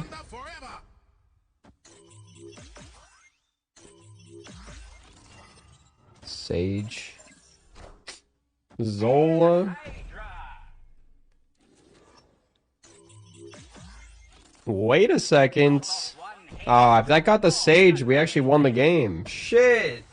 We actually had a chance. We had a shot. We weren't even dead there.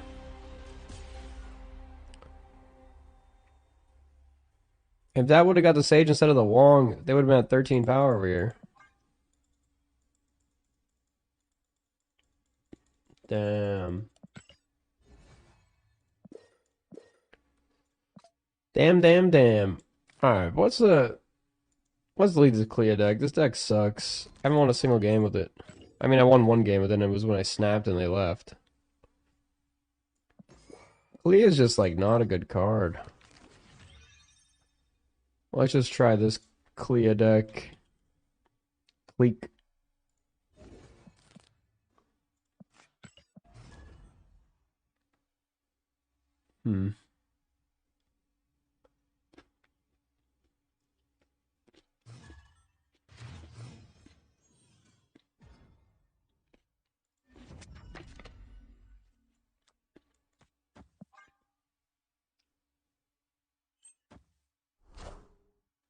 Good Airshim deck, yeah.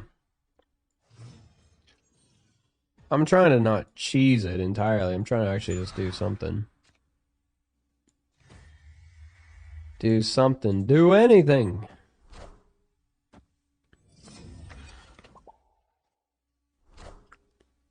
Double Surge.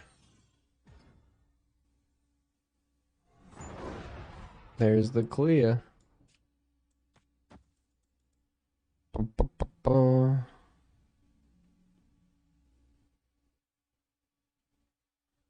How does the Clea gain power in this deck? Just Marble Boy? Like, what's the point of Clea in here? I don't really see the answer.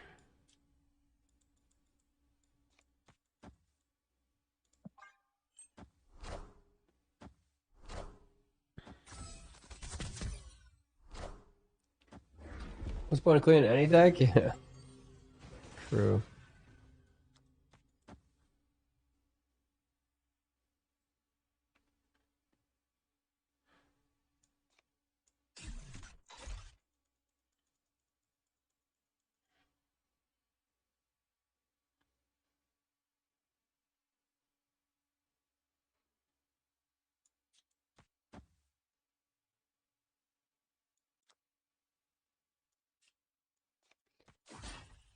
Gonna put these over here. War Machine.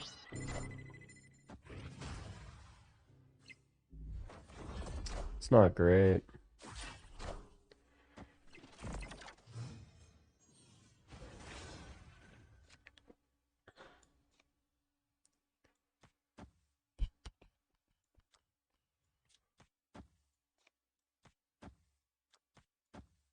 All right. I don't think we're going to win this, but might as well try.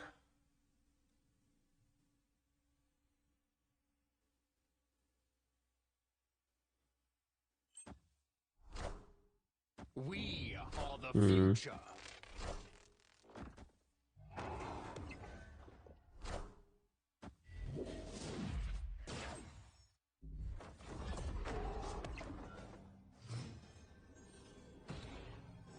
Get Marvel Boy. We had a shot. Actually, with the Omniversal Presence, we actually also get a shot. So we do Omniversal. This.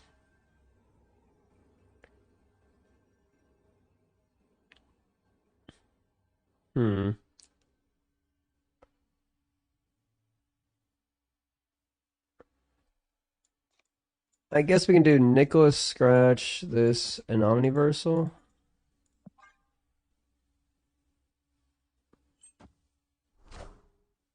No, my wolf is dead.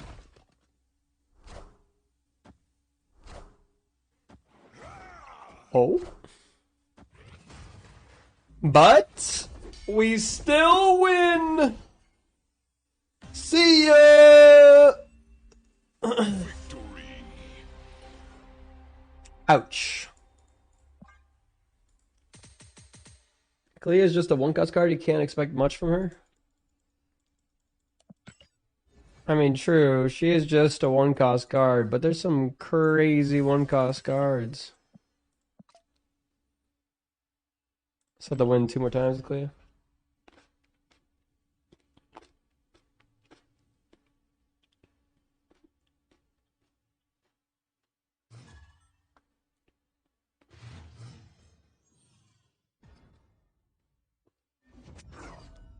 Do I got a song? Are you asking Papa to use his song?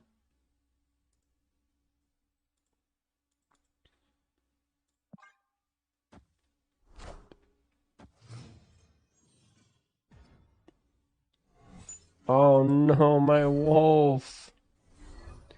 My wolf.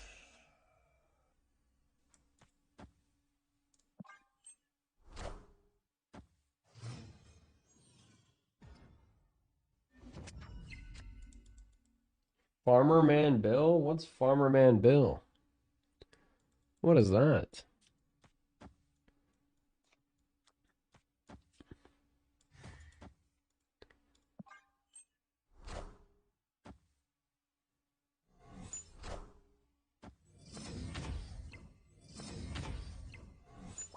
Future.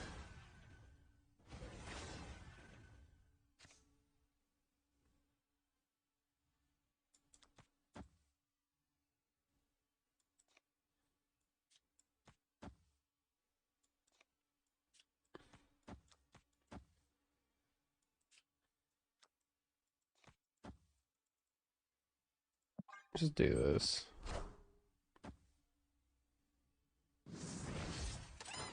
Monkey!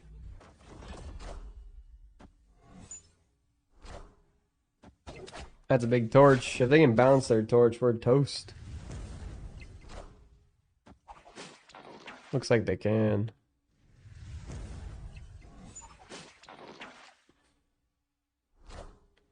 Oh?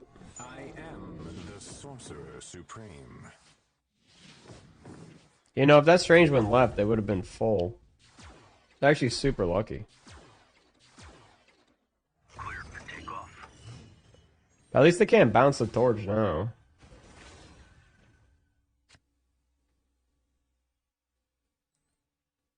Do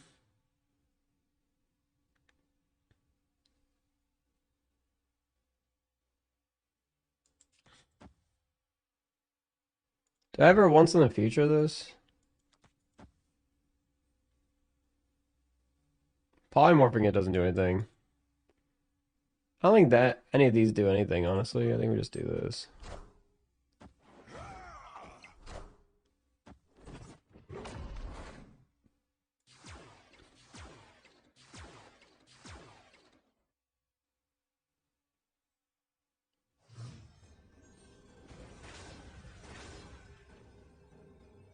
What does Vampire Survivors do? One of the problems with the omniversal presence. Actually, I guess I could do that. Do this. Do this. Should be good enough.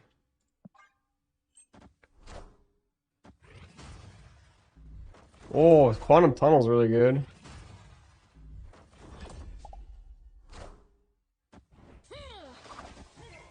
Oh, imagine if Electro was mid. Holy shit, man. See ya, Tribunal. Although he might come back out.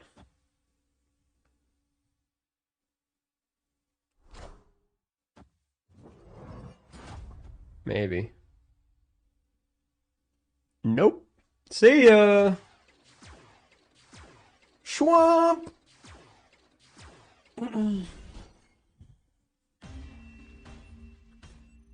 Vampire Survivor slaps. It's a game? Well, maybe they should stop killing them.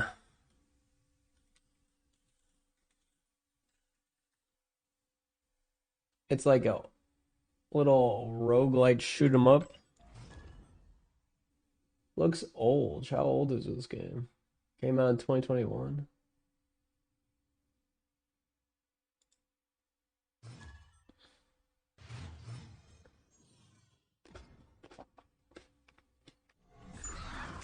They just purposely went with the pixelated look. You playing Snowguard today for the scam? You know, Snowguard not so bad for the scam, but problem with Snowguard is people know that you played Snowguard, you know?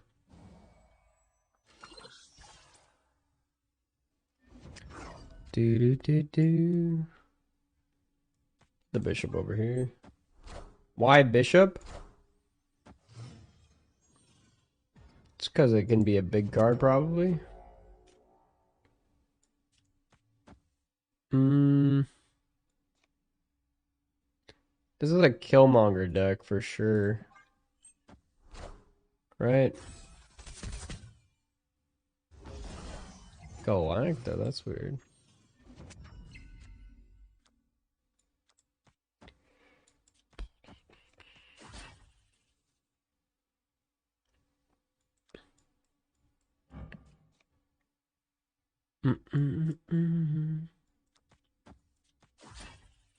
Let's do this.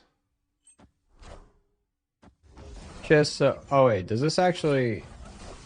This doesn't work for my White Hot Room. Shit.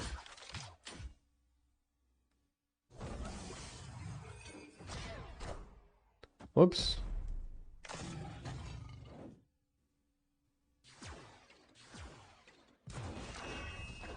At least the flames will work with it.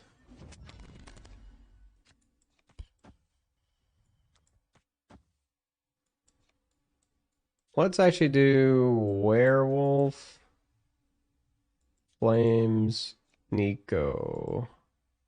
Can't do Nico. Surge? Don't want to do Shanna, that would fill up my whole thing. Snowguard Quake?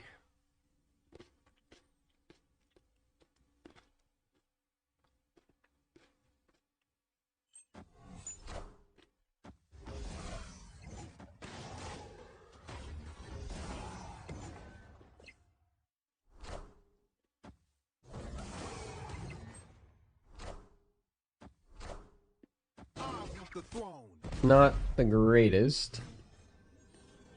But you know, it's not over. Not over at all.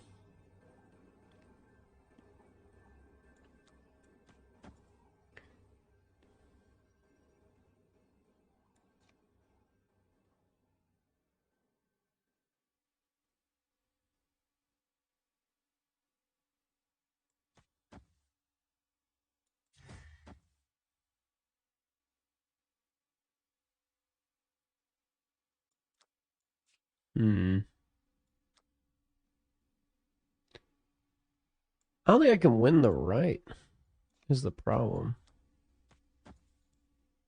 Does it actually pull the card? If I turn Shanna into a demon, does it pull my werewolf or does it not? I don't think it does, right? You wouldn't understand, would you? Would you?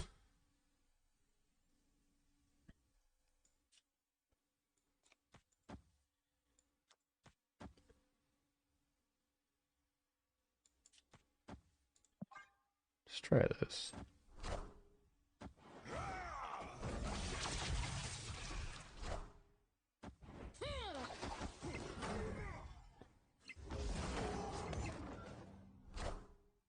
Let me just do this.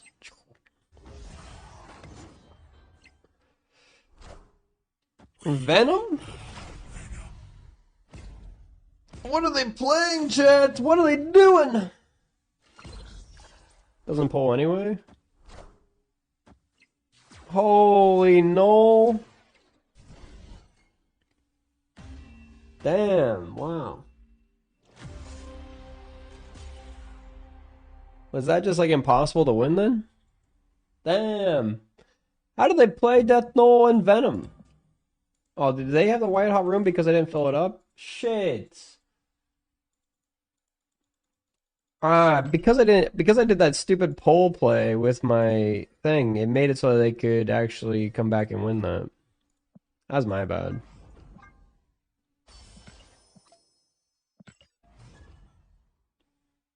If I didn't do that poll play, we would have won.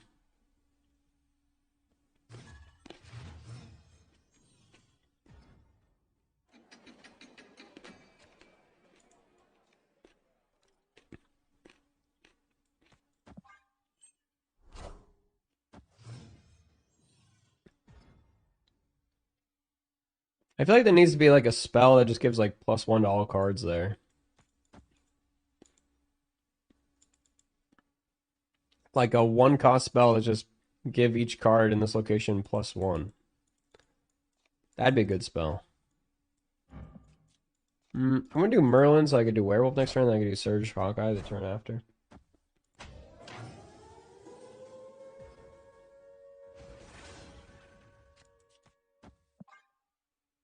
When's the new season trailer? It should be tomorrow. Friday was the 4th of July, so they're probably out of the office when they normally do it.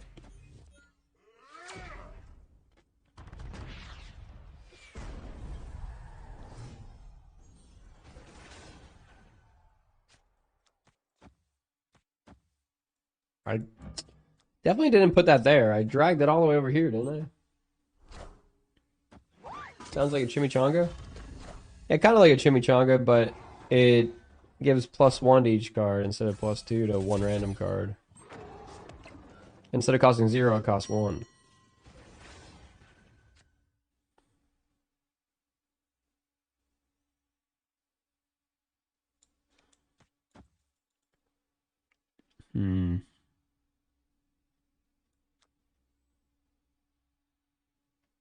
Wait, where's my Surge card?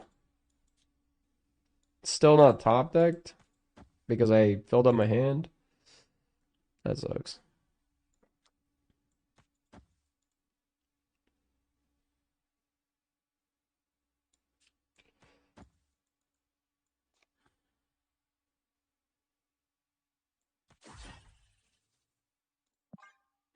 Wait, did I do this right? I think so.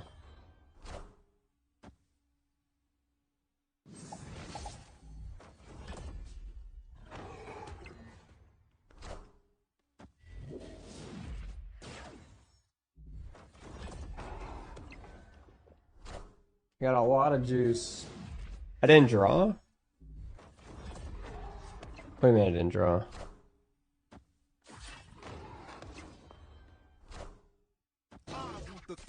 Nice try.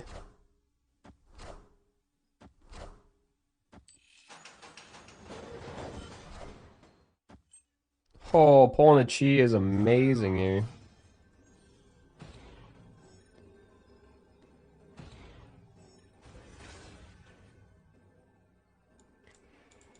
Well, we have 1,000,000 power.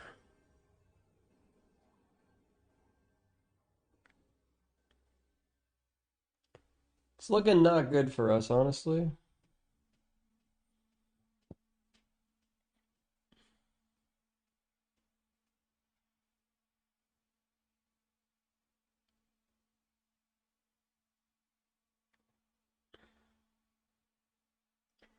Don't know where the real Mysterio is. 1-2 step Kyera. This guy's a majestic burger. We've given him plenty of time to play his 3 cards out, so if he hasn't played them by now, I suspect shenanigans. Shadow King? Shit. And they killed Kazar? Come on, man.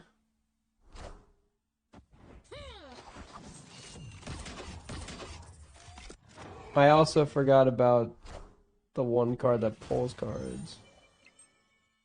Shit, man.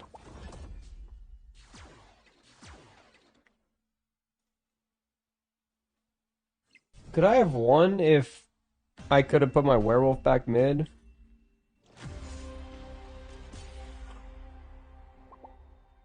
I think I could have won. Was it even possible to put my werewolf back mid? We had 1 empty slot mid, right? So if I would have played Shanna, and then I would have played...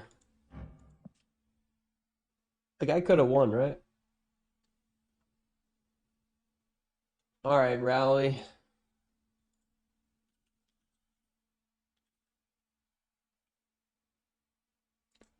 You want to buy Terrible Tim, I assume. Wait, Rally, are you even... Rally, you're not even tier 3. Why are you trying to... Why are you trying to scam?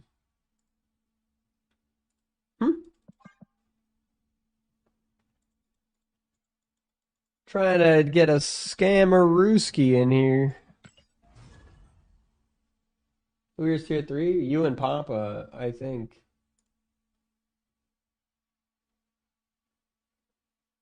Keyboard used to be, not tier 3. Let's see. I don't think anyone else is tier 3 that I see that's in here.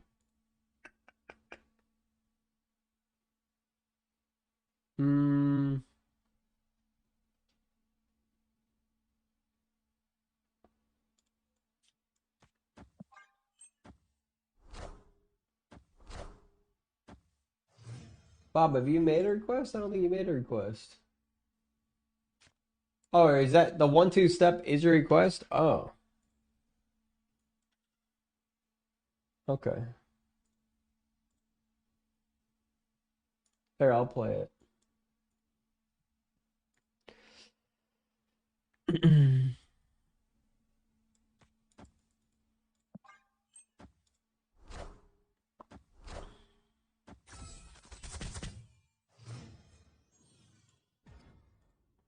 Is that the hypnotic supersonic? Do do do do do.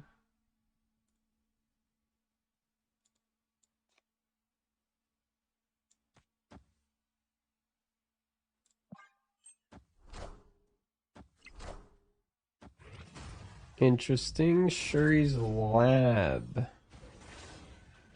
Huh.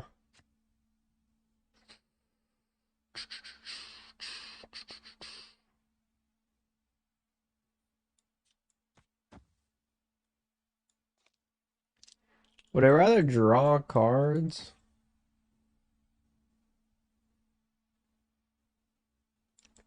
Maybe I just do this.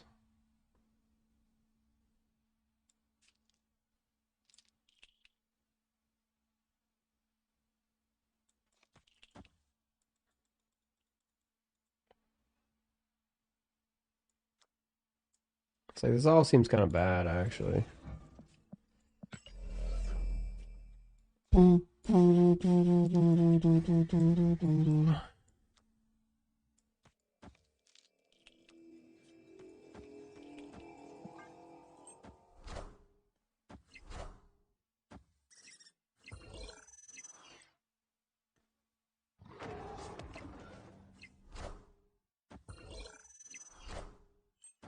Future.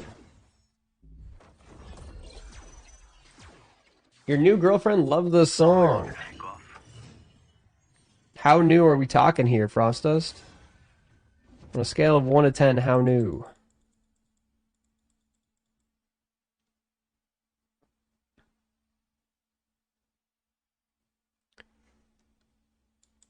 It's a little rough.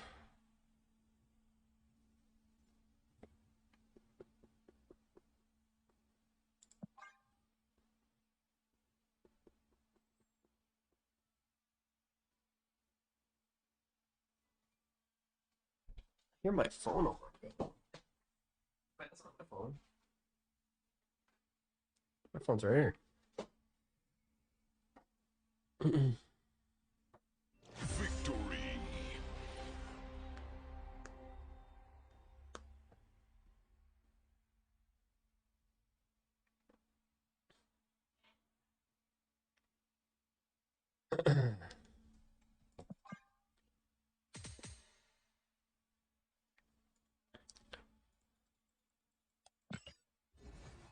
What's up, Samurai Ghost? Take quiero tu también. I guess I don't need the two. Yo también.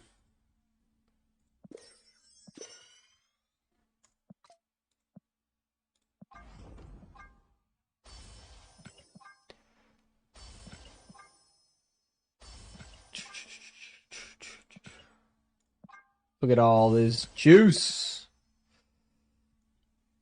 Does that mean I'm all done with all my... I finished all the chapters. Now we just gotta do this Merlin mission. Is Merlin in this deck? No.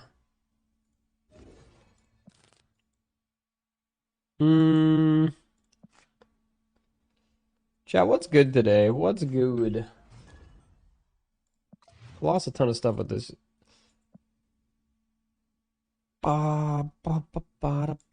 You know, Tao Han could be interesting with this deck, with this hot location. Because you can Tao onto the people.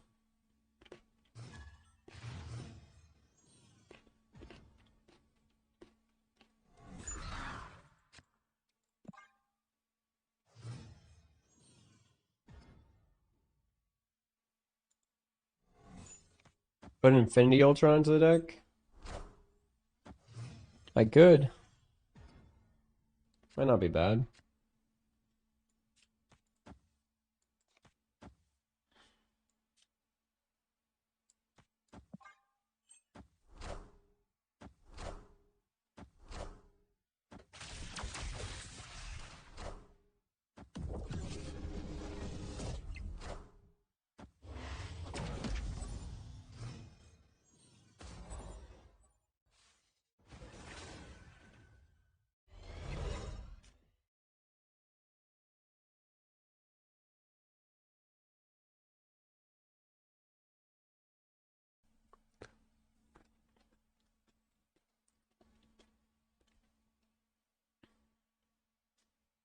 If the guy who hit Trump's ear aimed a few inches over, do you think Nuverse would still be Snap's publisher? It's a good question. Probably. Probably still would be.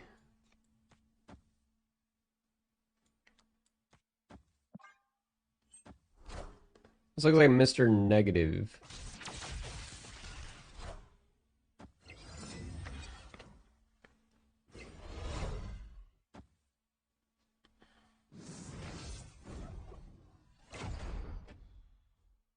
Why?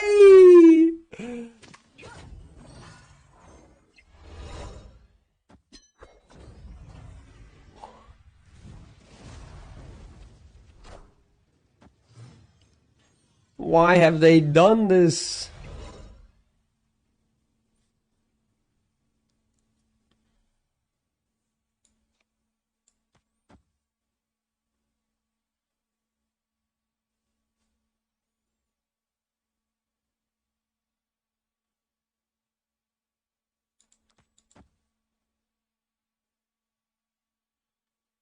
I'm not gonna snap, but We're gonna hope we can just win with this.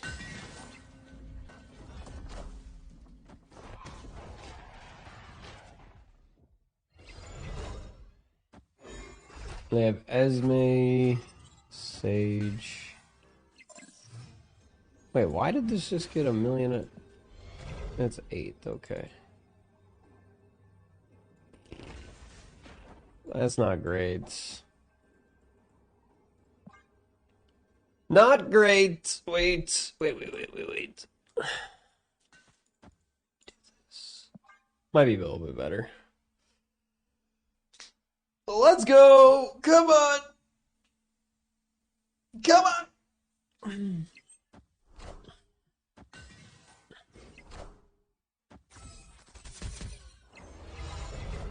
Iron Man. That's a win right there. Mystique! Why? Why? No. Ciao, Bella.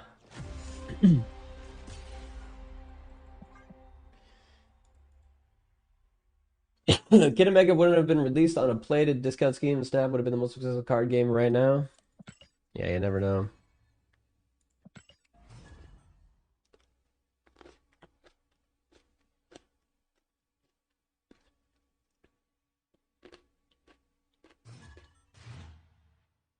You never know.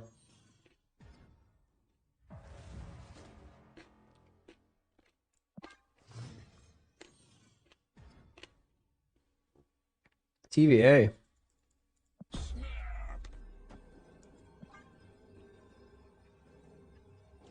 They're out of here. Easy win, easy life. Man, we've lost like a 200 SP over the last 2 gaming sessions here.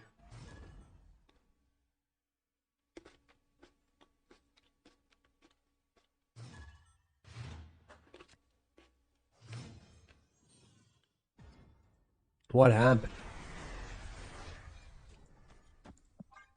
What's going on?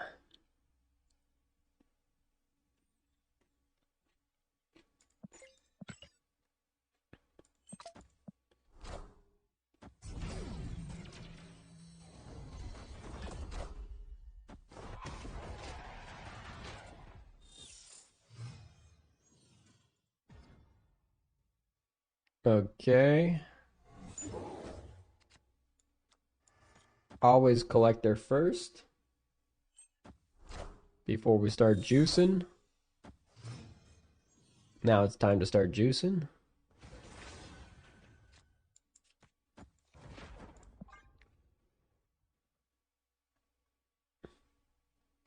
We need a trivia bond chat.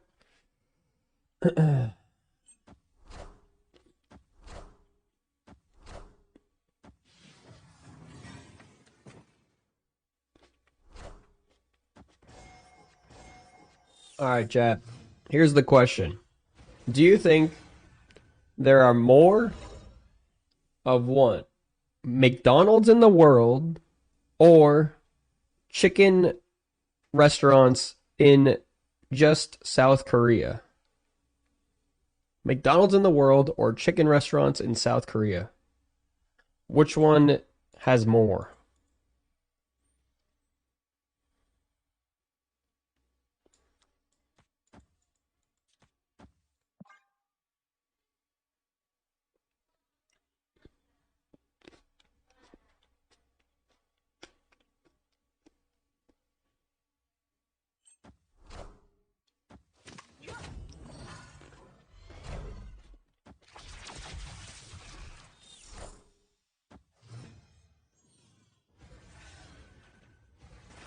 How many do you think there are of each without Googling? That's the real question.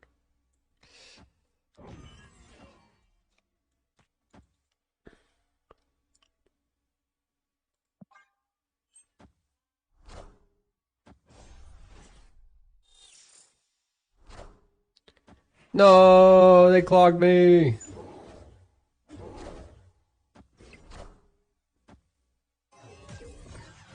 That's annoying.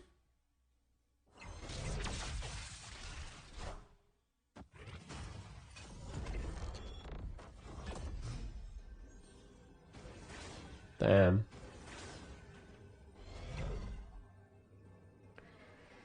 This is worth 9 power mid. This is worth 10 power mid.